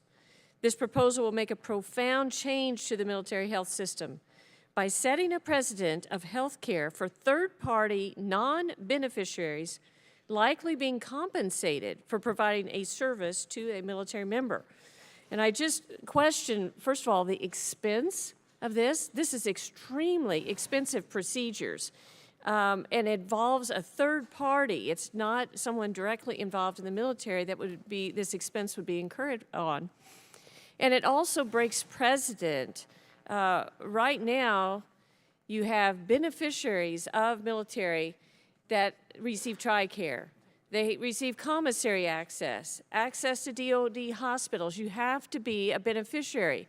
And for some reason now we're going to throw that out of the window and allow extra benefits, medical benefits that are very, very expensive to people who are not true beneficiaries. So I am empathetic and sympathetic to the individual in the military's situations, but I don't think we want to set this new precedent of start paying for things for people who aren't directly involved in our military. And I pose that. Yield back. Representative yields back. Are there any other folks who wish to comment? Chair recognizes Representative Kahele of Hawaii for 3 minutes.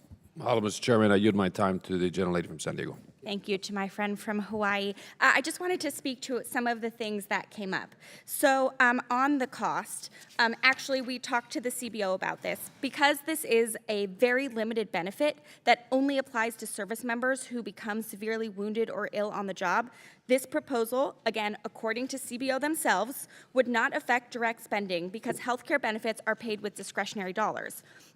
CBO projects any discretionary costs related to this amendment would be very minimal because very few people qualify for this benefit to begin with. Again, we are only talking about service members who become severely ill or injured in the course of their duty. Now, as it relates to the surrogates, first of all, this is about making sure the service members themselves have access to the family building reproductive care that they need. If that requires a surrogate, then that is absolutely something we should cover because that is what our service members need to create their families, and they need it because they were severely ill or injured serving our country.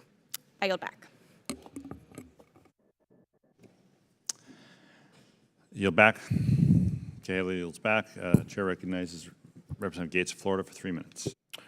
I agree with the Jacobs Amendment, and I think it's very pro-family. And if someone is willing to be a surrogate for an injured service member so that they have an opportunity to family, I don't mind if they go to the commissary. And I think that certainly the opportunities that will be provided for people, particularly those that are injured, will be life-changing in a very positive way. People in my party like to say all the time that we're pro-family. Well, not all families are exactly defined the same way, and I'm grateful for Ms. Jacobs for the amendment.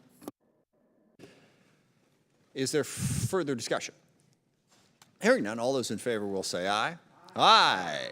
Those opposed will say no. No. Opinion of the chair, the ayes have it. Recorded vote is requested. Next up is log 2140R1 offered by Mr. Larson. For what purpose does the gentleman seek recognition? Chair, I have an amendment at the desk. Will the clerk please distribute the amendment? Without objection, the reading of the amendment is dispensed with, and the gentleman is recognized for the purpose of explaining his amendment. Thank you, Chair. Mr. Chair, America's women and men in uniform make tremendous sacrifices. We do know that. And too often, sometimes that sacrifice is a dream of starting a family. Service members, veterans, and their families are increasingly reporting barriers to starting or building a family. According to the 2021 Blue Star Families Report, 67% of military-connected family respondents reported barriers to building a family.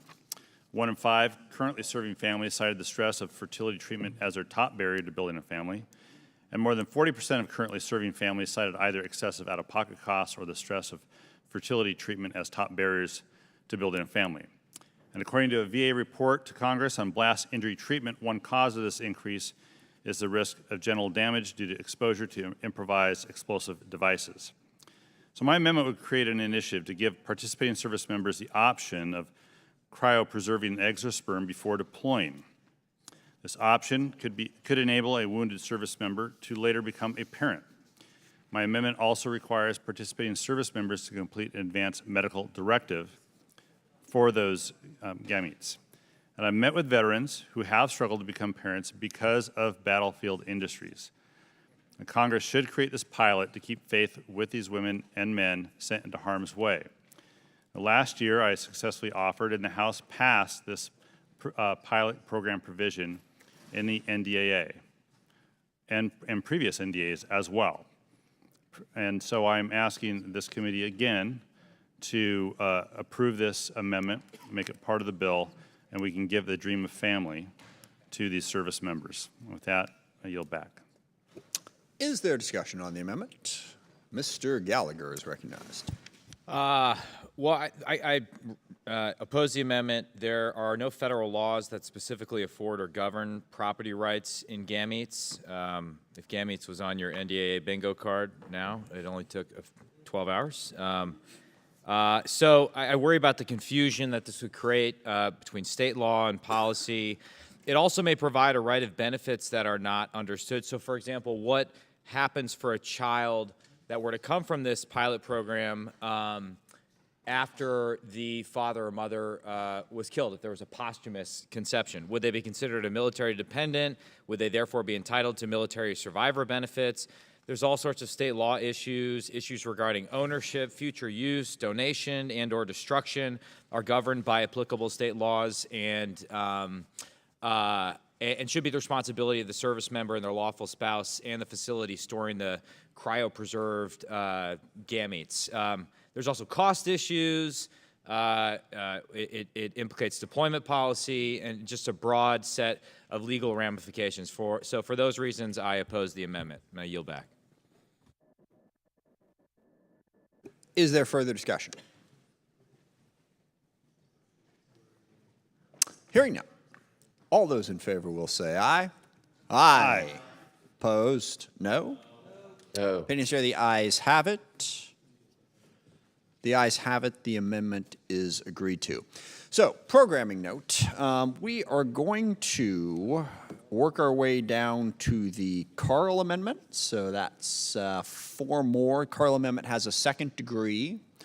We will take that second degree amendment on Carl and do all of the votes at that point. So we could be talking 8 or 9, depending on how it plays out, 7 or 8. Quite a few votes at any rate. But I figure we plow through, take all those votes, and then go from there. So for your planning purposes, 4 more amendments, 1 second degree, then we vote quite a bit. So it is now in order to consider Log 1994R1 by Mr. Moulton. For what purpose does the gentleman seek recognition? Mr. Chairman, I have an amendment at the desk. Will the clerk please distribute the amendment? And without objection, the reading of the amendment is dispensed with, and the gentleman is recognized for the purpose of explaining his amendment. Mr. Chairman, the discussion about the amount of prescription pain medications prescribed to military personnel has been ongoing for the last 2 decades. Military personnel are incredibly vulnerable to substance abuse disorder as a byproduct of the unique risk factors that we face. We've discussed earlier that opioid use disorders among military personnel often begin with an opioid pain prescription following an injury during deployment. But due to the addictive nature of opioids, particularly coupled with mental health struggles experienced by some in military service, regular use can lead to an addiction. Terminal leave may prove to be the transition point where we can support our military personnel and decrease overdoses. A few statistics to bear in mind. More than 60% of service members return from active combat with chronic pain. Veterans are 2 times more likely to die from an opioid overdose than the civilian population. And opioid overdoses have seen a significant decrease in states with legal cannabis. I personally know a lot of veterans I served with who use cannabis, regardless of whether it's legal, they use it so that they cannot get addicted to opioids. This amendment simply conducts a study that provides medicinal cannabis to military personnel on terminal leave in lieu of opioids. So only to personnel who are going to get opioids anyway, we give them cannabis instead, and we study what effect this has. We need to study this because veterans are already using it. It's a fact that's going on. We need to understand its effects. And because medicinal cannabis has continuously shown to help with post-traumatic stress, traumatic brain injuries, and a host of psychological conditions that military personnel can suffer from, the hope is that by conducting this study, we might actually be able to better serve our service members, not getting them addicted to opioids, cutting the death rate that service members and veterans face from those addictions that far outpaces the civilian population, and understanding the cannabis that many service members and veterans are already using. So I don't think that should be controversial. It's something we should understand because it's happening. This does not encourage use. It only addresses service members who are on terminal leave already, and only addresses service members who have been prescribed an opioid. With that, I yield back. Thank you. Mr. Gallagher is recognized. I don't know how I became the designated buzzkill with all these, but such is my role tonight. Marijuana is listed as a Schedule I controlled substance under the Controlled Substance Act. It has been on Schedule I since the CSA was enacted in 1970. Mr. Gates, Mr. Moulton may not like that fact, but it is a fact. And he did boo in my ear. And UCMJ Article 112, drunkenness and other incapacitation offenses, applies 24/7, and as long as marijuana remains on the federal schedule of controlled substances, possession or use will be a prosecutable offense. So I worry about the confusion we're going to create with law enforcement if a member of the military study were to use medicinal cannabis based in a state that does not allow this type of use. Violations of federal marijuana laws, even in instances where individuals are using marijuana consistent with state laws, give rise to a range of other issues, including eligibility for housing and food assistance, gun ownership, visas, and employment. So I oppose the amendment and yield back. Mr. Carbajal. Thank you, Mr. Chair. I support my colleague from Massachusetts in his effort to allow active members to participate in a study to use medical cannabis to offer an alternative to opioids. I support this proposal because it seeks to help separating troops in two significant ways. First, it offers a safer alternative to opioid-based pain management treatment. We all know opioids can be addictive and dangerous to long-term health. Second, this will offer a medically accepted and proven successful treatment for PTSD. According to the peer-reviewed journal, Military Medical Research, after the initiation of Operation Iraqi Freedom, the average annual percentage increase in the rate of PTSD among all active duty U.S. military personnel was 43%. The study concluded that the initiation of the combat operations in Iraq and Afghanistan resulted in a substantial increase in the incidence rate of PTSD among active duty service members. Untreated PTSD can have devastating effects on a service member's life. As these studies show increased PTSD rates, we should be expanding safe treatment options. One study found that chronic pain and prescription opioid use rates in the military, specifically in service members returning from Afghanistan, were estimated to be much higher than in the general population. In addition, the use of medicinal marijuana is widely accepted at the state level, with 48 of 50, let me repeat that, 48 of 50 states allow for some form of medical cannabis. Well over 3 million patients across the country now use medical cannabis at the recommendation of their physician to treat conditions ranging from anxiety, chronic pain, nausea, and PTSD. I urge my colleagues to support this targeted amendment that will provide a proven, successful, and safer alternative to opioid use. Again, 48 out of 50 states already have medicinal use of cannabis. Thank you. I yield back. Mr. Gates. I would suggest to my friend from Wisconsin that the 1980s want their drug policy back. To suggest that because cannabis is a Schedule I drug that it's not being used out in the country belies our own reality and senses, particularly given the innovation that we've seen at the state level. And that innovation at the state level would strongly and empirically support the Moulton Amendment, because in states that have medical cannabis programs, you have lower prescriptions for Schedule I opioids, you have a lower use rate, and you have fewer overdoses. We see time and again veterans using medical cannabis in states that allow those programs. And frankly, I think the Moulton Amendment is like the most modest of cannabis reform endeavors that we could put in the bill. I yield back. Ms. Sheryl. I yield to Representative Moulton. I would just like to respond to my colleague from Wisconsin's criticisms of this amendment, because frankly, I'm surprised that as a fellow Marine veteran, he's opposing this. I mean, do you not know Marines who have died of opioid overdoses? Do you not know Marines who are choosing to use cannabis for their own health? You're concerned about confusion among law enforcement, to quote your rationale for opposing this amendment. Apparently, this is confusion in 2 out of 50 states in the Union. I'm concerned about veterans' lives. I'm concerned about the fact that veterans are dying from opioid overdoses at twice the rate of the civilian population. I'm concerned about Marines in my platoon who have died of opioid overdoses. Shouldn't this trump concerns about confusion? We're just asking to study this. We're just asking to understand if there is a way to save more veterans' lives by better treating their chronic pain and post-traumatic stress. Because that is the reality that veterans are dealing with today. Mr. Chairman, I yield back. There are a lot of people online here, so Mr. Scott is the first one I'd seen a while ago, so Mr. Scott is recognized. Thank you, Mr. Chairman. I'm torn with this one, honestly, because I do know people that have come home and they take the opioids, and the truth of the matter is they drink on top of it, and it's a very dangerous combination. I would ask the author of the amendment if he would be open to a suggestion in that it be tailored so that it was consistent with the state laws, the state's prescriptive laws, in which the person resides. So that would be consistent with state law. If I might, I think it kind of has to, doesn't it?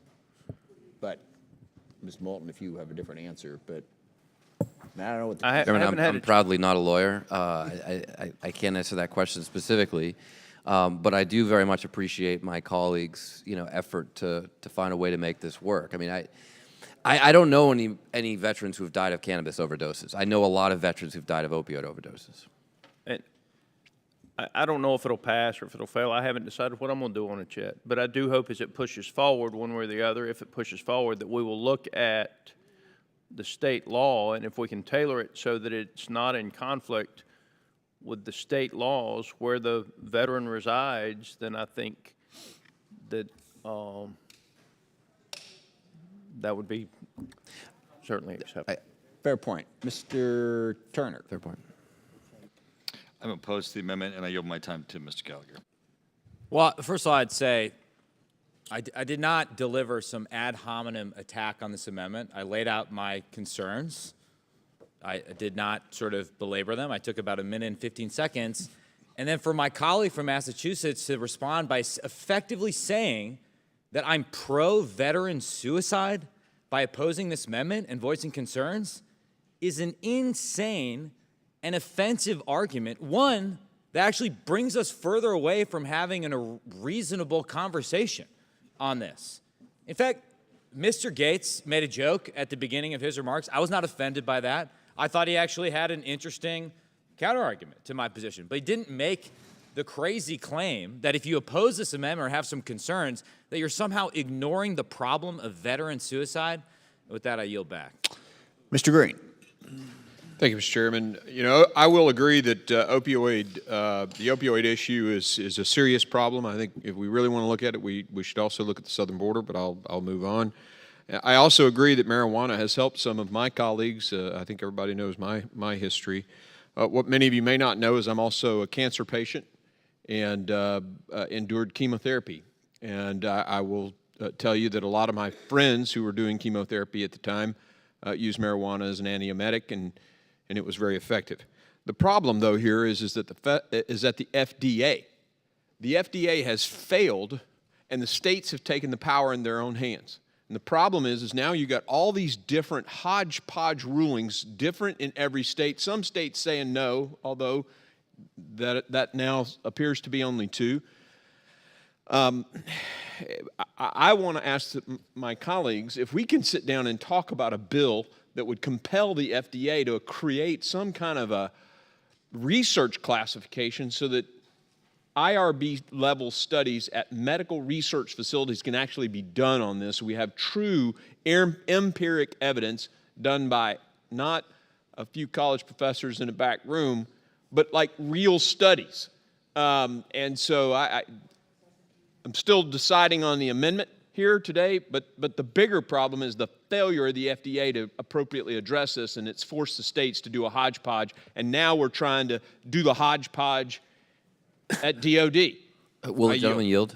Thank you. I will, sorry, if I could take a quick stab at that. There are a number of pieces of legislation to address this issue. The federal government has had this ban on, studying marijuana. And there is a bill, and I would urge every member in here who feels the way Mr. Green has just expressed to support that legislation. In fact, last year in the defense bill, we had the modest little proposal of the Safe Banking Act to allow, the banks to work with places where marijuana is legal.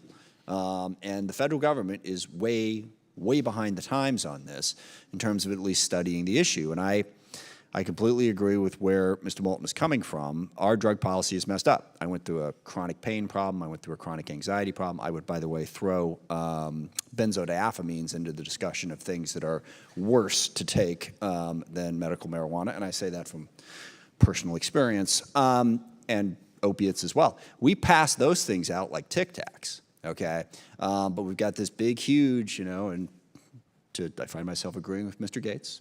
It is like all 1980s. It's like, have we not seen what opiates do? Have we not seen what benzodiazepines do?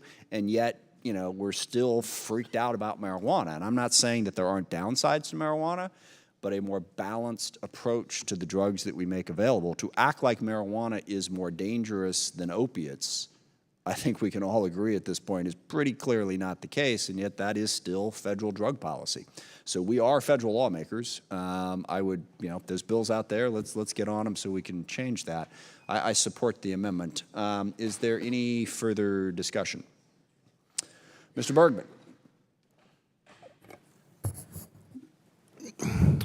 Very briefly, what we're trying to do here from all perspectives is the right thing for men and women who served, who go from active duty or reserve service members into the Veterans Administration. I believe we have to be very wise in how we continue to build those bridges between that DOD service and the VA through our legislation and policies so that we don't put someone in harm's way for the wrong reasons before there's been coordination appropriately between the organizations. So I support it, but I believe we need to look at the next step after DOD service. I yield back. Thank you. All those in favor will say aye. Aye. Opposed? No. Opinions are the ayes have it. The ayes have it. The amendment is agreed to. It is now in order to consider Log 2126R4 offered by Mr. Lamburn. For what purpose does Mr. Lamburn seek recognition? Mr. Chairman, I have an amendment at the desk. Will the clerk please distribute the amendment? And without objection, the reading of the amendment is dispensed with, and the gentleman is recognized for the purpose of explaining his amendment. Like we've talked about earlier, I've had the privilege of nominating tons of people to the different service academies, probably over 600 at this point. And that's maybe the biggest privilege I have, and one of the best, in fact, the best nominee I've ever had. I'm going to read you an email from his father on what just happened to him. He's a young black man who's a great scholar, athlete, person of faith, and patriot. And here's excerpts from the email I got just the other day. Our oldest son set his heart on attending the U.S. Air Force Academy at age 8 and dedicated himself to the pursuit. When other kids were out goofing off, he was volunteering for local ministries, running a civil air patrol squadron, taking advanced physics, calculus, and hard sciences in school, etc. He didn't smoke or drink and was more likely to be found in church than at high school parties. In 2014, he realized his dream when he received a congressional appointment to the Air Force Academy from Congressman Doug Lamborn. Though he had other offers from everywhere from Harvard to Stanford, he wanted to serve his country and accepted the nomination. He completed basic training the summer of 14 and entered the academy at just 17 years of age. Connor graduated the Air Force Academy in 2018, then went on to pilot school, and he talks about his Air Force career. Now he's a captain. He talked about how he wanted a religious exemption from the COVID vaccine. This is among the finest young men the United States has ever produced in this or any other generation. I can scarcely think of anyone you'd rather have defending the skies above free men than my son. Responsible for a $30 million aircraft at 24 years old when most 24-year-olds aren't responsible enough to get out of bed on time. And I'm not even going to bother discussing the hundreds and hundreds and thousands of dollars you have invested into this intelligent, articulate, polished, and efficient machine of a human being. And then minutes ago, he was informed that his application for exemption had been denied. So we're going to lose him. Our country is going to lose this young man, an exemplary, maybe the finest nominee I've ever had in 15 years. What this amendment does, it's a sense of Congress that says the appeals don't go to the Surgeon General. The appeal goes up to the Chief of Chaplains.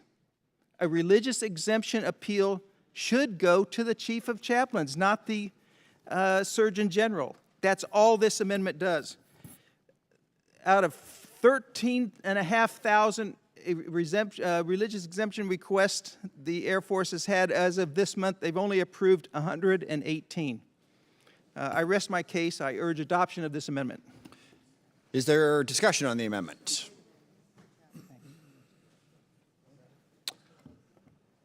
I will oppose the amendment. I don't think the chief of the chaplain should be making these kinds of decisions. We can argue about what goes into a religious exemption, but the Pentagon has its hierarchy, and I think that hierarchy should be able to make those decisions. So I am not in support of the amendment. Is there further discussion? All those in favor will say aye. Aye. Those opposed will say no. No. No. Opinion of the chair, the noes have it. Recorded vote is requested. It is now in order to consider log 2293R1 offered by Mr. Kahele. For what purpose does the gentleman seek recognition? Mr. Chairman, I have an amendment at the desk. Will the clerk please distribute the amendment? Without objection, the reading of the amendment is dispensed with, and the gentleman is recognized for the purpose of explaining his amendment. Mahalo, Mr. Chairman. Picture this, colleagues. A system of 20 underground fuel tanks built 82 years ago before the attack on Pearl Harbor, buried in a mountain, each tank capable of holding a Boeing 747, which tonight holds over 100 million gallons of fuel, which so happens to sit just 100 feet above the sole source groundwater aquifer for the most populous city in your state. The tanks have a history of leaks, including at least 76 incidents involving nearly 200,000 gallons of fuel. During the past Thanksgiving holiday, families begin reporting the smell of fuel emanating from their kitchen sink taps. In some cases, they are able to light their tap water on fire. The interior of their homes smell like gas stations, and hundreds of men, women, and children are being sent to the emergency room for what you later find out is acute petroleum poisoning. Your local water agency immediately shuts off 3 civilian well stations and urgently requests that residents ration water while the state health department issues an emergency order ordering the tanks to be defueled. Thousands vacate their homes, contaminated with jet fuel, and fill the local hotels. They spend not days or even weeks in hotels. They spend all of Christmas, all of Valentine's Day, 3 months, 90 days they spend in area hotels. This calamity is not a hypothetical scenario set in the mid-20th century. This took place 7 months ago in November of 2021 in Honolulu, in my home state of Hawaii, and involved the United States Navy's Red Hill bulk fuel storage facility. The thousands who vacated their homes, the thousands who went to the hospital with severe medical issues were members of our armed forces, their spouses, their children, and civilian residents of the island of Oahu. Mr. Chairman, as we consider the FY23 NDAA, I'm urging my colleagues from both sides of the aisle to do right by the people of Hawaii and provide an increase of $200 million to the Navy's Red Hill Environmental Restoration Account to address the detrimental damage the crisis at Red Hill has caused to our local communities, our service members, and their families. I'm urging my colleagues to vote in favor of this budgetary amendment, which acknowledges the DoD's responsibility to cover Red Hill's spillover costs, such as replacement wells estimated to cost $195 million that have to be drilled because the closure of the 3 portable wells near Red Hill haven't come online yet.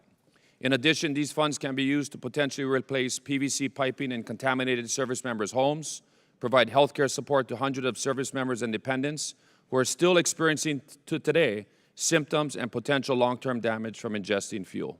Mahalo, and I yield back the remaining balance of my time. Thank you. Is there further discussion? Mr. Carl. Congressman, a quick question. Yes, I want to support you on this and help you on this, but my question is this $200 million, does this also address the tanks themselves and clean up the tank, the problem itself, or is that going to be on top of this? And obviously, I'll give you my time to answer that. Yes, thank you. The total top line for Red Hill in the chairman's mark right now is $800 million. Our colleagues on the Senate side of the House appropriated $1.1 billion last week, and the HAC-D committee is at $1 billion. So this would be consistent and in parity with the other committees. But more importantly, what the mark does not do is address what is not in and not being addressed, which is all the spillover costs and the additional expenses for the tanks. So it was an independent study that was just completed that listed 200 recommendations, 43 of them critical infrastructure repairs that need to be done before any of the tanks at Red Hill are attempted to be defueled. So right now we have over 100 million gallons of fuel sitting above the sole source groundwater aquifer for the island of Oahu, and we really can't defuel them until we make these infrastructure upgrades and repairs, which could take 1.5 years to the next 2 years. Thank you, sir, and I yield back my time. Is there further discussion? Mr. Waltz. Thank you, Mr. Chairman, and I certainly respect my colleague and certainly his position, being a representative from Hawaii on this issue. And we've certainly had a number of hearings in the Readiness Subcommittee on this issue. I recently had the opportunity to visit Red Hill, to stand inside the tanks, to really get a briefing on what's gone wrong and how we should move forward. And I certainly think we are supportive. We are moving forward with defueling. We are moving forward with PACOM's plan, which I think is overdue and needed to push many of those assets west in the Pacific. And as my colleague just mentioned, there is $800 million in the chairman's mark, $500 million for which will be for environmental restoration. My issue and why I will oppose this amendment, unfortunately, is where those additional $200 million are coming from. And colleagues, they're coming from where they always come from readiness, from operations, from maintenance, from logistics, from training, all the things, as you probably tired of hearing me say, that the Russian military is failing horribly at, and that we have huge issues on, whether it's Navy ship repair, the readiness of our air fleet, or the Army's readiness issues. My fundamental issue is, we have to start walking the walk in this committee and not talking the talk when it comes to readiness. We all say we support readiness, but whether it's buying a few additional fighters or environmental remediation, which is incredibly important, readiness cannot, those accounts cannot continue to serve as the piggy bank that we are starving our military on. And I'll just say on the environmental piece, from the Hawaii Department of Health, quote, recent available data suggests the estimated fuel plume is receding. So we can't have our readiness account, while again, 800 million is in the mark, also serve to repair other things outside the remit of the Red Hill cleanup, defueling, and pushing our assets forward. Thank you, Mr. Chairman, and I will oppose this amendment.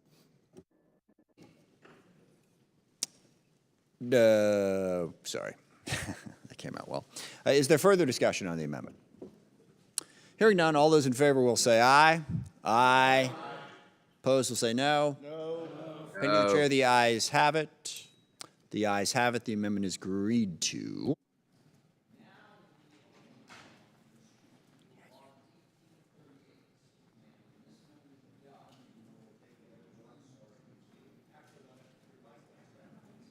Mr. I turned Chairman, myself off I think there. your mic's off. Let me start that again.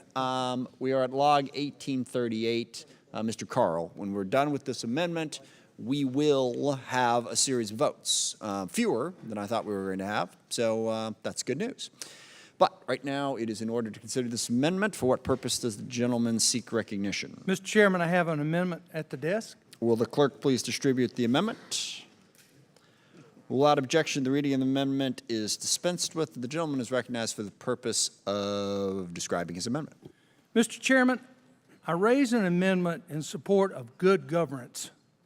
This amendment would prohibit the availability of funds for the Air Force procurement of the KC-Y tanker aircraft unless such contracts is awarded using full and open competitive bidding process.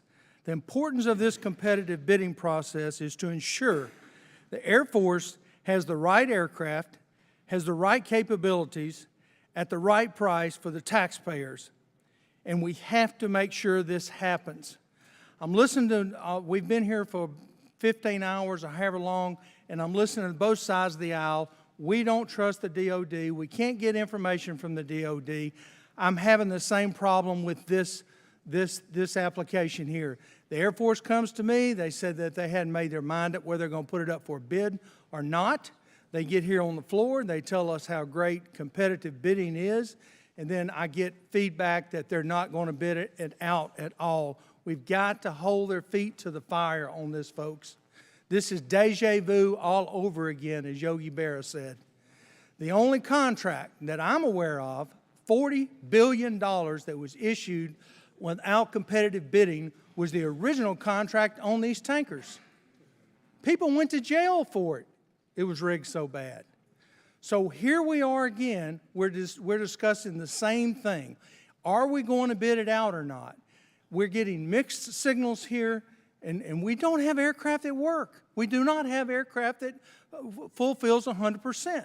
Mr. Chairman, yourself, you said today, if you have 100 things that are incapable of doing anything, you're not better off if you have 200. Sir, that's where we're at. We have 100 that don't work 100% of the time, and now we're being asked to turn the checkbook over to the Air Force. I refuse to allow that to happen. I encourage everyone to think and think hard on this one. We cannot let the DOD, the Air Force, any branch of the government to continue to run away with our checkbook and do what they want to do. They have to be responsible. This contract will allow everyone to bid. It will not take anyone out of the bid. So it's not against one company or the other. All I'm simply saying, and this contract, this amendment is saying, is put it in a bid process. Do not turn it over to one person to make the decision on whether to bid it out or not. With that, Mr. Chairman, I turn my time back over. Thank you. Mr. Norcross is recognized. Mr. Chairman, we have a perfecting amendment at the desk. All right. Gentleman is recognized for, the gentleman wishes to offer the perfecting amendment. Yes. Okay. Gentleman is recognized for the purpose of explaining his perfecting amendment. Thank you, Mr. Chairman. For over 2 decades, this committee has focused relentlessly on reforming defense acquisition process. The goals of having speed, fairness, transparency, and cost effectiveness. Many times we did not achieve those goals, but creating a policy based on years of costly lessons. We are talking about one particular platform, but this goes across all the services. The idea of having a strategy, those decisions are based on requirements. So when we're talking about this particular program, we're looking at literally changing the way we can do things in terms of modernizing that strategy. The requirements are not even built for this next potential tanker. We have the program that is running now. It is less than perfect. There's no question about that. But the idea that somehow we're just going to throw a check out the window and say, yeah, just keep buying them, is nowhere near the truth. We're looking at unknown requirements that will probably not be here at the earliest till the end of the year. Yet we're trying to make a decision that will box that in, telling you how you have to do it, even before we know what we're doing. So very simply, this gives the Secretary of the Air Force the use of existing competitive exemptions. By the way, 8 pages that we worked on the last 2 decades to try to improve this. And very simply says, in addition to that, we're putting a requirement that he has to report to us, to tell us why. But this, even at its best pace, is not for another 12 months. So what we're doing now is guessing what the requirements are going to be and putting a fence around a program that's not even existing against everything we've done. So very simply, and I have a great deal of respect for my colleagues on the other side, I'm saying from the policy. That's the real story. This is what we have done so well in here. Improve the process, pick up the speed. But to put a box around this program before we even know what it's going to be, because if you went back 5 years, 10 years, you would not even come close to guessing what we are going to need, particularly with South China Sea. And with that, I yield back the balance of my time. Thank you. Mr. Carl is recognized. Oh, sorry. Before I do that, let me just keep everyone up here. The reason Mr. Carl is recognized again is this is an amendment to his amendment, so it's a different debate than the amendment debate, so he has another 3 minutes on this debate. So we're debating the amendment to the amendment at this point. Mr. Carl is recognized. Thank you, Mr. Chairman. All due respect, Congressman, you know, you're talking about an aircraft that that is going to be not usable in the future. It's not going to be able to carry the range and the amount of fuel we're going to actually need. That's what we're talking about here. So to fill this contract with this same plane, again, it's deja vu all over again. We cannot allow the bureaucrats to pick this aircraft. We have to get it in a competitive system. And we can't allow it. I'm sorry, y'all have heard me up here numerous times arguing this point, and I will continue to argue. I've been in business my entire life, 20 plus different companies, and I wouldn't dare consider buying something without competitive bidding it and getting more than one person to give me a price on it. And here we are, we're going to turn this over to the very people that got us in this situation to start with. You're going to turn it over to them to make the decision. Now, what you're proposing, they're going to simply report back to you what their decisions are. It does not hold them to any decision. It does not give us any rights to disagree with them. We can disagree, but it's not going to change the outcome. So, members, I ask you to think long and hard on this one, because we've got to hold these folks' feet to the fire. We've got to get it in a competitive bid situation. And I give my time back. Mr. Rogers.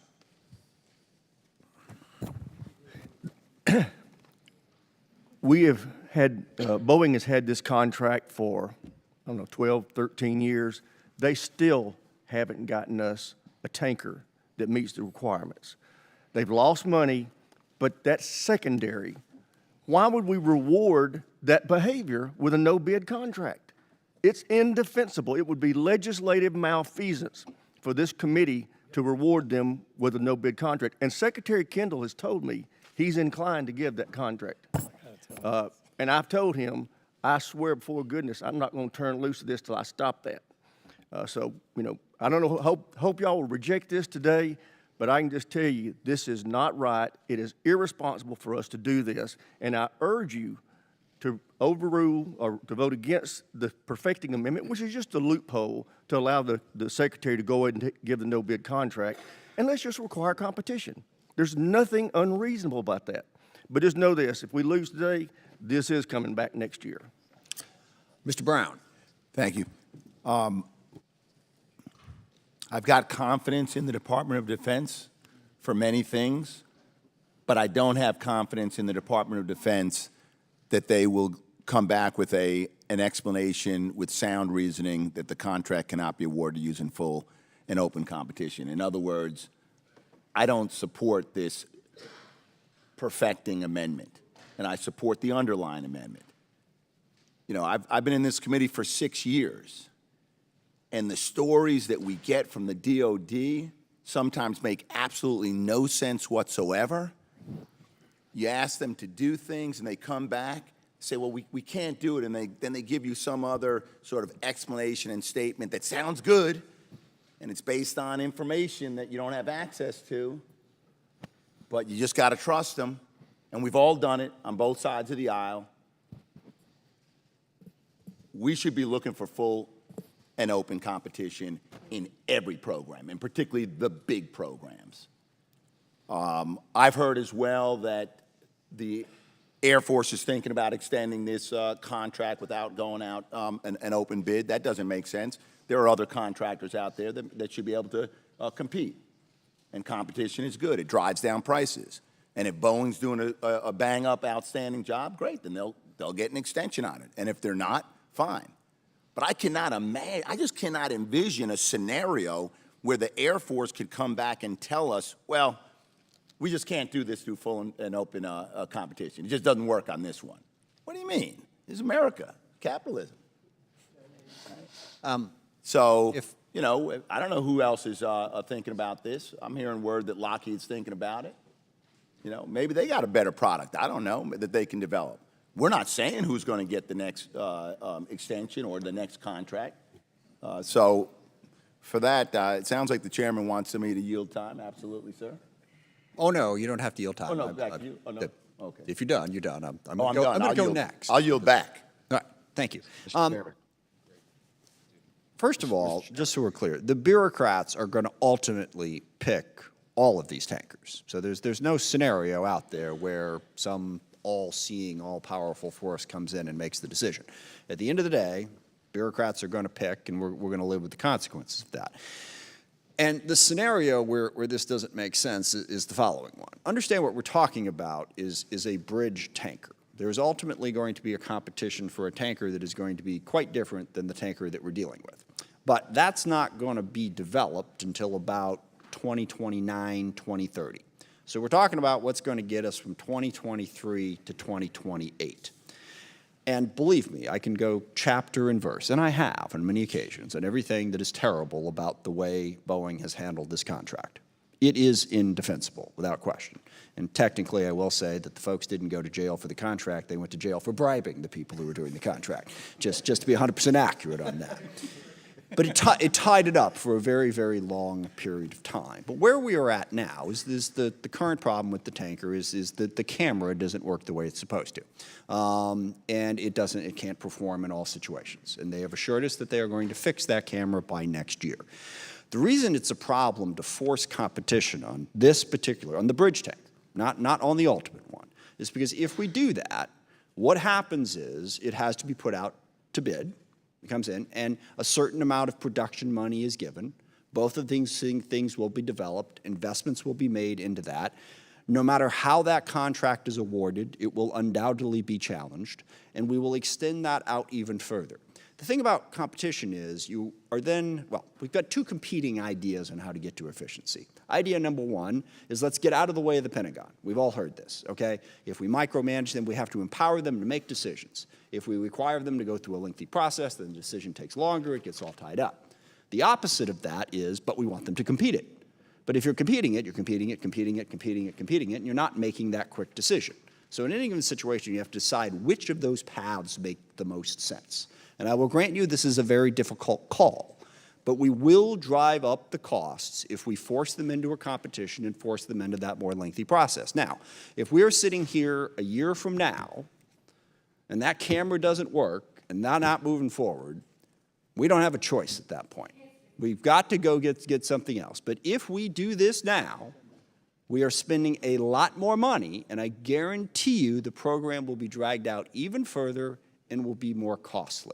So I'm sympathetic to the overall idea, but in this particular context, we will be driving up the cost and there will be no guarantee of an outcome, and I am willing to give the Air Force the ability to make that decision. They may reach a different decision. But I just want to emphasize, bureaucrats are going to make this decision one way or the other. We can't people-proof it. So I think we should let them make that decision. Apologize, went over time. Mr. Green. Thank you, Mr. Chairman. Our ability to project power is dependent upon this tanker. And right now, our ability to project power is diminished because of the failure of the organization that was given the initial contract. And everybody's talked about that. I won't belabor it. This perfecting amendment basically says that we have to fix, as I understand it, the acquisitions process before we can address this issue or before this contract can be put out to bid. And I just genuinely see that as a poison pill because if we wait until we fix the acquisitions process, which has been broken for decades, we'll never get this tanker fixed. And right now, our ability to project power is diminished because of the inability for tankers and refueling in the air. I support the original amendment, and I am voting strongly against what I think is a poison pill perfecting amendment. Who seeks time? Chairman. Mr. Court. Chairman. Thank you, Mr. Chairman. Again, the Sea Power and Projection Forces Subcommittee, as Mr. Carl knows, who's a great member, and it has jurisdiction over this program, and we have had hearings ad nauseum, really over a period of almost 10 years on this program. I would note we are not taking the Air Force at their word regarding any aspect of the problems that, again, have been chronic in this program. The remote visual system, which the chairman referred to, actually has a fix, a hardware fix. And what drove that solution actually was this committee. We forced the Air Force and we forced Boeing to not use a Band-Aid software fix, which we knew from the analysis that was done that it was not adequate in terms of giving the visual clarity that the plane needed. And the hardware fix now is being installed in every single one of these KC-46s, and it has passed all the tests in terms of its ability to solve that problem. Today, the certification of the KC-46 is now at 97%. That's a jump from even just a month or so ago when we had our last hearing.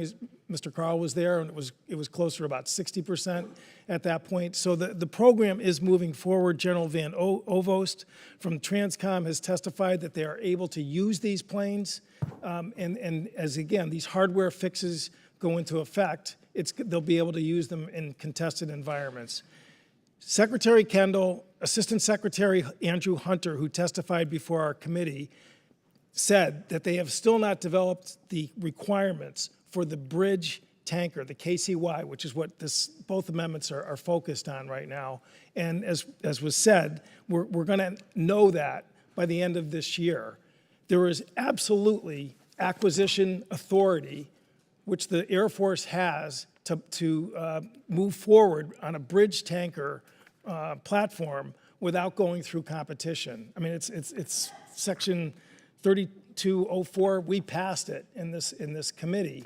And Secretary Kendall basically said once they have figured out what the requirements are, they're going to come back to us and explain exactly what the procedure is going to be. He did not rule out a competition, but what he did say was that it may not be necessary, again, particularly given the fact that we have fixed the remote visual system.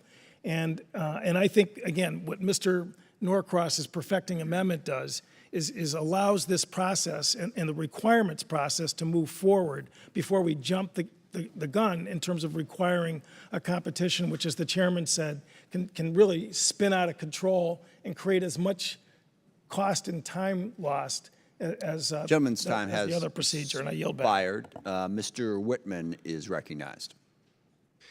Well, thank you, Mr. Chairman. I have to speak in opposition to the perfecting amendment. If you look at where we are with the tanker, it's very simple. The hardware solution for the remote visioning system called RBS2 has indeed been developed, but it's not been installed yet. We're still talking about 2026 for the installation of that. And then the boom stiffness issue too has to be addressed.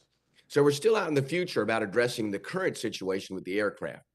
I cannot imagine a situation where competition is a bad thing. And if you look at the president's budget as it has come over to us, it's clear that the decision is predisposed towards a no-bid contract. It's clear, too, that that's where Secretary Kendall is leaning. I think it's this committee's obligation to make sure that we have that competition and make sure those ideas about what is necessary in a bridge tanker actually comes to fruition.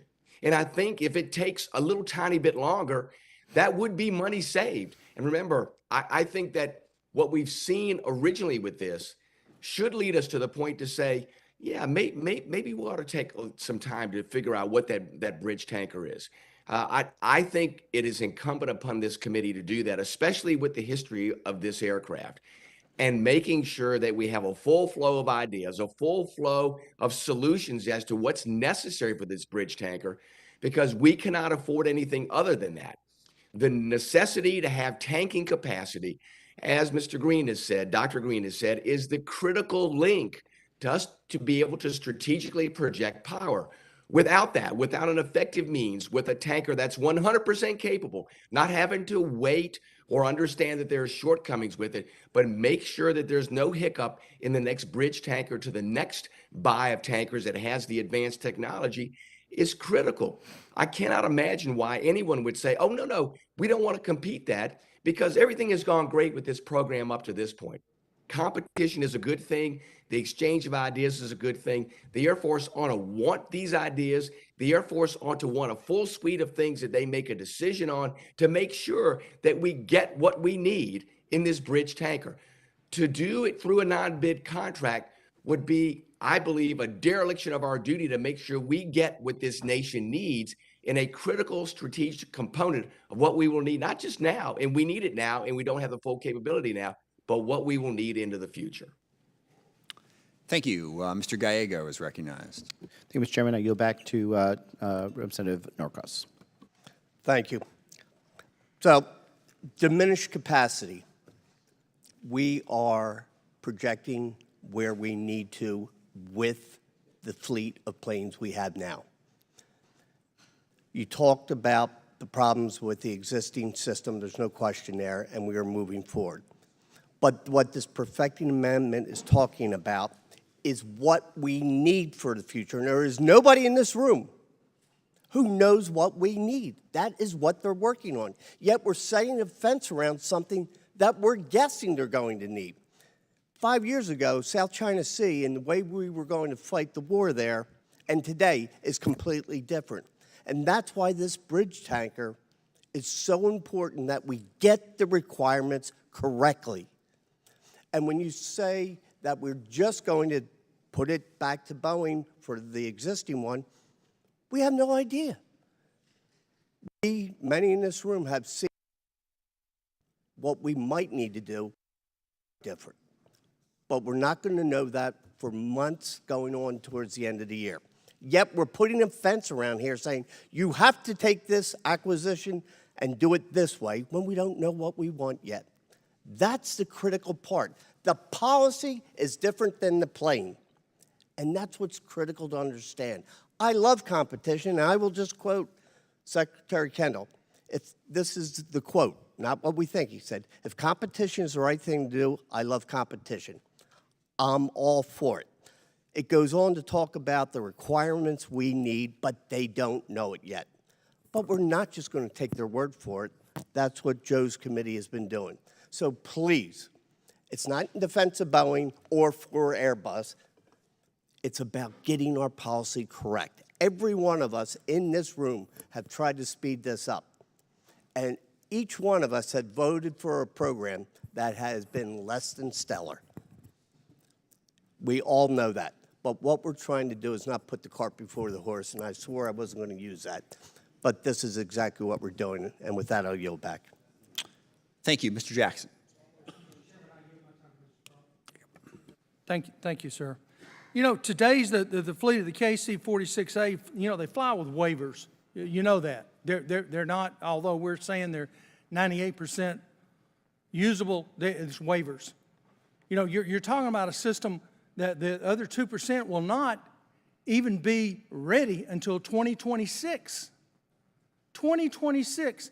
And Mr. Courtney, there is no one on this committee I respect more than you, sir. And I've told you that 100 times.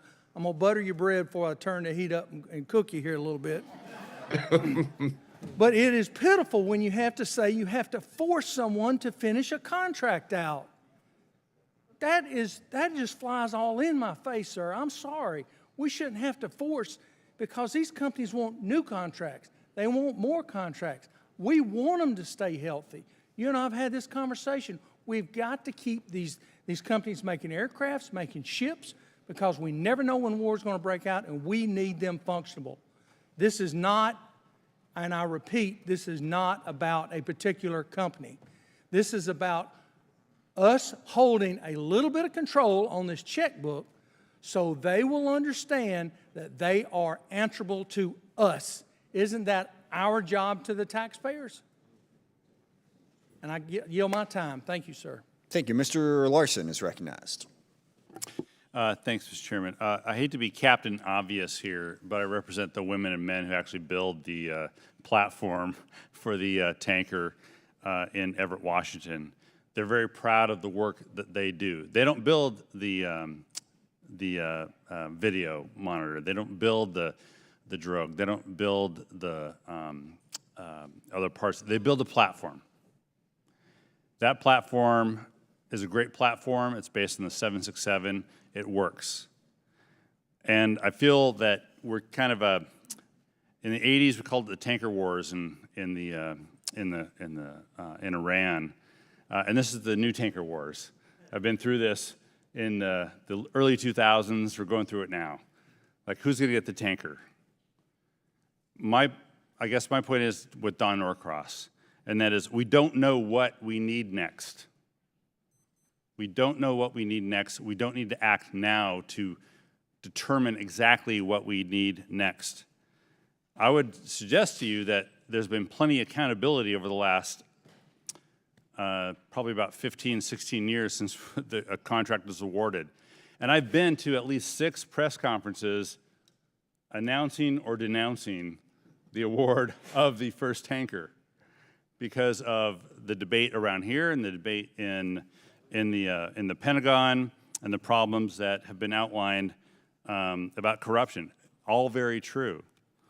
But I just think that right as we sit here today, let the process work itself out, go with the Norcross amendment, perfecting amendment, and we'll have this debate. I agree with my good friend from Alabama, also good friend, Representative Carl, but my other good friend from Alabama, Mr. Rogers. We'll be at this again next year. I don't doubt it. I'm ready. We're prepared. But the women and men who are building that platform are doing a great job of building that platform.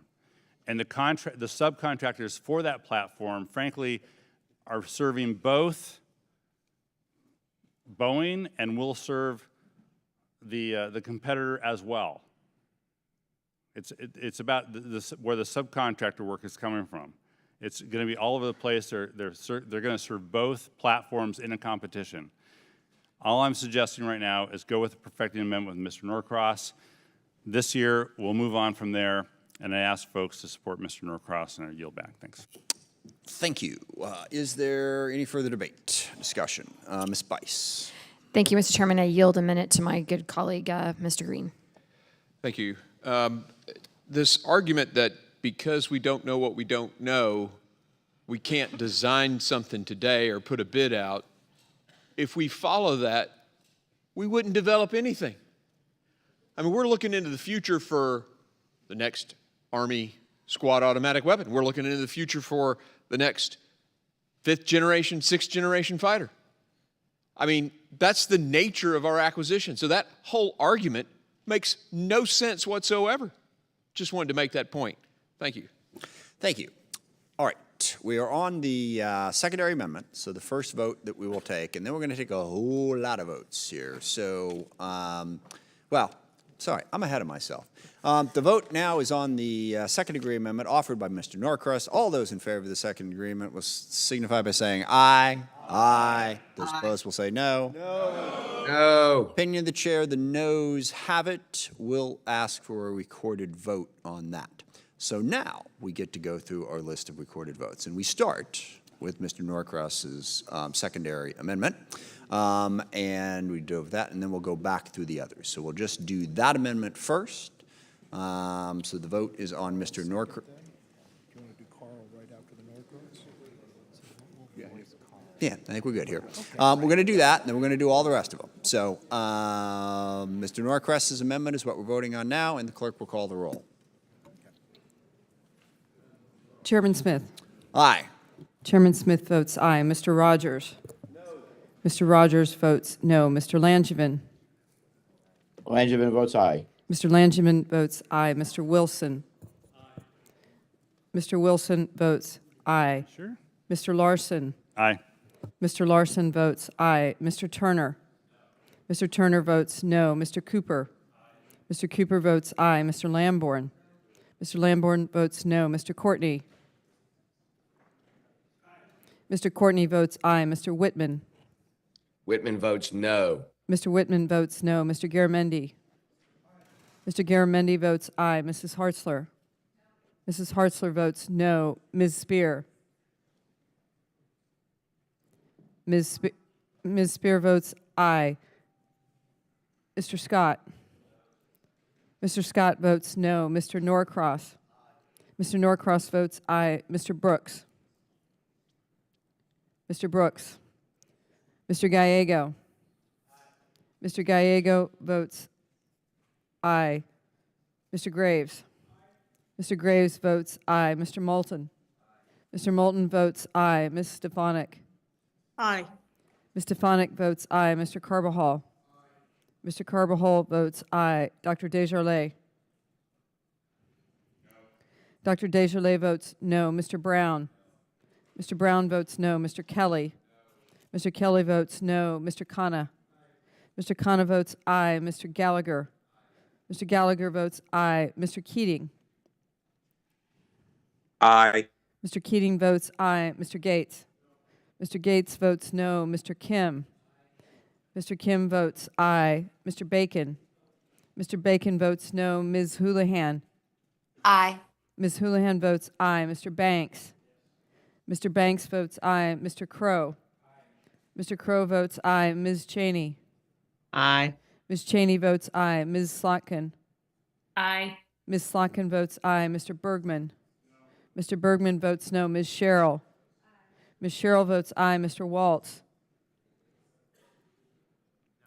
Mr. Waltz votes no. Ms. Escobar. Ms. Escobar votes aye. Mr. Johnson. Mr. Johnson votes no. Mr. Golden. Yes. Mr. Golden votes aye. Mr. Green. Mr. Green votes no. Mrs. Luria. Aye. Mrs. Luria votes aye. Mrs. Bice. Mrs. Bice votes aye. Mr. Morelli. Aye. Mr. Morelli votes aye. Mr. Franklin. No. Mr. Franklin votes no. Ms. Jacobs. Ms. Jacobs votes aye. Mrs. McLean. No. Mrs. McLean votes no. Mr. Kahele. Mr. Kahele votes aye. Mr. Jackson. No. Mr. Jackson votes no. Ms. Strickland. Strickland votes yes. Ms. Strickland votes aye. Mr. Carl.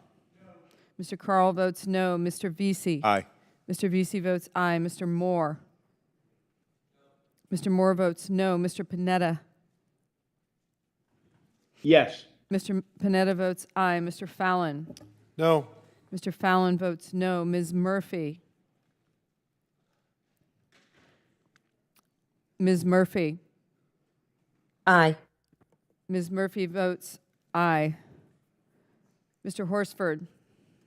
Yes. Mr. Horsford votes aye. Ms. Garcia. Aye. Ms. Garcia votes aye. Mr. Brooks.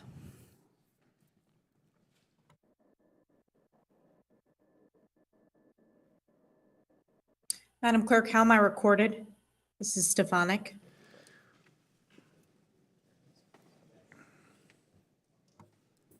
Ms. Stefanik is recorded aye. I'd like to vote no. Ms. Stefanik votes no.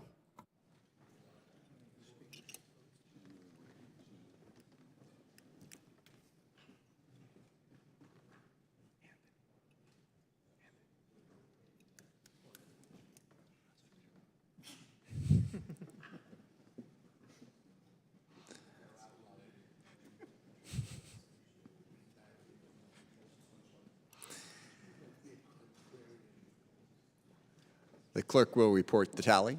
No rush. I just have to say that, and I hate sort of trying to time it perfectly, so I just say it so it's out there so you can speak when you're ready.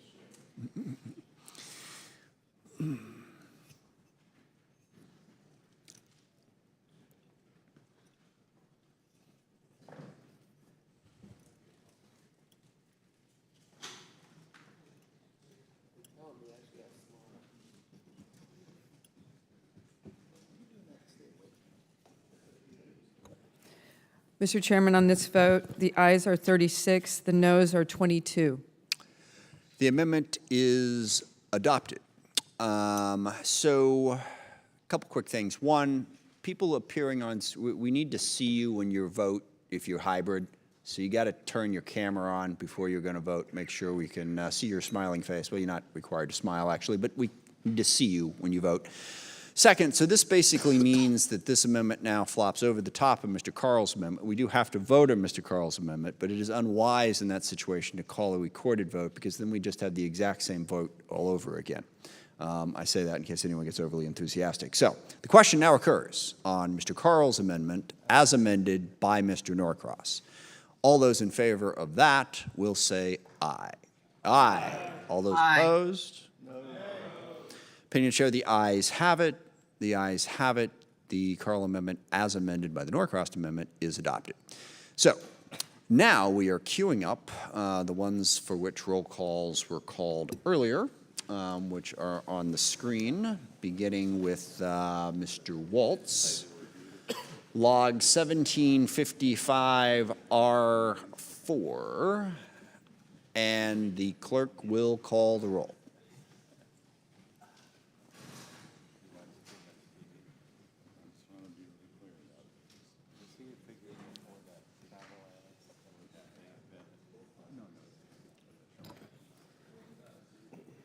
Chairman Smith. No. Chairman Smith votes no. Mr. Rogers. Mr. Rogers votes aye. Mr. Langevin. Langevin votes no. Mr. Langevin votes no. Mr. Wilson. Mr. Wilson votes aye. Mr. Larson. No. Mr. Larson votes no. Mr. Turner. Mr. Turner votes aye. Mr. Cooper. Mr. Cooper votes no. Mr. Lamborn. Mr. Lamborn votes aye. Mr. Courtney. Mr. Courtney votes no. Mr. Whitman. Whitman votes aye. Mr. Whitman votes aye. Mr. Garamendi. Mr. Garamendi votes no. Mrs. Hartzler. Mrs. Hartzler votes aye. Ms. Spear. Ms. Spear. Mr. Scott. Mr. Scott votes aye. Mr. Norcross. Mr. Norcross votes no. Mr. Brooks. Mr. Brooks. Mr. Gallego. Mr. Gallego votes no. Mr. Graves. Mr. Graves votes aye. Mr. Moulton. Mr. Moulton votes no. Ms. Stefanik. Aye. Ms. Stefanik votes aye. Mr. Carbajal. Mr. Carbajal votes no. Dr. Desjardins. Dr. Desjardins votes aye. Mr. Brown. Mr. Brown votes no. Mr. Kelly. Mr. Kelly votes aye. Mr. Khanna. Mr. Khanna votes no. Mr. Gallagher. Mr. Gallagher votes aye. Mr. Keating. No. Mr. Keating votes no. Mr. Gates? Mr. Gates votes aye. Mr. Kim? Mr. Kim votes no. Mr. Bacon? Mr. Bacon votes aye. Ms. Houlihan? No. Ms. Houlihan votes no. Mr. Banks? Mr. Banks votes aye. Mr. Crow? Mr. Crow votes no. Ms. Cheney? Aye. Ms. Cheney votes aye. Ms. Slotkin? No. Ms. Slotkin votes no. Mr. Bergman? Mr. Bergman votes aye. Ms. Sheryl? Ms. Sheryl votes no. Mr. Waltz? Mr. Waltz votes aye. Ms. Escobar? Ms. Escobar votes no. Mr. Johnson? Mr. Johnson votes aye. Mr. Golden? Yes. Mr. Golden votes aye. Mr. Green? Mr. Green votes aye. Mrs. Luria? No. Mrs. Luria votes no. Mrs. Bice? Mrs. Bice votes aye. Mr. Morelli? No. Mr. Morelli votes no. Mr. Franklin? Aye. Mr. Franklin votes aye. Mrs. Jacobs? Mrs. Jacobs votes no. Mrs. McLean? Aye. Mrs. McLean votes aye. Mr. Kahele? Mr. Kahele votes no. Mr. Jackson? Mr. Jackson votes aye. Ms. Strickland? Strickland votes no. Ms. Strickland votes no. Mr. Carl? Mr. Carl votes aye. Mr. Vesey? No. Mr. Vesey votes no. Mr. Moore? Mr. Moore votes aye. Mr. Panetta? No. Mr. Panetta votes no. Mr. Fallon? Mr. Fallon votes aye. Ms. Murphy? No. Ms. Murphy votes no. Mr. Horsford? No. Mr. Horsford votes no. Ms. Garcia? No. Ms. Garcia votes no. Ms. Spear? Ms. Spear votes no. Mr. Brooks?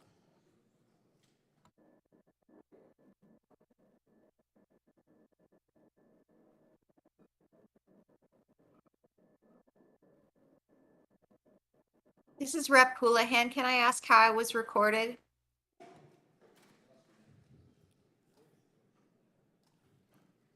Ms. Houlihan is recorded no. Thank you.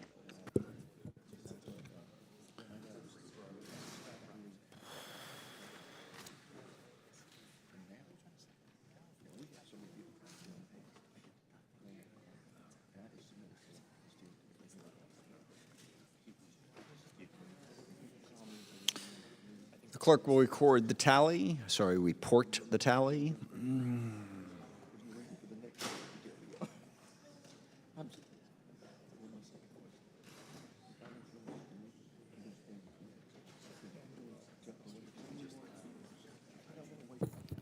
On this vote, Mr. Chairman, the ayes are 28 and the noes are 30. The amendment is not agreed to. Next up, we have log 2279R2 by Ms. Escobar, and the clerk will call the roll.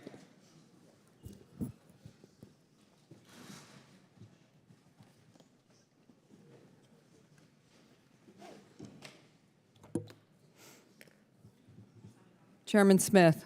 Aye. Chairman Smith votes aye. Mr. Rogers. No. Mr. Rogers votes no. Mr. Langevin. Langevin votes aye. Mr. Langevin votes aye. Mr. Wilson. Mr. Wilson votes no. Mr. Larson. Aye. Mr. Larson votes aye. Mr. Turner. Mr. Turner votes no. Mr. Cooper. Mr. Cooper votes aye. Mr. Lamborn. Mr. Lamborn votes no. Mr. Courtney. Mr. Courtney votes aye. Mr. Whitman. Whitman votes no. Mr. Whitman votes no. Mr. Garamendi. Mr. Garamendi votes aye. Mrs. Hartzler. Mrs. Hartzler votes no. Ms. Spear.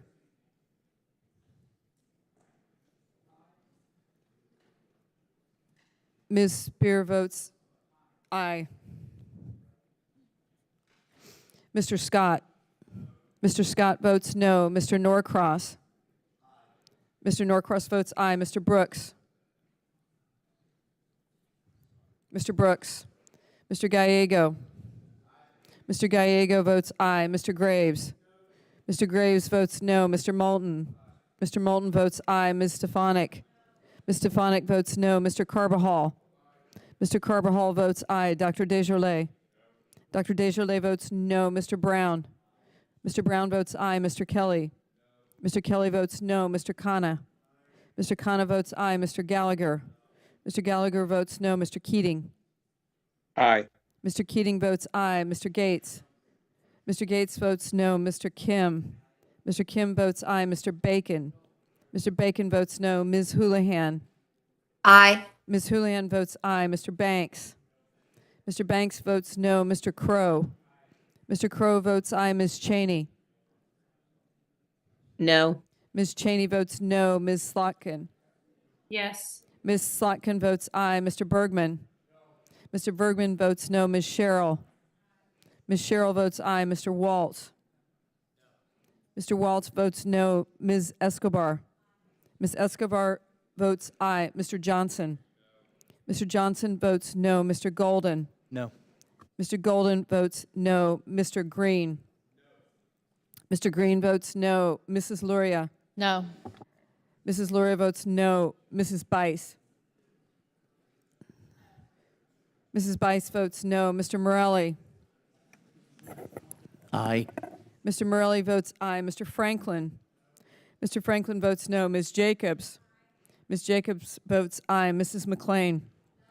Mrs. McLean votes no. Mr. Kahele? Mr. Kahele votes aye. Mr. Jackson? No. Mr. Jackson votes no. Ms. Strickland? Yes. Ms. Strickland votes aye. Mr. Carl? Mr. Carl? Mr. VC? Aye. Mr. VC votes aye. Mr. Carl voted no. Mr. VC votes aye. Mr. Moore? Mr. Moore votes no. Mr. Panetta? Yes. Mr. Panetta votes aye. Mr. Fallon? Mr. Fallon votes no. Ms. Murphy? No. Ms. Murphy votes no. Mr. Horsford? No. Mr. Horsford votes no. Ms. Garcia? Ms. Garcia votes aye.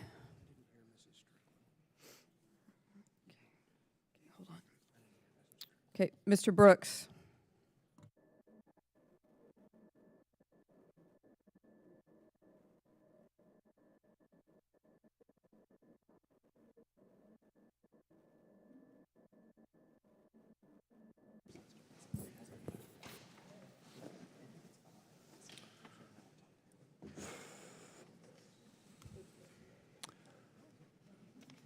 The clerk will report the tally.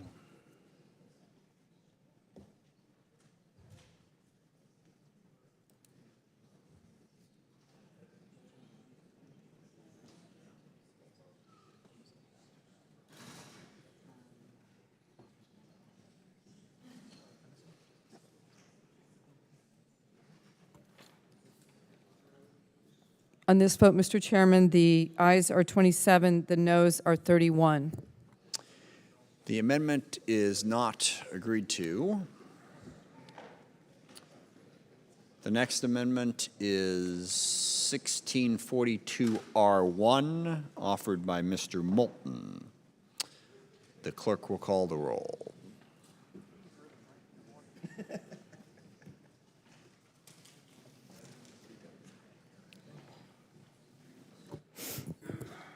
Chairman Smith?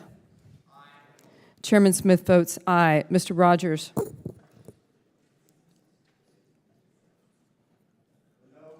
Mr. Rogers votes no. Mr. Langevin? Langevin votes aye. Mr. Langevin votes aye. Mr. Wilson? Mr. Wilson votes no. Mr. Larson? Larson, aye. Mr. Larson votes aye. Mr. Turner? Mr. Turner votes no. Mr. Cooper? Mr. Cooper votes aye. Mr. Lamborn? Mr. Lamborn votes no. Mr. Courtney? Mr. Courtney? Mr. Courtney votes aye. Mr. Whitman? Whitman votes no. Mr. Whitman votes no. Mr. Garamendi? Mr. Garamendi votes aye. Mrs. Hartzler? Mrs. Hartzler votes no. Ms. Spear? Ms. Spear votes aye. Mr. Scott? Mr. Scott votes no. Mr. Norcross. Mr. Norcross votes aye. Mr. Brooks. Mr. Brooks. Mr. Gallego. Mr. Gallego votes aye. Mr. Graves. Mr. Graves votes no. Mr. Moulton. Mr. Moulton votes aye. Ms. Stefanik. Ms. Stefanik votes no. Mr. Carbajal. Mr. Carbajal votes aye. Dr. Desjardins. Dr. Desjardins votes no. Mr. Brown. Mr. Brown votes aye. Mr. Kelly. Mr. Kelly votes no. Mr. Khanna. Mr. Khanna votes aye. Mr. Gallagher. Mr. Gallagher votes no. Mr. Keating. Aye. Mr. Keating votes aye. Mr. Gates. Mr. Gates votes no. Mr. Kim. Mr. Kim votes aye. Mr. Bacon. Mr. Bacon votes no. Ms. Houlihan. Aye. Ms. Houlihan votes aye. Mr. Banks. Mr. Banks votes no. Mr. Crow. Mr. Crow votes aye. Ms. Cheney. No. Ms. Cheney votes no. Ms. Slotkin. Aye. Ms. Slotkin votes aye. Mr. Bergman. Mr. Bergman votes no. Ms. Sheryl. Ms. Sheryl votes aye. Mr. Waltz. No. Mr. Waltz votes no. Ms. Escobar. Ms. Escobar votes aye. Mr. Johnson. Mr. Johnson votes no. Mr. Golden. Yes. Mr. Golden votes aye. Mr. Green. Mr. Green votes no. Mrs. Luria. Aye. Mrs. Luria votes aye. Mrs. Bice. Mrs. Bice votes no. Mr. Morelli. Aye. Mr. Morelli votes aye. Mr. Franklin. Mr. Franklin votes no. Ms. Jacobs. Ms. Jacobs votes aye. Mrs. McLean. Mrs. McLean votes no. Mr. Kahele. Mr. Kahele votes aye. Mr. Jackson. Mr. Jackson votes no. Ms. Strickland. Yes. Ms. Strickland votes aye. Mr. Carl. Mr. Carl votes no. Mr. Vesey. Aye. Mr. Vesey votes aye. Mr. Moore. Mr. Moore votes no. Mr. Panetta. Yes. Mr. Panetta votes aye. Mr. Fallon. Mr. Fallon votes no. Ms. Murphy. Aye. Ms. Murphy votes aye. Mr. Horsford. Yes. Mr. Horsford votes aye. Ms. Garcia. Ms. Garcia votes aye. Mr. Brooks.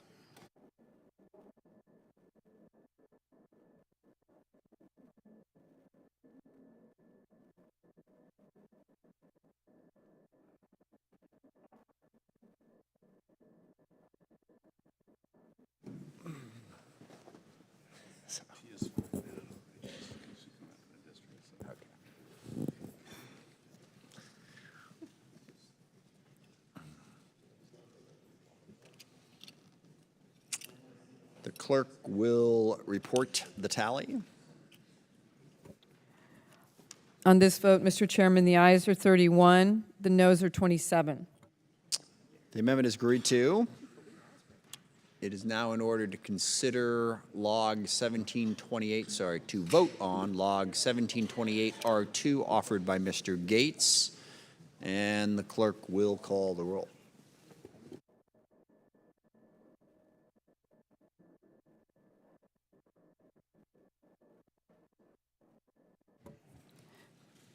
Chairman Smith. Chairman Smith votes no. Mr. Rogers. Mr. Rogers votes aye. Mr. Langevin. Langevin votes no. Mr. Langevin votes no. Mr. Wilson. Mr. Wilson votes aye. Mr. Larson. Larson, no. Mr. Larson votes no. Mr. Turner. Mr. Turner votes aye. Mr. Cooper. Mr. Cooper votes no. Mr. Lamborn.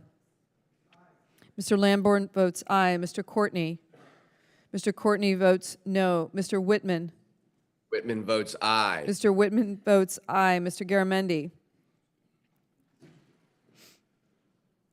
Mr. Garamendi. Mrs. Hartzler.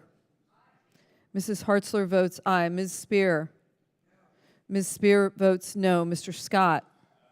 Mr. Scott votes aye. Mr. Norcross.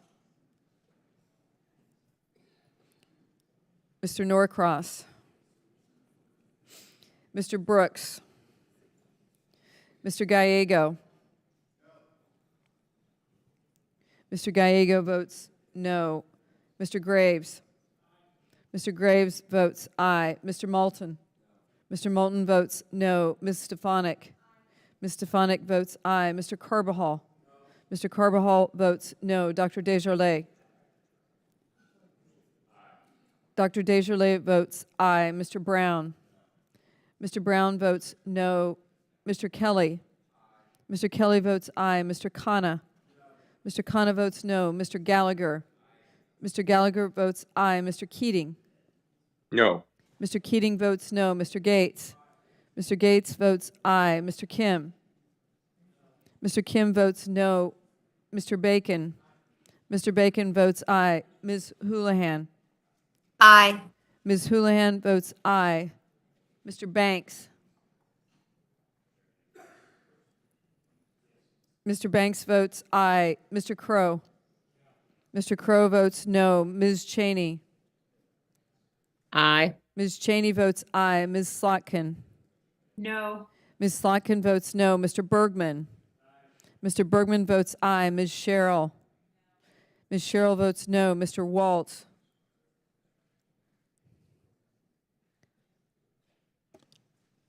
Aye. Mr. Waltz votes aye. Ms. Escobar. Ms. Escobar votes no. Mr. Johnson. Mr. Johnson votes aye. Mr. Golden. No. Mr. Golden votes no. Mr. Green. Mr. Green votes aye. Mrs. Luria. No. Mrs. Luria votes no. Mrs. Bice. Mrs. Bice votes aye. Mr. Morelli. No. Mr. Morelli votes no. Mr. Franklin. Mr. Franklin votes aye. Ms. Jacobs. Ms. Jacobs votes no. Mrs. McLean. Mrs. McLean votes aye. Mr. Kahele. Mr. Kahele votes no. Mr. Jackson. Mr. Jackson votes aye. Ms. Strickland. Strickland votes no. Ms. Strickland votes no. Mr. Carl. Mr. Carl votes aye. Mr. Vesey. Mr. Vesey. VC votes no. Mr. Vesey votes no. Mr. Moore. Mr. Moore votes aye. Mr. Panetta. No. Mr. Panetta votes no. Mr. Fallon. Mr. Fallon votes aye. Ms. Murphy. No. Ms. Murphy votes no. Mr. Horsford. No. Mr. Horsford votes no. Ms. Garcia. Ms. Garcia votes no. Mr. Garamendi. Mr. Garamendi votes no. Mr. Norcross. Mr. Norcross votes no. Mr. Brooks.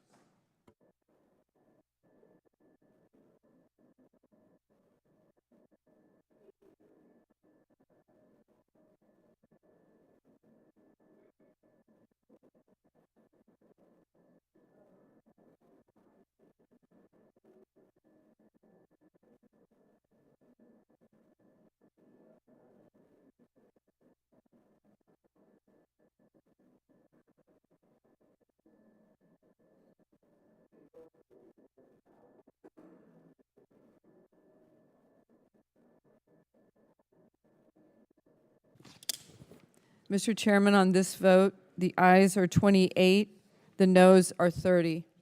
The amendment is not agreed to, and it is now in order to vote on Amendment 2233R2 offered by Ms. Jacobs. Clerk will call the roll.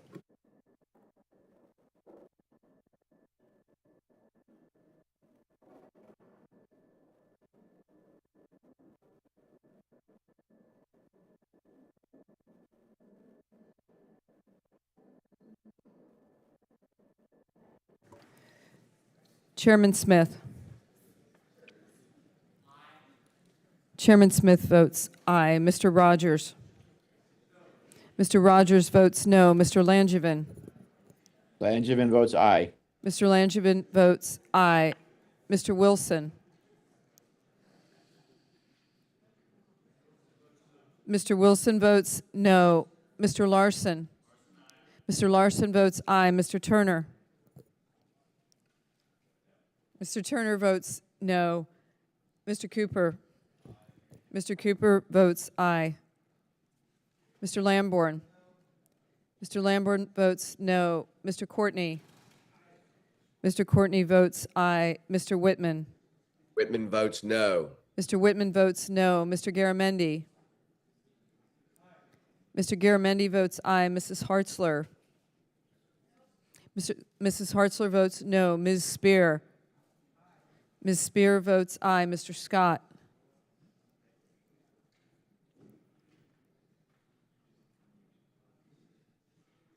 Mr. Scott.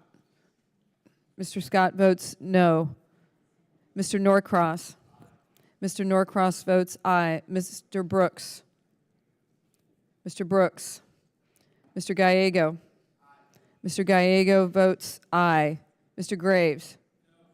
Mr. Graves votes no. Mr. Moulton. Mr. Moulton votes aye. Ms. Stefanik. Ms. Stefanik votes no. Mr. Carbajal. Mr. Carbajal votes aye. Dr. Desjardins. Dr. Desjardins votes no. Mr. Brown. Mr. Brown votes aye. Mr. Kelly. Mr. Kelly votes no. Mr. Khanna. Mr. Khanna votes aye. Mr. Gallagher. Mr. Gallagher votes no. Mr. Keating. Aye. Mr. Keating votes aye. Mr. Gates. Mr. Gates votes aye. Mr. Kim. Mr. Kim votes aye. Mr. Bacon. Mr. Bacon votes no. Ms. Houlihan. Aye. Ms. Houlihan votes aye. Mr. Banks. Mr. Banks votes no. Mr. Crow. Mr. Crow votes aye. Ms. Cheney. No. Ms. Cheney votes no. Ms. Slotkin. Aye. Ms. Slotkin votes aye. Mr. Bergman. Mr. Bergman votes no. Ms. Sheryl. Ms. Sheryl votes aye. Mr. Waltz. No. Mr. Waltz votes no. Ms. Escobar. Ms. Escobar votes aye. Mr. Johnson. Mr. Johnson votes no. Mr. Golden. No. Mr. Golden votes no. Mr. Green. Mr. Green votes no. Mrs. Luria. No. Mrs. Luria votes no. Mrs. Bice. Mrs. Bice votes no. Mr. Morelli. Aye. Mr. Morelli votes aye. Mr. Franklin. Mr. Franklin votes no. Ms. Jacobs. Ms. Jacobs votes aye. Mrs. McLean. Mrs. McLean votes no. Mr. Kahele. Mr. Kahele votes aye. Mr. Jackson. No. Mr. Jackson votes no. Ms. Strickland. Yes. Ms. Strickland votes aye. Mr. Carl. Mr. Carl votes no. Mr. Vesey. Aye. Mr. Vesey votes aye. Mr. Moore. Mr. Moore votes no. Mr. Panetta.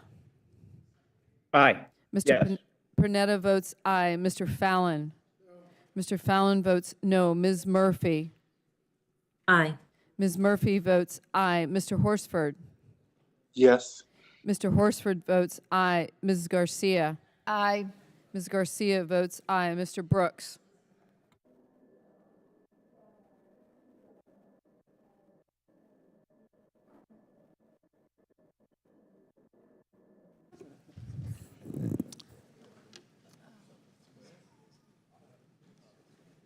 The clerk will report the tally.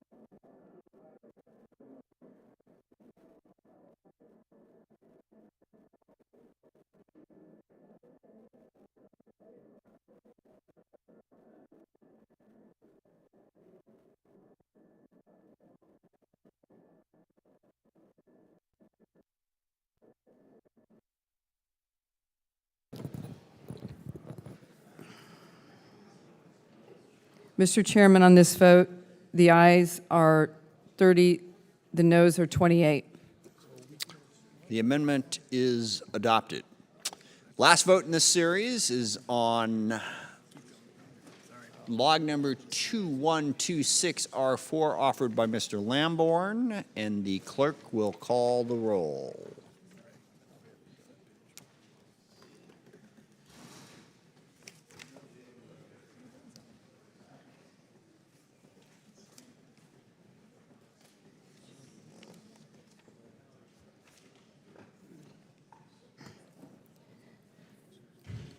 Chairman Smith.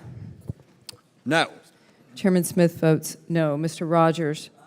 Mr. Rogers votes aye. Mr. Langevin.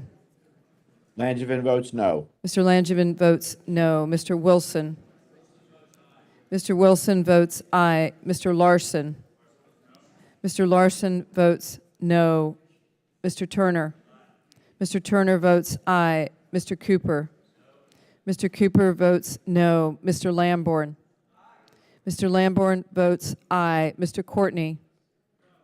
Mr. Courtney votes no. Mr. Whitman.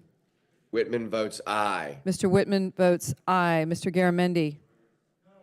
Mr. Garamendi votes no. Mrs. Hartzler. Mrs. Hartzler votes aye. Ms. Spear. Ms. Spear votes no. Mr. Scott. Mr. Scott votes aye. Mr. Norcross. Mr. Norcross votes no. Mr. Brooks. Mr. Brooks. Mr. Gallego. Mr. Gallego votes no. Mr. Graves. Mr. Graves votes aye. Mr. Moulton. Mr. Moulton votes no. Ms. Stefanik. Ms. Stefanik votes aye. Mr. Carbajal. Mr. Carbajal votes no. Dr. Desjardins. Dr. Desjardins votes aye. Mr. Brown. Mr. Brown votes no. Mr. Kelly. Mr. Kelly votes aye. Mr. Khanna. Mr. Khanna votes no. Mr. Gallagher. Mr. Gallagher votes aye. Mr. Keating. No. Mr. Keating votes no. Mr. Gates. Mr. Gates votes aye. Mr. Kim. Mr. Kim votes no. Mr. Bacon. Mr. Bacon votes aye. Ms. Houlihan. Aye. Ms. Houlihan votes aye. Mr. Banks. Mr. Banks votes aye. Mr. Crow. Mr. Crow votes no. Ms. Cheney. Aye. Ms. Cheney votes aye. Ms. Slotkin. No. Ms. Slotkin votes no. Mr. Bergman. Mr. Bergman votes aye. Ms. Sheryl. Ms. Sheryl votes no. Mr. Waltz. Aye. Mr. Waltz votes aye. Ms. Escobar. Ms. Escobar votes no. Mr. Johnson. Mr. Johnson votes aye. Mr. Golden. Yes. Mr. Golden votes aye. Mr. Green. Mr. Green votes no. Mrs. Lor. Mr. Green votes aye. Mrs. Luria.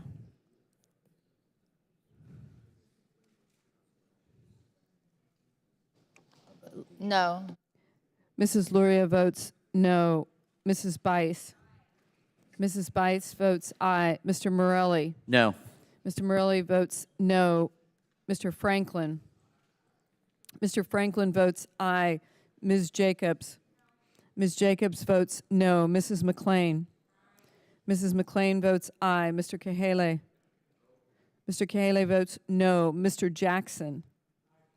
Mr. Jackson votes aye. Ms. Strickland.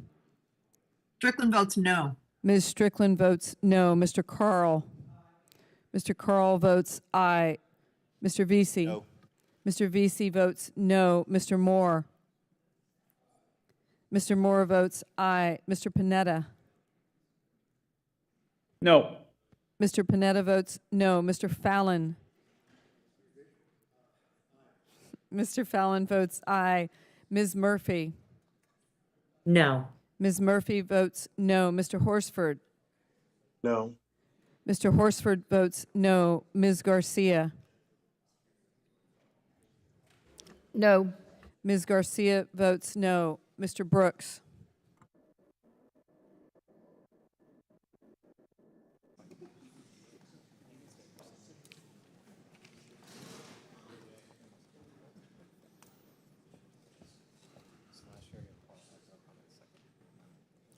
The clerk will report the tally.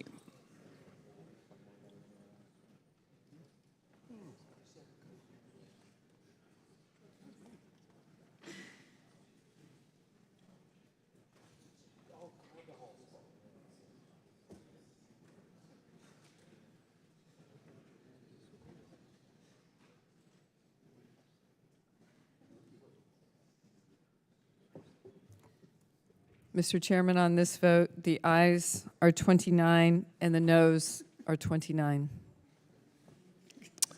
The amendment is not agreed to. Well,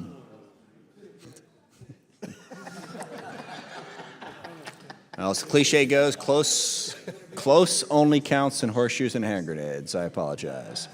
So, all right, we have, my staff informs me at the moment, subject to change, 11 individual amendments left to consider before we move on to some en blocs. Good news is, at the moment, 6 of those are offers and withdraws, so we can press on here, and next series of votes will hopefully be the last series of votes. Mr. Rogers. Mr. Chairman, given the late hour, I'd like to make a motion for unanimous consent that we reduce from 3 minutes to 2 minutes the amount of time each member is recognized for discussion. Is there objection? Other than just jokes? No objections. Okay. Hearing no objection, so ordered. We will now limit to 2 minutes the time for people to speak. It is now in order to consider log 2366R1 as offered by Mr. Vesey. For what purpose does the gentleman seek recognition? Mr. Speaker, to give open remarks on my amendment. Will the clerk please distribute the amendment? Without objection, the reading of the amendment is dispensed with, and the gentleman is recognized for the purpose of explaining his amendment. Thank you, Mr. Chairman. You know, as you have known, this committee has always seen strong bipartisan support for F-35, which has delivered more than 800 aircraft and 100-plus aircraft added to the procurement over the last 7 years. This year alone, the committee received a letter dated April 25th, signed by 154 members of the House urging support of additional F-35 aircraft. The IAM, one of the leading labor unions representing the F-35 workforce, who are developing and manufacturing the program, urged support for additional aircraft as well as all 3 U.S. services and combatant commanders. We also have foreign partners like Canada, the Netherlands. Our Baltic states have told us over and over how important this aircraft is.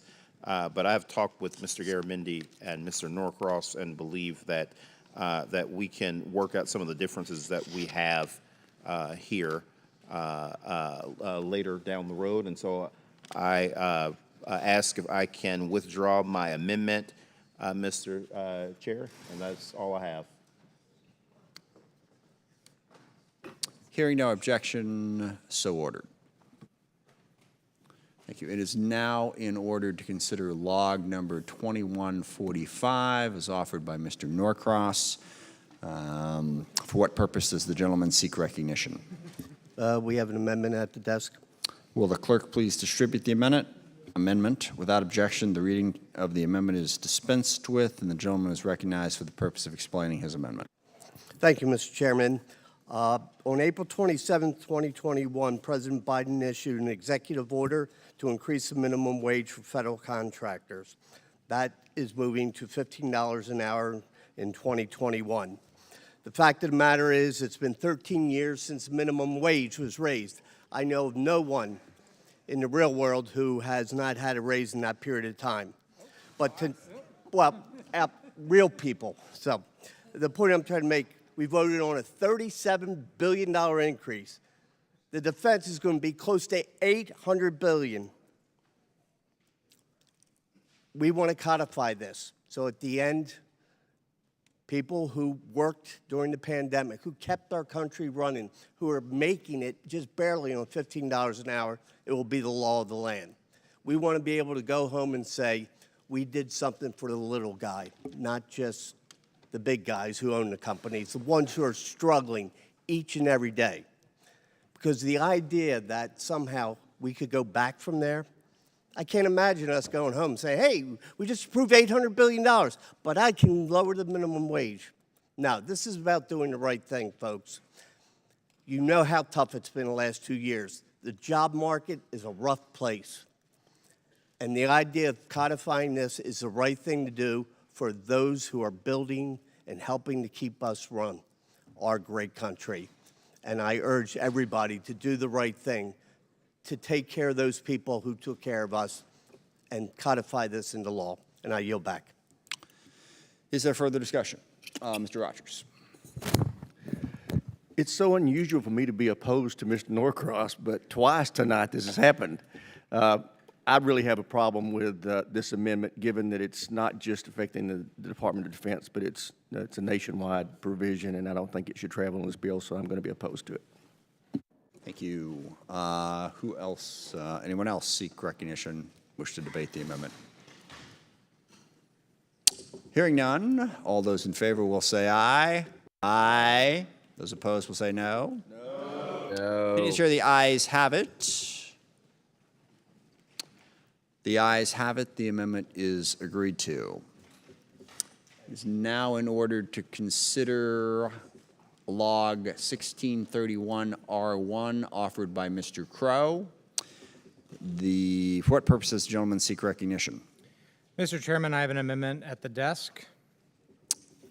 The clerk will distribute the amendment. Without objection, the reading of the amendment is dispensed with, and the gentleman is recognized for the purpose of explaining his amendment.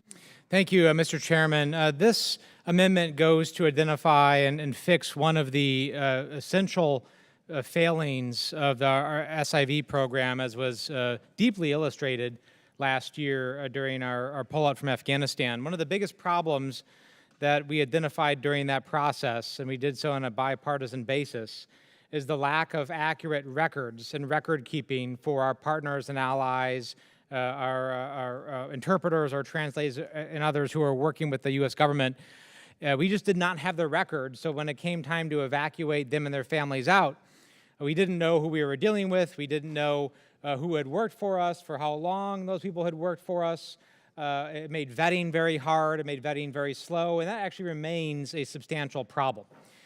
So working with Department of Defense and Department of State, what we've identified is there needs to be a central database when we go in the future to work with partners and allies. We need to have some central way of saying who is it that's working with us, who is coming to the table, risking their life to work with the U.S. government in a theater of combat operations.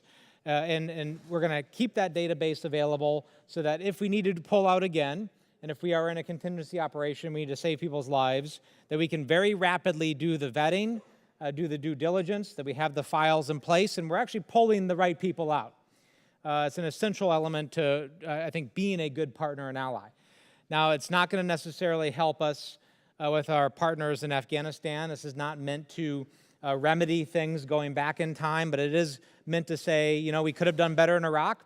We could have done better in Afghanistan. We could have done better in Syria. We could have done better in Vietnam.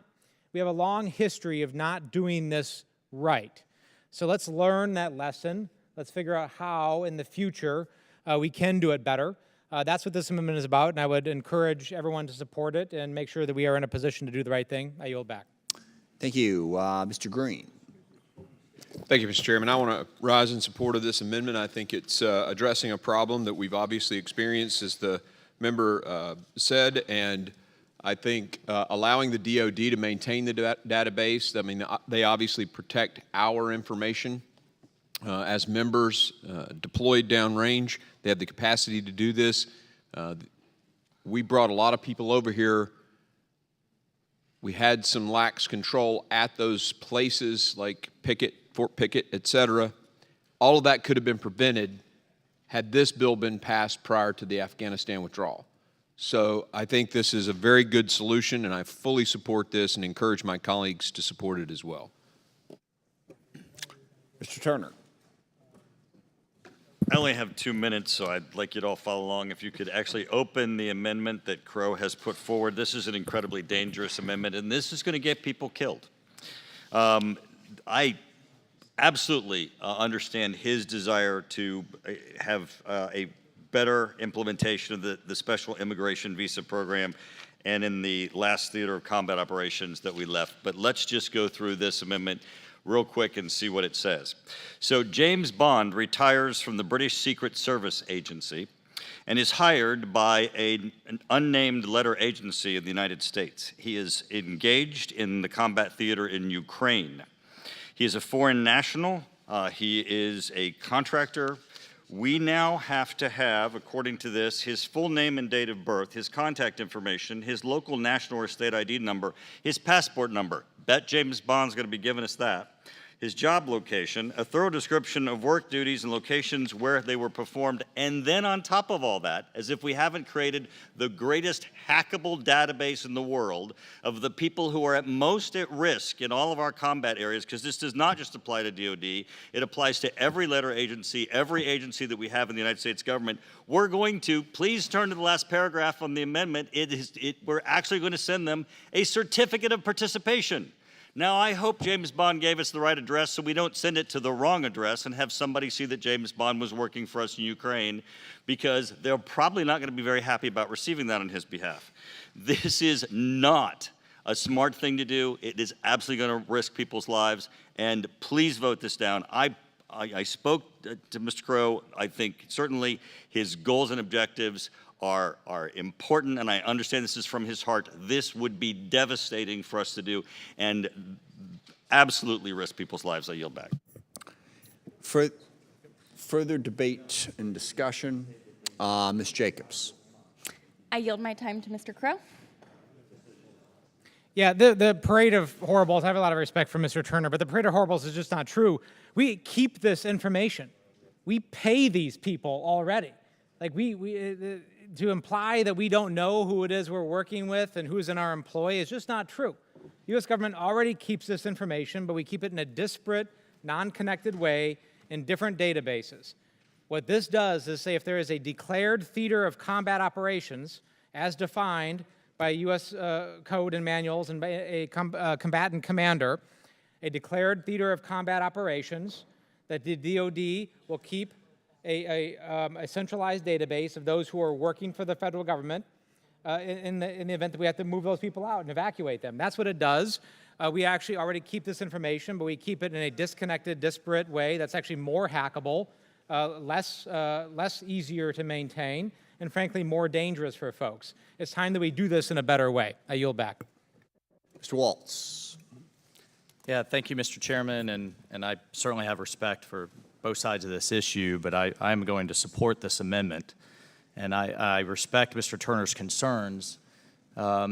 He's absolutely right. If we mishandle a database, we don't protect it, any database, that is incredibly dangerous. And in fact, a suggestion we should all think about is the administration left.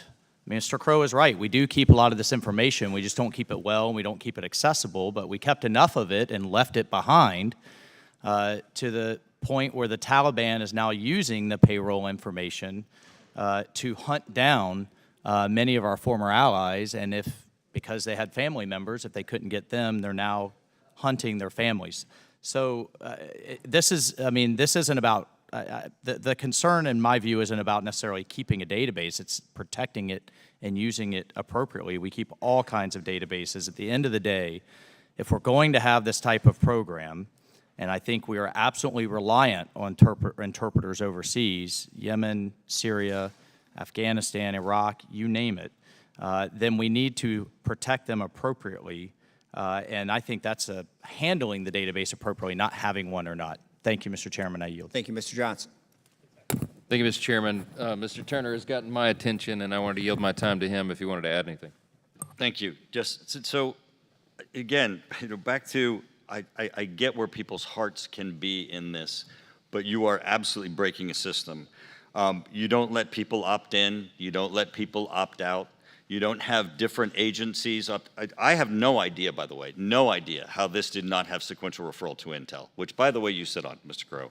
And there is no way at Intel that any of the agencies that are going to be affected by this would absolutely, I mean, there's no way none of them would be here just screaming at the top of their lungs that this is absolutely dangerous, shuts down our Intel operations, would have no one be willing to work for us and absolutely risk their lives.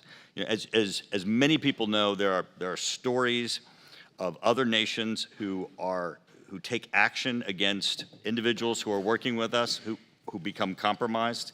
This would be the mother of all lists of everybody who gets to be compromised, and this would put an end to so many of our operations.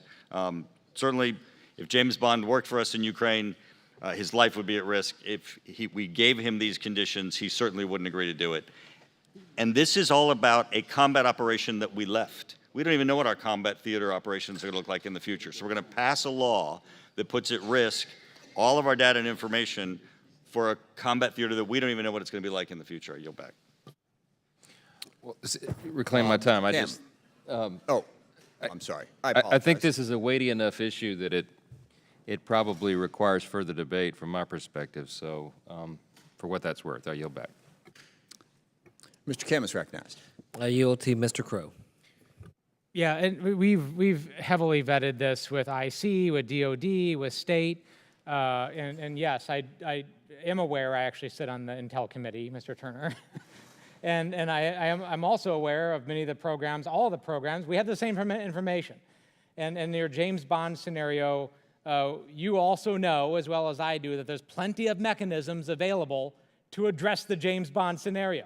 We're not. Well, gentlemen, yield for a minute, because I would tell you, I am He has to yield before you keep speaking. Yes. Mr. Crow. So anyhow, I would not do anything that would jeopardize those operations of which we are both well aware of, and those scenarios of which we are both well aware of. This is an amendment to address a very specific problem that came to our attention in the last 3 years between Iraq and Afghanistan, that there's information that's already out there that we already collect because we pay people, we employ people. That's part of being employees or associated with the federal government, as this stipulates. We're just trying to do it better in a more centralized way so we can get people out when their lives are in jeopardy. I yield back. Ms. Stefanik is recognized. I appreciate the sentiment behind this amendment, and I do serve on Intel with you, Mr. Crow. You know, a couple of issues that I think we need to address more directly is it's not just DOD and the Department of State, but any other agency or instrumentality of the executive branch. I have concerns about what the IC's perspective on that is, and I hope we can work through that as we work through this process on the conference committee. I also am concerned about the electronic and searchable database. As Mr. Waltz pointed out, this is now being used by the Taliban to go after our allies. So I think we need to do more to secure that. And again, I appreciate the sentiment. All of us were flooded with constituents who had served in Afghanistan and were working so hard to get our allies out of there, and we're still working on that casework, so we have to address this. But I feel that we can do better in addressing some of the IC's concerns, which is why we'll be opposing, but committed to work with you throughout the conference process to address that. Yield back. Is there any further discussion on the amendment? If not, all those in favor will say aye. Aye. Those opposed will say no. No. Opinion of the chair, the ayes have it. The ayes have it, and the amendment is... I ask for recorded vote. So, just waiting for the dramatic pause there. Trying to fill the gap. Recorded vote is requested. We will have a recorded vote at the end of these proceedings. It is now in order to consider log number 1906, offered by Mr. Fallon. For what purpose does the gentleman seek recognition? Mr. Chairman, I have an amendment at the desk. Will the clerk please distribute the amendment? Without objection, the reading of the amendment is dispensed with, and the gentleman is recognized for the purposes of explaining his amendment. Thank you, Mr. Chair. Last year we proposed this amendment, and it did pass. And it is simply saying that border security is a matter of national security, and the failure to address the crisis at the southern border introduces significant risks to the people of the United States. Very straightforward. It's a 1.5-page amendment. And what we have seen over the last year is the border crisis has really grown into a catastrophe. Mind you, also, the amendment doesn't place any blame. What it simply says is border security is a national security issue. We've had, in the last year and a half, 2.9 million illegal immigrants have been apprehended at the southern border. This past month of May, nearly 240,000 illegal encounters, the most in our history of this country. And the month before, in April, it was 234,000, which was the most in history until May was reported. And what we have seen is the drug cartels running amok, making record profits with an estimated GDP of approximately $25 billion, which is the GDP of a small nation state. They're a terribly corruptive influence on our southern neighbor in Mexico, and that's spilling over into our country. 160 countries have been represented by folks that were illegally crossing the border. The federal government has clearly abdicated their responsibility and surrendered U.S. border security to the Mexican drug cartels, who present a clear and present danger to every American. And that's why you see a lot of activism on the southern border with our brethren and fellow Texans. Over 1 million pounds of illegal narcotics have been seized at the southern border in the last 18 months, including 7,700 pounds of fentanyl, which is enough to kill every American multitude of times over. I would encourage my colleagues to vote for this amendment. It's a straightforward one. It's one that's commonsensical, and I yield back. Thank you. Who seeks recognition? Ms. Escobar. Thank you, Mr. Chairman. You know, I first want to say that as someone who lives on the U.S.-Mexico border, someone who's raised my kids on the U.S.-Mexico border, for me, safety and security on the border, you're not going to find anyone who wants safety and security on the border more than those of us who live there. And I do want to also say the current situation is absolutely unsustainable. We cannot sustain it.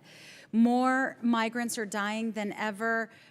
With the rapid expulsion programs like Remain in Mexico and Title 42, that is fueling human trafficking and the cartels. Our federal personnel are totally overworked, exhausted. It's unsustainable for everybody all the way around. I think my objection to resolutions and to senses of Congress is we're not performing our role as members of Congress. It's been 30 years since Congress has changed immigration laws. In that time, we've actually narrowed legal pathways. We have shrunken and eliminated them in some cases. So we shouldn't be surprised when, in the absence of legal pathways, people will use irregular pathways, which is not good for anybody involved. And so my interest is in things that have a practical impact and that can actually solve something. My interest is in making sure that as legislators we do our jobs. That's why I have introduced legislation that reforms outdated systems, that gets to root causes, that tries to better manage what's happening. And if we can work together in a reasonable, real way, I want to work with you to find a solution. The gentlelady's time has expired. Mr. Chairman, I yield back. Mr. Johnson is recognized. Thank you, Mr. Chairman. Look, we've all filed immigration reform bills, and that's critically important, and we need to improve the law. But here's what's happening right now. The law's being ignored. The president's policy choices are what have created this crisis, and we say it over and over and over. It is an existential crisis to the country right now. It is not sustainable. It is very dangerous. And that could be reversed, but President Biden won't do it. I want to point out, in the other committee I serve on, Judiciary, it's a little more contentious than the good feeling we have in here, and I enjoy this. But in Judiciary, we argue about this all the time. We debate it all the time. You know, Ms. Escobar, we're in there. And at the end of a hearing 2 weeks ago, Chairman Nadler admitted, I don't know if you were in there, it was about hour 11 of one of our long marathon hearings. He admitted that what's happening in New York City, he believes, should be happening all over the country. What's happening in New York City? All the illegals are being turned into voters in municipal elections. And that's happening in at least 3 states right now and a number of municipalities. And some of the leaders of the Democrat Party, I'm not saying everybody in here, but some of the largest voices, the most influential people, and I believe the occupants of the White House as well believe that is the end game. So my constituents back home, Mr. Chairman, ask me all the time, why would they allow this? Why would this unsustainable, insustainable situation be allowed to continue? The point is, I just want to note for the record here, some want to turn these folks into voters. That's what's going on. There's no other explanation. There's no logical explanation for what's happening. I support this amendment. I think we all should, and I think we all ought to do what you said, Ms. Escobar. We ought to work together and try to solve this to the extent that we have jurisdiction as Congress. I yield back. Thank you. Who seeks time? Ms. Jacobs? Well, thank you, Mr. Chairman. You know, I think, first of all, it's incumbent upon us on this committee, and frankly all of us in Congress, to stop treating immigrants and asylum seekers and refugees as a political football, whether they're coming from Central America or Afghanistan. Our communities are not yours to score political points, and honestly, under both domestic and international law, people from Central America and anywhere in the world have a legal right to seek asylum and refuge in the United States, and we have a legal obligation to help them. So if you actually care about law and order, well, law and order would compel us to follow the law and recognize that there is a legal right to asylum. Now, I represent a border community. I'm very proud to represent San Diego, and I invite any of you to come visit. Many of my colleagues who are speaking now don't represent anywhere near the border, so let me tell you what it's like on the border. Well, we in San Diego, much like my friends in El Paso, have some of the lowest crime rates in the entire country. San Diegans are proud to be a welcoming community, one that understands how important immigration is to our economy and to the fabric of our society. So please stop using our community in San Diego as if that there's some huge problem going on if you haven't even come and seen what it's like. And yes, I was in Texas recently, before you ask. So, you know, it's incredibly offensive to dehumanize immigrants and asylum seekers, and frankly, it's not in the interest of anybody to militarize the border. And I have 30 more seconds if Ms. Escobar would like the rest of my time. I just would like to remind us that we're legislators, we're the ones who create laws, we're the ones who can change situations.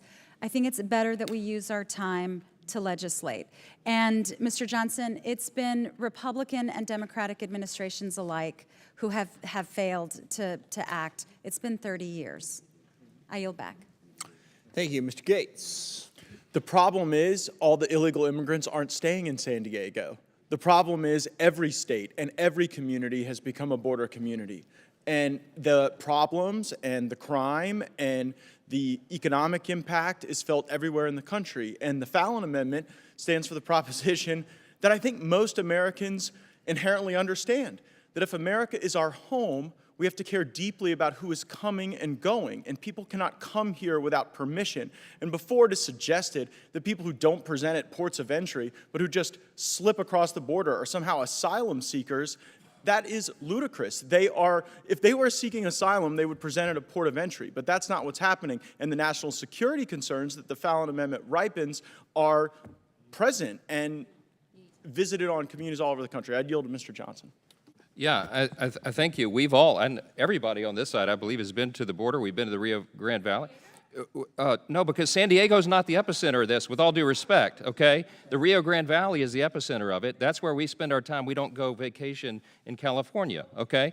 This, if you're mocking this, wait, hold on just a second. If you're mocking this and suggesting that this is not arguably the greatest problem facing the country at this moment, then you're missing out or you're hiding it for political purposes. And I'm not going to impugn your motives here, but I'm telling you, we have seen this with our own eyes. I live in Shreveport, Louisiana. It's a border state now, okay? You're mocking us. Why? They're dropping off busloads of illegals in my city every week, busloads of them. ICE sends me a notice before they come. There's not tracking these folks. They're not COVID testing a lot of them. We have dangerous terrorists. At least 42 terrorists have come in, and Attorney General Merrick Garland appeared before the Judiciary Committee. He can't even tell us where they are. This is a dangerous situation, and you're over there smirking like you don't care, and that disturbs me. I'm out of time. I yield back. Ms. Garcia. I just want to speak against this resolution or this sense of Congress, this messaging piece that the other side of the aisle is trying to do. I think it's not appropriate, and I agree and associate my remarks with my colleague from El Paso. You know, we're legislators. Our job is to get things done and do it through the process of legislating.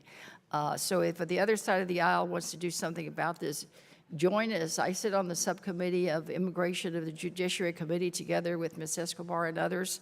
Come bring us some bills. Let's work together, but be serious about it rather than just talking about it in an empty way.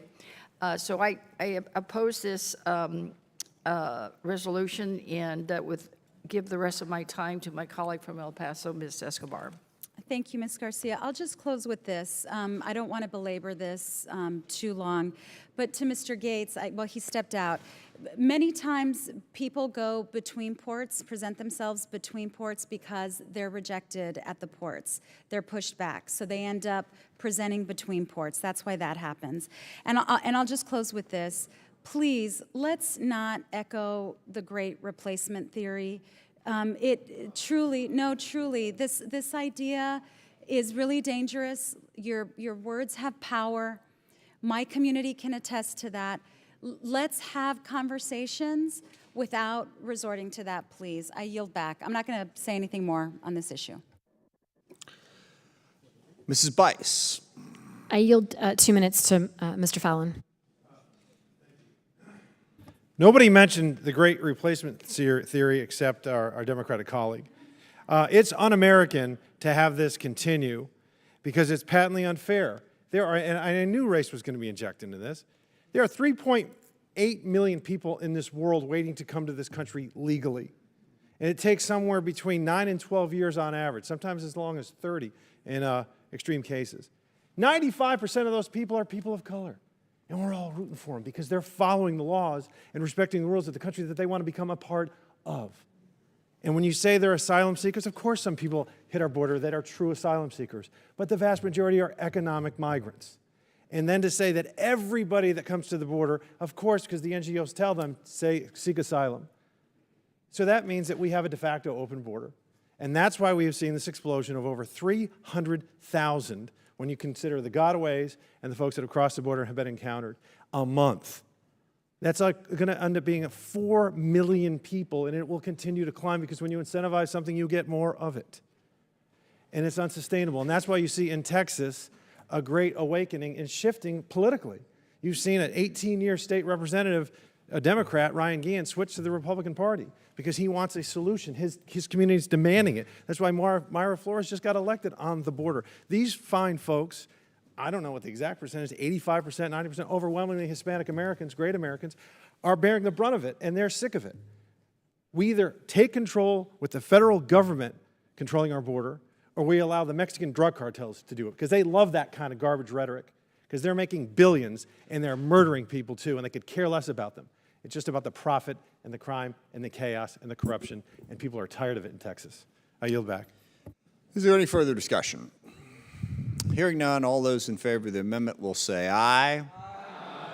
Aye. Those opposed will say no. No. Opinion of the chair, the ayes have it. Is there a call for a recorded vote? The ayes have it. The amendment is agreed to. It is now in order to consider Log 1932R1 by Mr. Gates. For what purpose does the gentleman seek recognition? I have an amendment at the desk. The clerk will distribute the amendment. Hearing no objection, reading of the amendment will be dispensed with, and the gentleman will be recognized to describe his amendment. The Barry Goldwater Range in Arizona is a national treasure, a critical asset for research, development, test, and evaluation. I was recently in Yuma, Arizona, met with officials who operate security on that bombing range, and they say that operations are affected every day, sometimes multiple times a day, by illegal immigrants who are coming into that space and limiting the operational testing envelope. So this is an amendment to get a briefing from DOD about the effects of this illegal immigration on the operations of the Barry Goldwater Range and inform future legislative action on the subject. That's the amendment. Thank you. Mr. Gallego is recognized. Thank you, Mr. Chairman. My substitute amendment is simple. It keeps the substance of the original amendment offered by Representative Gates. I'm sorry, it's not that simple. You have to offer it first. Yes, I offer the amendment. The gentleman is, I'm sorry. I offer the substitute amendment at the desk. Yeah. The clerk will distribute the amendment. Without objection, the amendment will be considered as read, and the gentleman is recognized for the purpose of explaining his substitute amendment. Go ahead. Thank you, Mr. Chairman. My substitute amendment is simple. It keeps the substance of the original amendment offered by Representative Gates, but removes unnecessary, inflammatory, and racist language about immigrants from the text. Given the Barry M. Goldwater Air Force Range's location near the U.S.-Mexico border, I support appropriate efforts to hear from range leadership about challenges that arise due to border proximity. As such, my amendment would ask the Barry M. Goldwater Air Force Range to report on the possible impact of migrant crossings and border activity on readiness at the range. Specifically, number one, the number of times the range temporarily suspended operations due to migrants being on or near the range. Number two, the type and the quantity of training that was canceled due to closures. Number three, whether any of these temporary stoppages to training prevent the training objectives from being met. Number four, the additional costs of any stoppages to training and schedule adjustments. Number five, whether there's a connection between suspended range operations and impacts on military readiness. And number six, what measures are currently in place to prevent migrants from crossing the border at the range, and whether there are plans to modify current control measures. These questions are substantially the exact same issues that my colleague's amendment claims to be about. My colleagues across the aisle claim to care about getting to the bottom of these questions. They've rejected opportunities to make this amendment bipartisan by insisting on inflammatory and anti-immigrant rhetoric. This is not an amendment we should have to debate at all. We agree that it is appropriate to discuss how border activities impact the readiness operation of a U.S. Air Force range. But I do not agree that we must condemn and dehumanize immigrants while we do it. I urge all my colleagues to support this substitute amendment, and I yield back. Thank you. A substitute amendment, so once we're done here, we have to vote on this. I want everybody to be mentally prepared for that. So that's going to come up as soon as this debate is concluded. Mr. Gates is recognized. Thank you, Mr. Chairman, for a parliamentary inquiry. It's my first one tonight. This is incredibly exciting. Go ahead. I was just wondering if the rules of decorum of the House require someone to wear a tie to perfect my amendment. They do not. And God willing, someday they I'm won't using be the Jim required Jordan on the floor either. And very well, I now seek recognition in the restoration of my time. Yeah, you kind of used the time there, but I'll No, be no, generous. I We'll go didn't back. seek recognition. Parliamentary inquiry, that's true. It wasn't really a parliamentary inquiry, but we'll let that slide. Yes, you can have your 2 minutes back, and you can speak on the amendment. Go ahead. Thank you, Mr. Chairman. So this is what's happening right here. I offer this amendment so that we can evaluate the extent to which illegal immigration is affecting this bombing range. Mr. Gallego's perfecting amendment does the exact same thing, but he says it's racist to call illegal immigrants illegal immigrants. And all that the perfecting amendment does is change illegal immigrant to irregular migration. This type of virtue signaling is ridiculous. The use of language actually matters. These people are not in our country legally, and I think that we should reflect on that, and that the policy be this road. We're not. That gaslights policies of open borders throughout the entire enterprise of government, and that's really the goal. The goal is to just go to this open border system. I mean, we are now in a world in the Biden presidency where every single month we break the record for the last month for the most number of migrant encounters possible. And that affects our economy, that affects the crime rate, and it affects our military readiness because we cannot test at this installation. For them to say it's not illegal immigration undermines the purpose of the amendment, and I would encourage my colleagues to reject the substitute. I yield back. Further debate. Mr. Carbajal.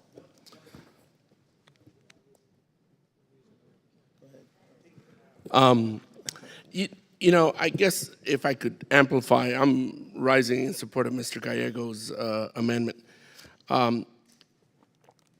Illegal immigration is one thing to say that, but I think the terminology of illegal alien is the big issue. And, you know, we spent a lot of time earlier discussing how words matter and certain theories that are being used in DOD and certain terms that are used and how it offends certain people. Well, I think it's the same thing here, especially for Hispanic Americans, Hispanics. Illegal alien is really a word that has been abhorrent. And I think all that Mr. Gallego is saying is, can we just focus on the policy? We could say illegal immigration, but we don't have to call anybody an illegal alien. And it's not, some people would call that racist. but we understand that it's been a legal term that's been used in the past. And I think a lot of us are saying it's time to move from that language. While some may say the term illegal alien is used in legal statute, that term doesn't appear in our nation's core immigration law, the Immigration and Nationality Act. Let's just focus on policy. And sometimes we're concerned about how words matter, and sometimes we're not. All we're saying is let's be a little consistent, let's be a little humane, let's treat each other with a little bit of civility. I think that's all that's being said here.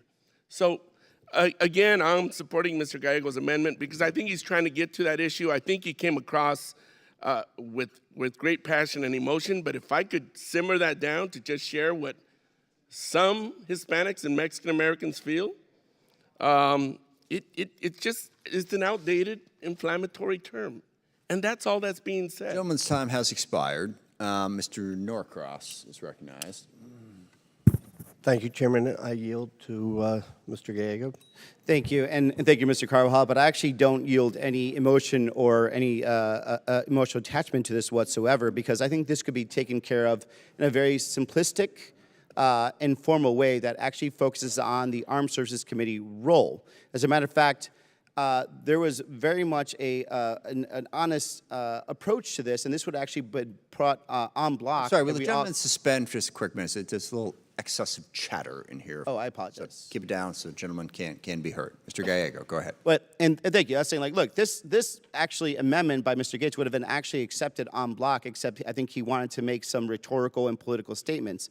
My point being here is that there is an actually legitimate national security issue. I'm willing to compromise and let's actually deal with the national security issue, and let's actually deal with this in a nonpartisan, bipartisan way that we deal with it on the Armed Services Committee, and actually deal with it from an actual perspective from us. If you want to deal with it on that perspective, take it to whatever oversight committee or one of the other committees that deals with this kind of stuff, Homeland Security. But if we want to deal with this from an actual Armed Services Committee perspective, based on facts, without the rhetoric, then let's just adapt this language and move on. We're going to get the same aspect, but I guess you don't get to be on Fox News because of it. Let's get done with this and move on. I yield my back time. Thank you. Mrs. McClain is recognized. Thank you, Mr. Chairman. I would actually like to take Mr. Carvajal up on your offer. I think we would be a lot better off if we just focused on the policy. But I would suggest both sides have to do it. And whatever concept you choose for one side, I would ask that you would choose it for yours. So just like you don't like the term illegal alien, I don't like the term racist, white supremacist. Let's forget all of that rhetoric. Mr. Carvajal, I think you're actually onto something. Let's stop the name calling and let's just deal with the policy. Let's debate the issues, not the personality. So I'm with you. Stop the illegal alien, stop the white supremacist, stop calling everybody a racist, and for once, let's do something crazy. Let's just focus on the issue. And I yield back. Thank you. Question now occurs on the amendment by Mr. Gallego to Mr. Gates's amendment. All those in favor of the amendment will say aye. Aye. Those opposed will say no. Opinion of the chair, the ayes have it. Roll call vote is requested. The clerk will call the roll. Chairman Smith. Aye. Chairman Smith votes aye. Mr. Rogers. Aye. Mr. Rogers votes aye. Mr. Langevin. Mr.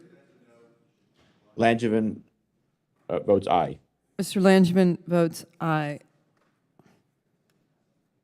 I'm sorry, Mr. Rogers, did you? Mr. Rogers votes no. Mr. Wilson. Mr. Wilson votes no. Mr. Larson. Larson, yes. Mr. Larson votes aye. Mr. Turner. Mr. Turner votes no. Mr. Cooper. Aye. Mr. Cooper votes aye. Mr. Lamborn. Mr. Lamborn votes no. Mr. Courtney. Mr. Courtney votes aye. Mr. Whitman. Whitman votes no. Mr. Whitman votes no. Mr. Garamendi. Mr. Garamendi votes aye. Mrs. Hartzler. Mrs. Hartzler votes no. Ms. Spear. Ms. Spear votes aye. Mr. Scott. Mr. Scott votes no. Mr. Norcross. Mr. Norcross votes aye. Mr. Brooks. Mr. Brooks. Mr. Gallego. Mr. Gallego votes aye. Mr. Graves. Mr. Graves votes no. Mr. Moulton. Mr. Moulton votes aye. Ms. Stefanik. Ms. Stefanik votes no. Mr. Carbajal. Mr. Carbajal votes aye. Dr. Desjardins. Dr. Desjardins votes no. Mr. Brown. Mr. Brown votes aye. Mr. Kelly. Mr. Kelly votes no. Mr. Khanna. Mr. Khanna votes aye. Mr. Gallagher. Mr. Gallagher votes no. Mr. Keating. Aye. Mr. Keating votes aye. Mr. Gates. Mr. Gates votes no. Mr. Kim. Mr. Kim votes aye. Mr. Bacon.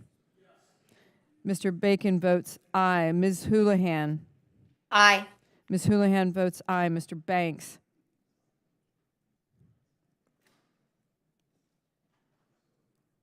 Mr. Banks. Mr. Crow. Mr. Crow votes aye. Ms. Cheney. No. Ms. Cheney votes no. Ms. Slotkin. Aye. Ms. Slotkin votes aye. Mr. Bergman. Mr. Bergman votes no. Ms. Sheryl. Ms. Sheryl votes aye. Mr. Waltz. Mr. Waltz votes no. Ms. Escobar. Ms. Escobar votes aye. Mr. Johnson. Mr. Johnson votes no. Mr. Golden. Yes. Mr. Golden votes aye. Mr. Green.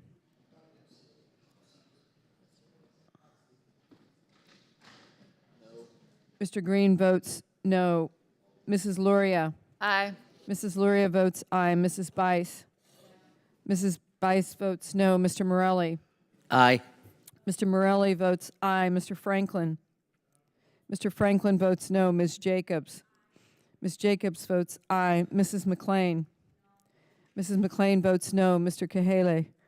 Mr. Kahale votes aye. Mr. Jackson. Mr. Jackson votes no. Ms. Strickland. Strickland votes yes. Ms. Strickland votes aye. Mr. Carl. Mr. Carl votes no. Mr. Vesey. VC, aye. Mr. Vesey votes aye. Mr. Moore. Mr. Moore votes no. Mr. Panetta. Mr. Panetta votes aye. Mr. Fallon. Mr. Fallon votes no. Ms. Murphy. Aye. Ms. Murphy votes aye. Mr. Horsford. Yes. Mr. Horsford votes aye. Ms. Garcia. Aye. Ms. Garcia votes aye.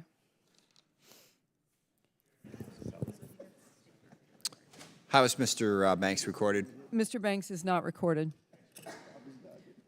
Mr. Banks votes no.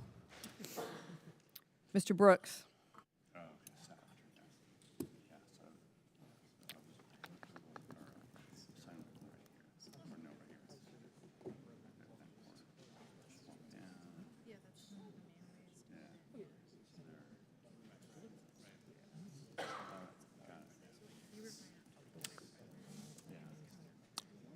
The clerk will report the tally.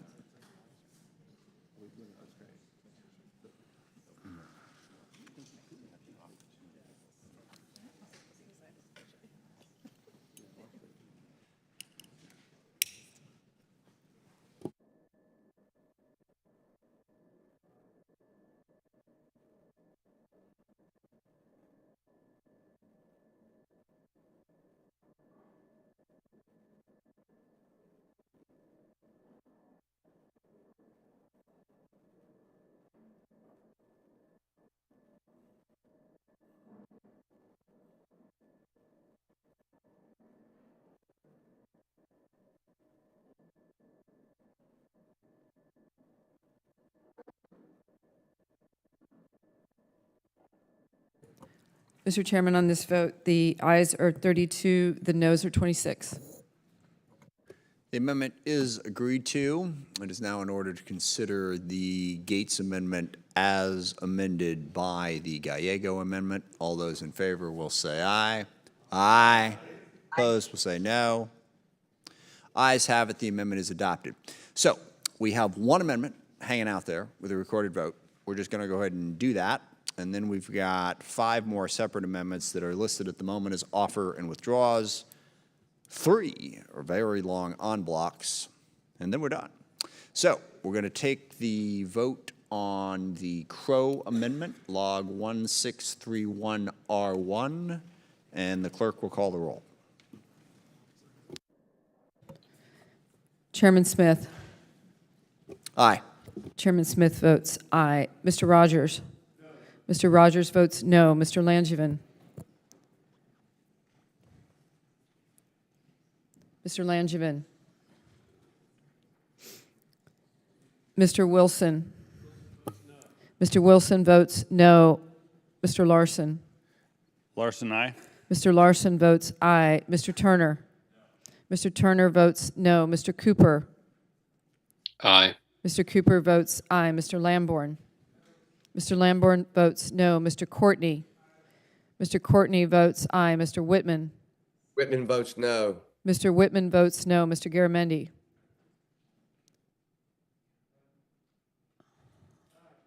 Mr. Garamendi votes aye. Mrs. Hartzler. Mrs. Hartzler votes no. Ms. Spear. Ms. Spear votes aye. Mr. Scott. Mr. Scott votes no. Mr. Norcross. Mr. Norcross votes aye. Mr. Brooks. Mr. Brooks. Mr. Gallego.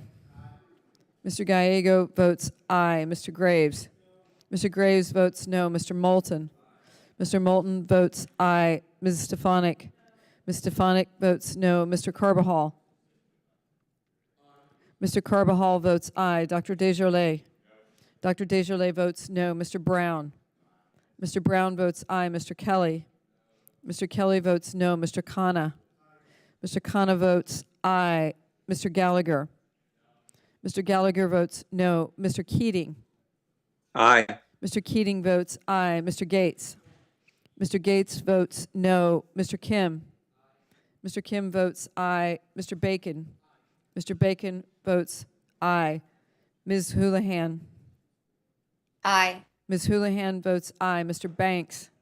Mr. Banks votes no. Mr. Crow. Mr. Crow votes aye. Ms. Cheney. No. Ms. Cheney votes no. Ms. Slotkin. Aye. Ms. Slotkin votes aye. Mr. Bergman. Mr. Bergman votes no. Ms. Sheryl. Ms. Sheryl votes aye. Mr. Walt. Mr. Waltz votes aye. Ms. Escobar.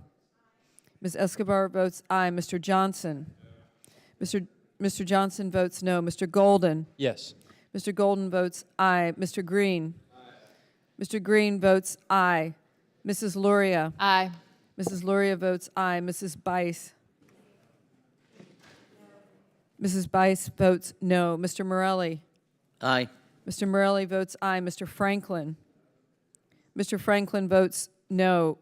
Ms. Jacobs. Ms. Jacobs votes aye. Mrs. McLean. Mrs. McLean votes no. Mr. Kahele. Mr. Kahele votes aye. Mr. Jackson. Mr. Jackson votes no. Ms. Strickland. Aye. Ms. Strickland votes aye. Mr. Carl. Mr. Carl votes no. Mr. Vesey. Vesey votes aye. Mr. Vesey votes aye. Mr. Moore. Mr. Moore votes no. Mr. Panetta. Mr. Panetta votes aye. Mr. Fallon.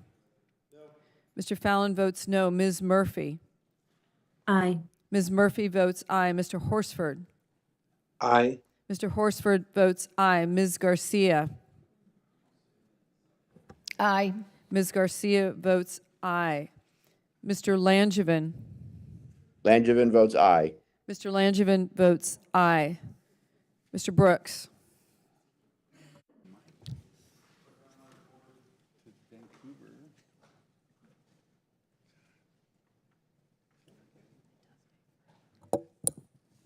Mr. Green is recorded aye.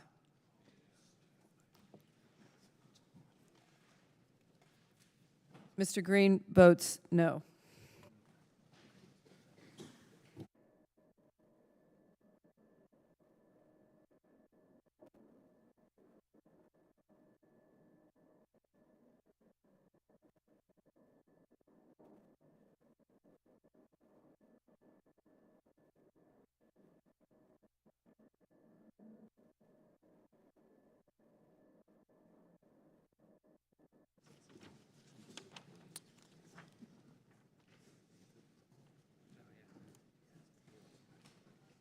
The clerk will report the tally.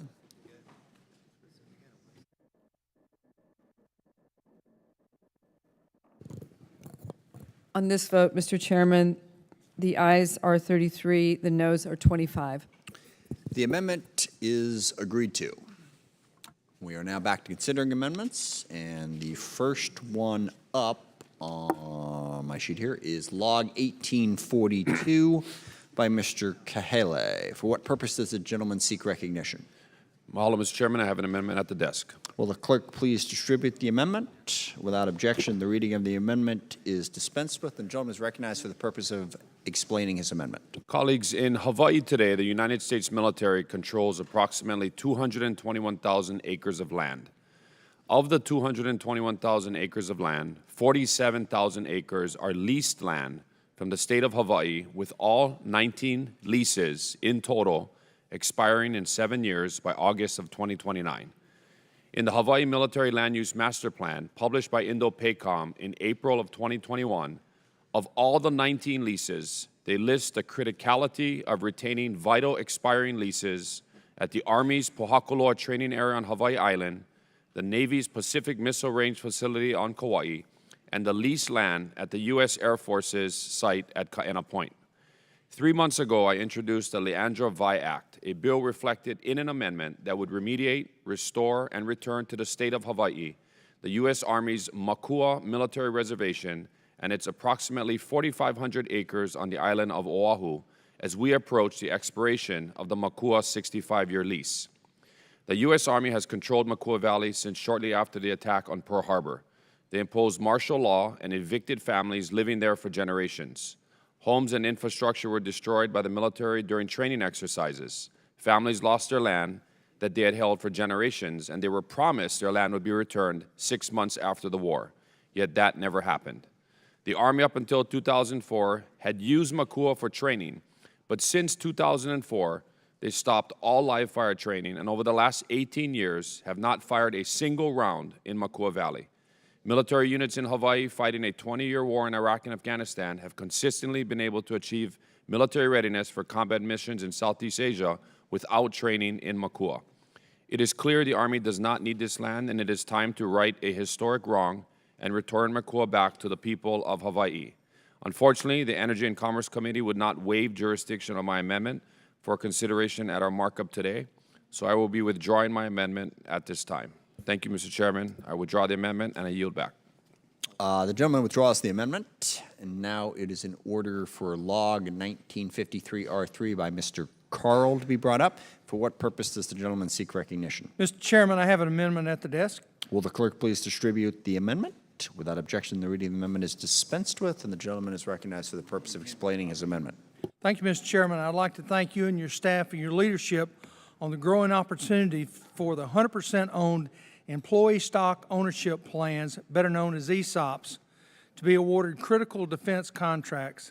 My amendment proposed to the committee again adopts language, as they did in the fiscal 2020 NDAA, that would classify 100% ESOPs as a nonprofit in order to make them eligible for contracts under transition authorities from the DoD.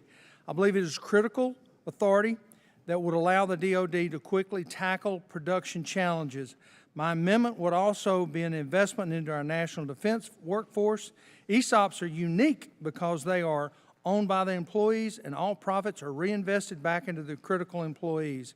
As a result, ESOPs are better at keeping employees and supporting the DoD missions. Because of their continuous success, some ESOPs are too large to be considered small businesses, but too small to go after large prime contracts. Instead, ESOPs are bumped up on the ceiling and allow them to compete for small businesses set-asides and are sold into larger companies.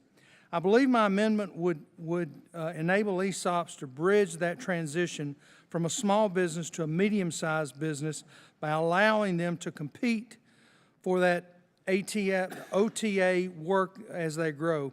I I appreciate the chairman and the staff that are very aware of these benefits, and as a result have included language to further study the ESOPs, the benefit that provides the DOD. Therefore, I withdraw my amendment. Thank you, Mr. Chairman.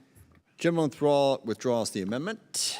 It is now in order to consider Log 1606 offered by Ms. Loria. For what purpose does the gentlewoman seek recognition? Mr. Chairman, I have an amendment at the desk.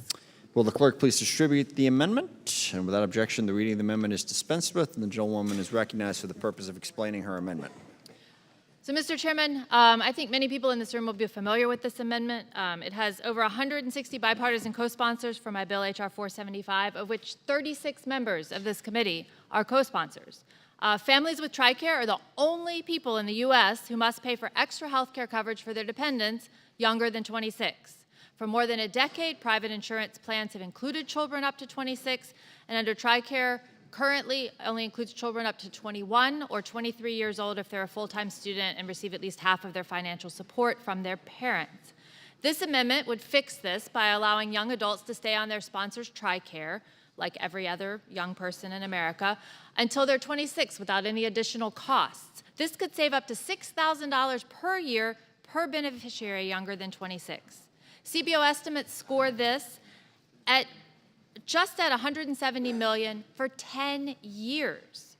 This is a very reasonable expense that yields specific and tangible results to families who sacrifice so much for their military service member. The single greatest roadblock to accomplishing this is not the policy, it's not the cost, it's just procedural. The adjustment to TRICARE would technically come out of mandatory spending, and I will be withdrawing this amendment. But first, I think we should highlight just how much support exists for making this change. This is a bipartisan issue. As I said, it has 160 co-sponsors, 36 members of this committee have joined on to the bill, and it's been endorsed by 25 veteran service organizations, including American Legion, National Military Family Association, VFW, Gold Star Wives of America, Military Coalition, and the list goes on. I would like to work with the committee to find a path forward for this needed fix. It's the right thing to do for our veterans and our service members and our military families. And I yield back. Gentlelady withdraws the amendment, I believe.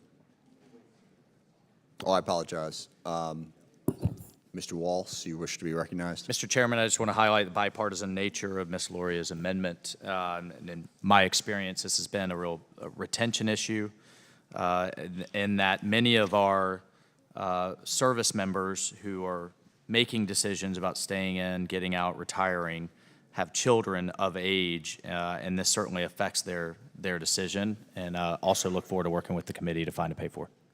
I yield. Thank you. You do have to. Oh, and thank you, Mr. Waltz, for also speaking on this. And Mr. Chairman, I will withdraw my amendment and hope to work with the committee to find a path forward. Thank you. The amendment has been withdrawn. It is now in order to consider Log 2083 offered by Ms. Sheryl. For what purpose does the gentlewoman seek recognition? Mr. Chairman, I have an amendment at the desk. Will the clerk please distribute the amendment? Without objection, the reading of the amendment is dispensed with, and the gentlewoman is recognized for the purpose of explaining her amendment. Thank you, Mr. Chairman. In 1921, inventors Frederick Banting, Charles Best, and John McLeod discovered insulin and subsequently sold the patent for a mere $1. Their intent was to make insulin affordable for all those who need it. Unfortunately, the price of this life-saving medicine has only gone up since its inception, causing undue hardship on those who depend on it.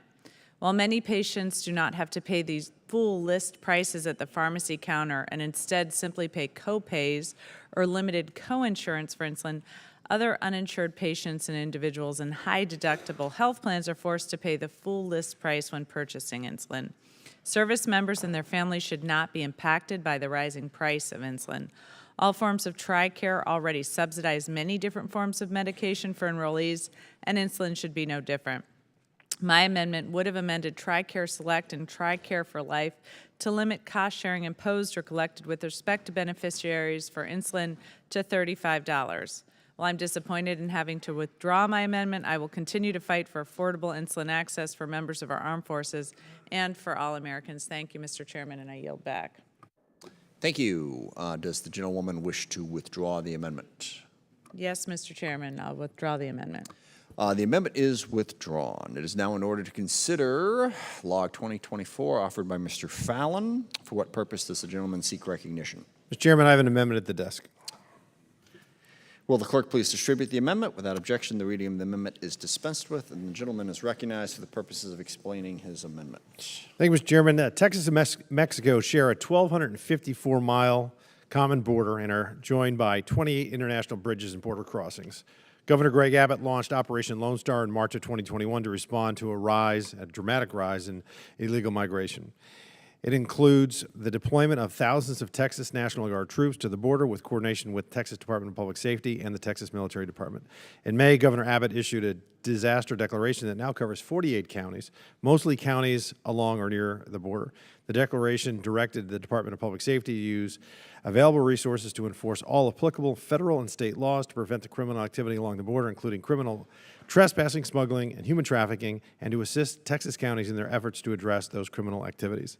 This amendment would require the Department of Defense to reimburse the state of Texas for expenses incurred under the Lone Star, Operation Lone Star during FY 21 and 22. It amounts to a staggering over $1.4 billion. Border security is national security, and as a border state, Texas is disproportionately impacted by illegal migration. But we shouldn't be forced to bear the entire financial burden when it comes to securing the entire country. Governor Abbott launched Operation Lone Star because of the lack of action from this administration. Texas shouldn't be punished for Biden's mistake, and my Lone Star Reimbursement Act recognizes this. But unfortunately, there's been a poor order, and as such, with that in mind, Mr. Chairman, I'll withdraw the amendment. Thank you. I yield back. The amendment is withdrawn. We will now consider en bloc package number 2. I ask unanimous consent to call up en bloc package number 2, consisting of amendments that have been worked and approved with the minority without objection. So ordered. Will the clerk please distribute the amendment? Without objection, the amendments are considered as read. I yield myself time to explain en bloc package number 2. En bloc package number 2 is composed of the following. Log 2459R2 by Rep. Bice, Log 1541R2 by Rep. Wilson, Log 1564R3 by Rep. Spear, Log 1567R1 by Rep. Spear, Log 1569R2 by Rep. Spear, Log 1581R1 by Rep. Spear, Log 1563 by Rep. Spear, Log 1599R1 by Rep. Stefanik, Log 1600R2 by Rep. Banks, Log 1608R2 by Rep. Loria, Log 1627 by Rep. Crow, Log 1653R1 by Rep. Moulton, Log 1657R4 by Rep. Stefanik, Log 1666R1 by Rep. Jackson, Log 1684R1 by Rep. Lamborn, Log 1685 by Rep. Kem, Log 1689R1 by Rep. Kem, Log 1694R1 by Rep. Johnson, Log 1702R2 by Rep. Scott, Log 1711R1 by Rep. Bergman, Log 1725 by Rep. Bacon, Log 1547 by Rep. Spear, Log 1548 by Rep. Spear, Log 1552R1 by Rep. Spear, Log 1574 by Rep. Spear, Log 1556 by Rep. Spear, Log 1723R2 by Rep. Bacon, Log 1735R1 by Rep. Jackson, Log 1738R2 by Rep. Scott, Log 1747 by Rep. Golden, Log 1748 by Rep. Scott, Log 1751 by Rep. Courtney, Log 1759R1 by Rep. Carbajal, Log 1761R1 by Rep. Keating, Log 1765R1 by Rep. Bacon, Log 1771R1 by Rep. Carbajal, Log 1773R2 by Rep. Waltz, Log 1776, good number, R2 by Rep. Carbajal, Log 1777R1 by Rep. Cheney, Log 1778 by Rep. Garamendi, Log 1779 by Rep. Garamendi, Log 1780R2 by Rep. Waltz, Log 1791 by Rep. Slotkin, Log 1821 by Rep. Spear, Log 1795R1 by Rep. Jacobs, Log 1822 by Rep. Brown, Log 1834R3 by Rep. Khanna, Log 1837R1 by Rep. Turner, Log 1841 by Rep. Turner, Log 1848R2 by Rep. Waltz, Log 1850 by Rep. Kahele, Log 1851R1 by Rep. Loria, Log 1852R1 by Rep. Loria, Log 1863R4 by Rep. Gallagher, Log 1857R2 by Rep. Gallagher, Log 1867R5 by Rep. Waltz, Log 1895R1 by Rep. Gallagher, Log 1914R1 by Rep. Spear, Log 1923R2 by Rep. Whitman, Log 1951R3 by Rep. Whitman, Log 1965, R3 by Rep. Banks. Log 1993, R2 by Rep. Jacobs. Log 1997, R2 by Rep. Garamendi. Log 2002 by Rep. Garamendi. Log 2008, R1 by Rep. Slotkin. Log 2009 by Rep. Banks. Log 2012 by Rep. Carbajal. Log 2033 by Rep. Cahale. Log 2034, R2 by Rep. Larson. Log 2036, R1 by Rep. Bice. Log 2042, R1 by Rep. Langevin. Log 2195, R1 by Rep. Slotkin. Is there further discussion on the en bloc package?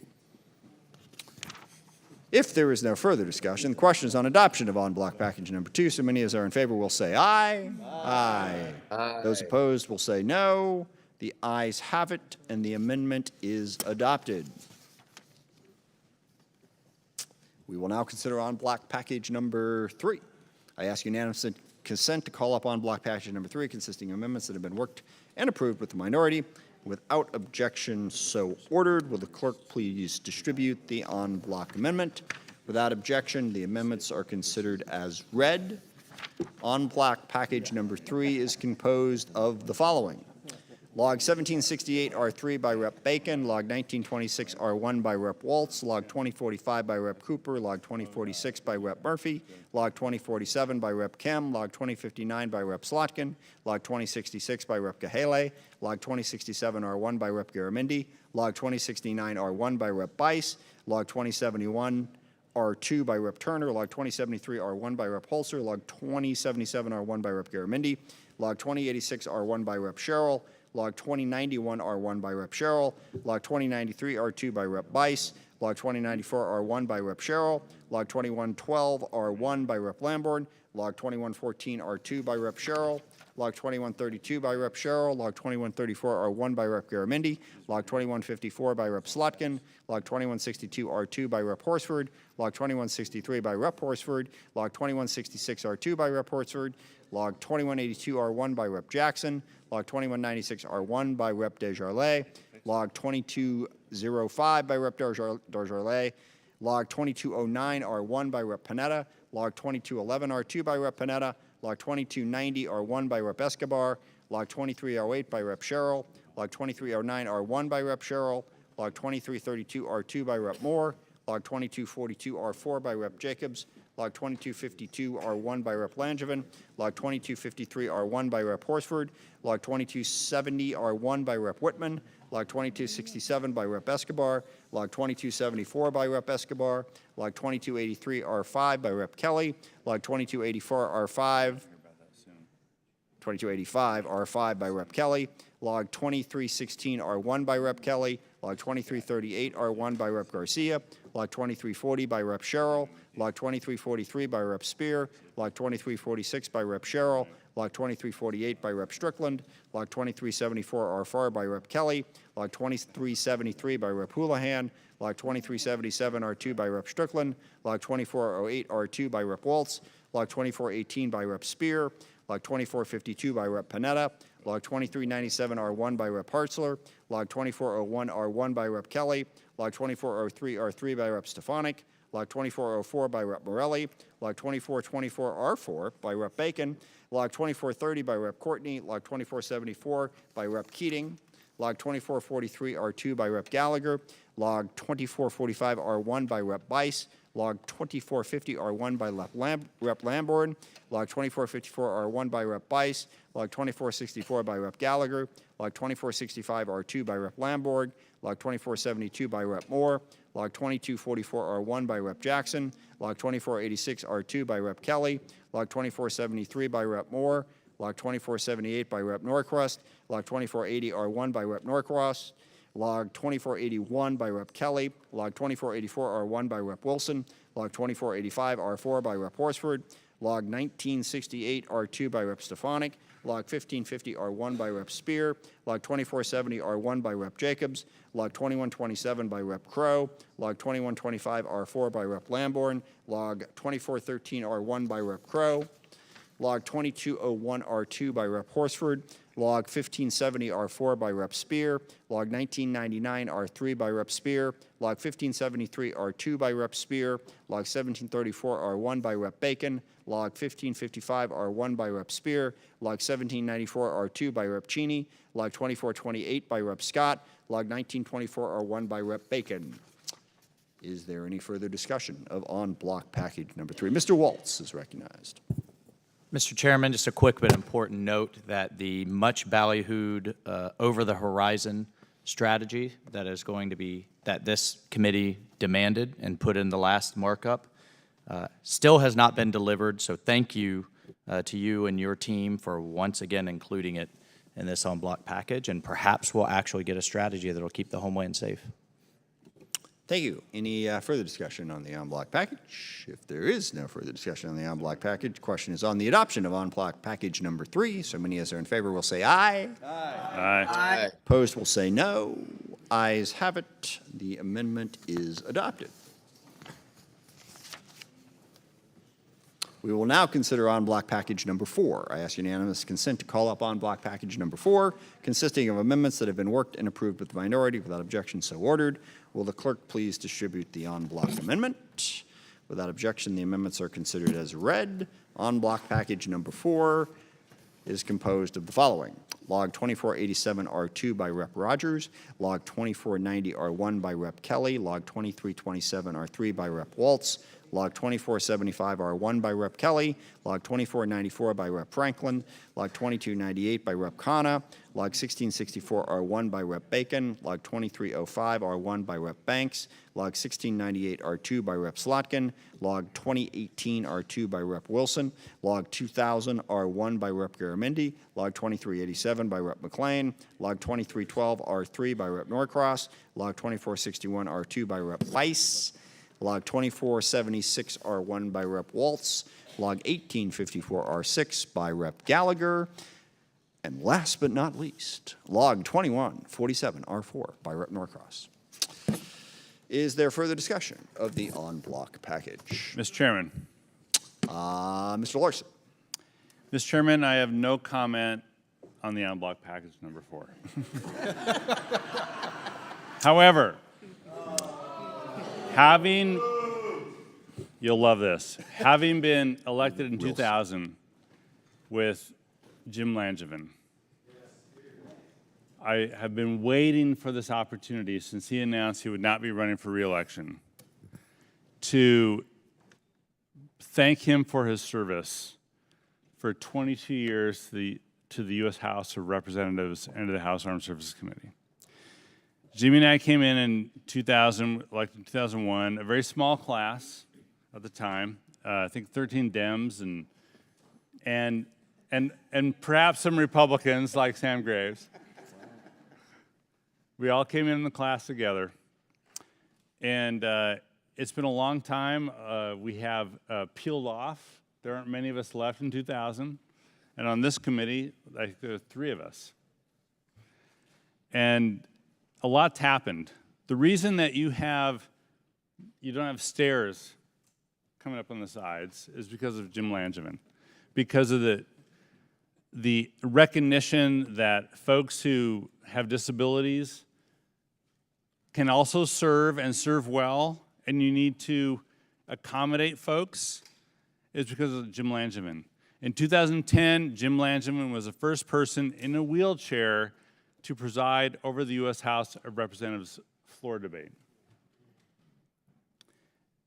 And it's been 22 years in the making, and I see my time coming down, but I'm gonna maybe go over, but I just wanted to say thanks to Jim Langevin for his service to the U.S., to Rhode Island, to this committee, and to the whatever other committees you serve on, because I don't know what you serve on, but I know you serve here. And you served it well. And you served it well on cybersecurity, on EMP, on directed energy, the issues. You worked with Gallagher on a lot of issues as well. I want to be sure we recognize Jim Langevin for his service to the United States in this committee. That's well wished.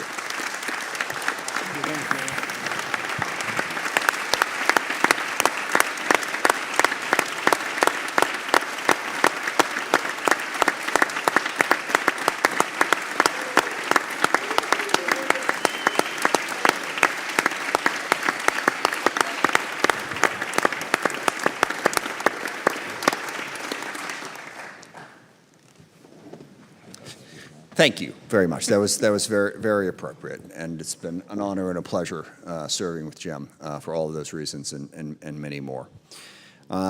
Is there any further discussion on on-block package number 4? If not, so many as are in favor will say aye. Aye. Opposed will say no. Ayes have it. The amendment is adopted. If there are no further amendments, the chair recognizes the gentlewoman from Virginia, Ms. Loria, for the purpose of offering a motion. Mr. Chairman, I move to adopt the chairman's mark as amended. Question on the motion on the gentlewoman from Virginia. So many as are in favor will say aye. Aye. Aye. Opposed, no. A quorum being present, the ayes have it, and the motion is adopted. We have one more vote to go, but before we do that, I want to make a few closing remarks. Give Mr. Rogers an opportunity to do that. First of all, and I think most importantly, I really want to thank the staff, all of whom are assembled here.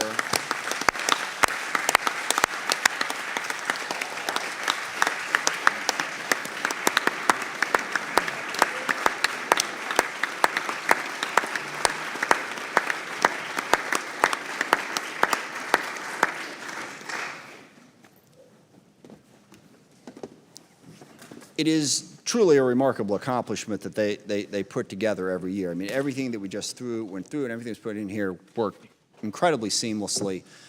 It's not easy. As has been mentioned, literally thousands of proposals were put forward. We had to sort through them, work together with everybody. A certain amount of understanding is required as we go through the process, and they are just amazing at working with people. And the subject matter expertise is unrivaled and unparalleled, I believe, in this Congress, and helps us get our job done.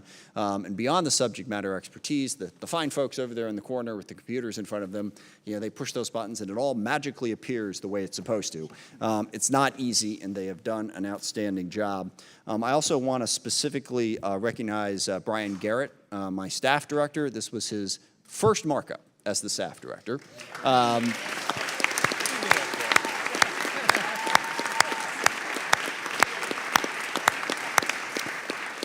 And even though a lot of us doubted it, no more so than Brian himself, we could in fact do this without Paul. We did. And I will also recognize Paul for having done such a great job, not just staff director, but also training and preparing the staff so that next man up, as the saying goes, or next person up, I should say.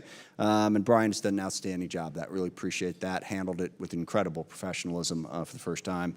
And I thank you for that. Staff has just done a spectacular, fabulous job.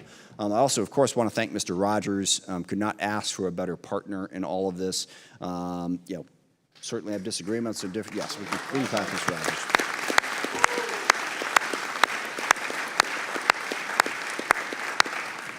The spirit of this committee, as has been expressed by many members here, is we work together to produce a product. We disagree, we have arguments and debate, but at the end of it, the point isn't to score cheap points back and forth or do whatever.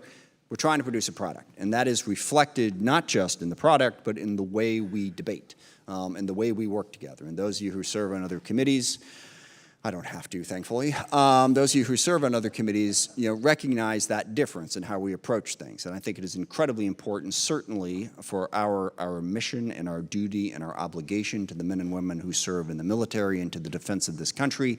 But I also think it's really important for representative democracy in the United States Congress in this country to show that this system can, in fact, work.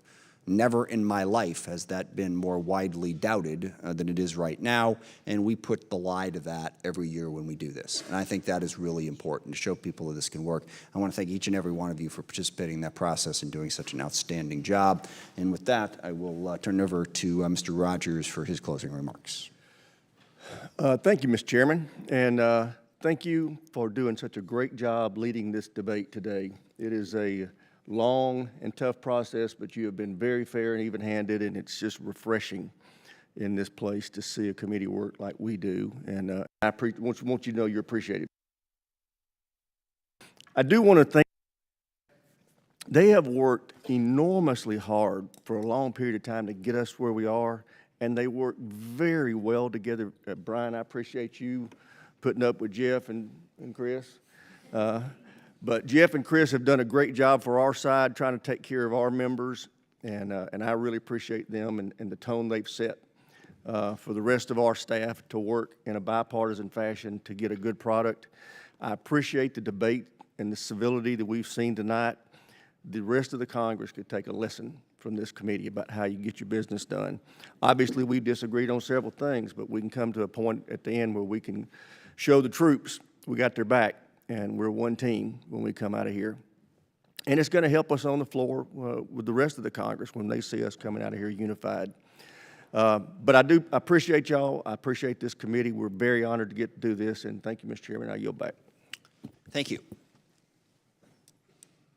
We will now vote on reporting the bill favorably to the House. The chair recognizes the gentlewoman from Virginia, Ms. Luria, for the purpose of a motion. Mr. Chairman, I move that the committee report the bill, H.R. 7900, as amended, favorably to the House with a recommendation that it do pass. The question is on the motion of the gentlewoman from Virginia. So many as are in favor will say aye. Aye. Aye. Opposed will say no. Ayes have it, and we will ask for a recorded vote on this, so the clerk will call the roll.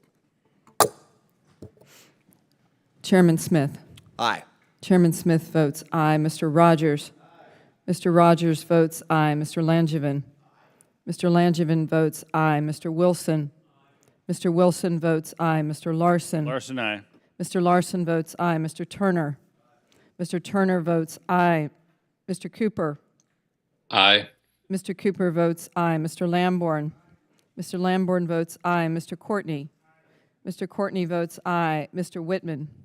Whitman votes aye. Mr. Whitman votes aye. Mr. Garamendi. Mr. Garamendi votes aye. Mrs. Hartzler. Mrs. Hartzler votes aye. Ms. Spear. Ms. Spear votes aye. Mr. Scott. Mr. Scott votes aye. Mr. Norcross. Mr. Norcross votes aye. Mr. Brooks. Mr. Brooks. Mr. Gallego. Mr. Gallego votes aye. Mr. Graves. Mr. Graves votes aye. Mr. Moulton. Mr. Moulton votes aye. Ms. Stefanik. Ms. Stefanik votes aye. Mr. Carbajal.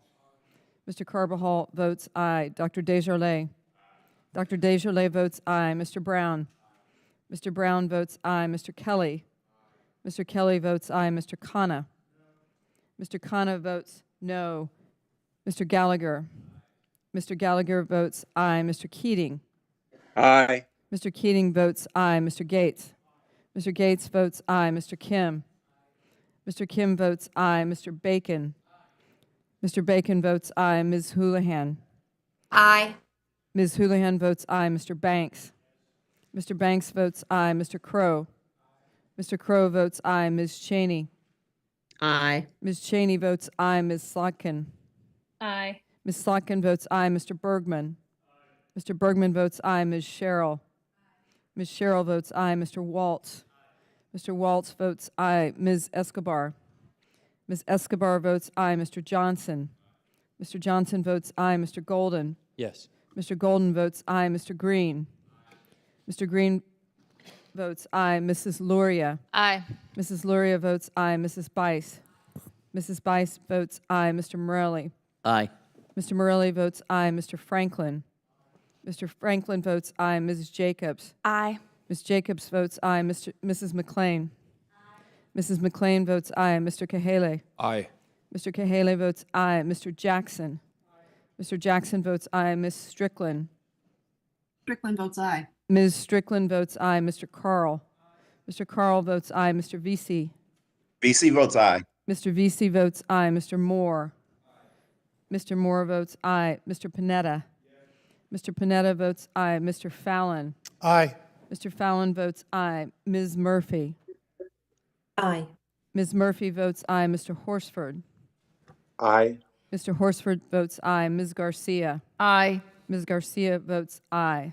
Mr. Brooks.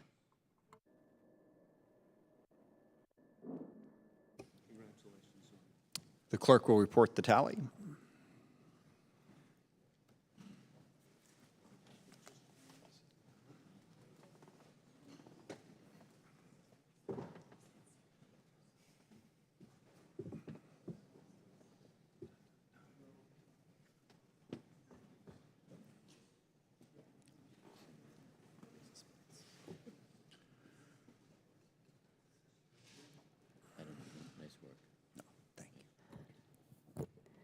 Mr. Chairman, on this vote, the ayes are 57, the noes are 1.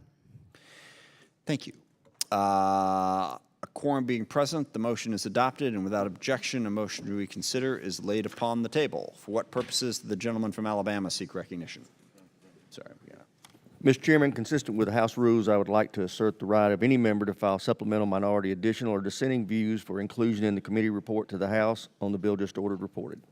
Pursuant to Clause 2L of House Rule 11, all members are entitled to not less than 2 calendar days to file such views in writing. I ask unanimous consent that staff be authorized to make necessary conforming technical and clerical changes and to remove from the bill as amended provisions that would cause the bill to be referred to other committees, would result in additional direct spending, that would result in an earmark that does not meet the criteria of a community funding project, or that would result in a community funding project for which the requirements of Clause 17 of House Rule 23 have not been met. Without objection, so ordered. Finally, I ask unanimous consent that the chairman be authorized to make such motions on the floor as are necessary to go to conference with the Senate on the bill H.R. 7900 or a similar Senate measure. Without objection, so ordered. If there is no further business, the committee stands adjourned, subject to the call of the chair.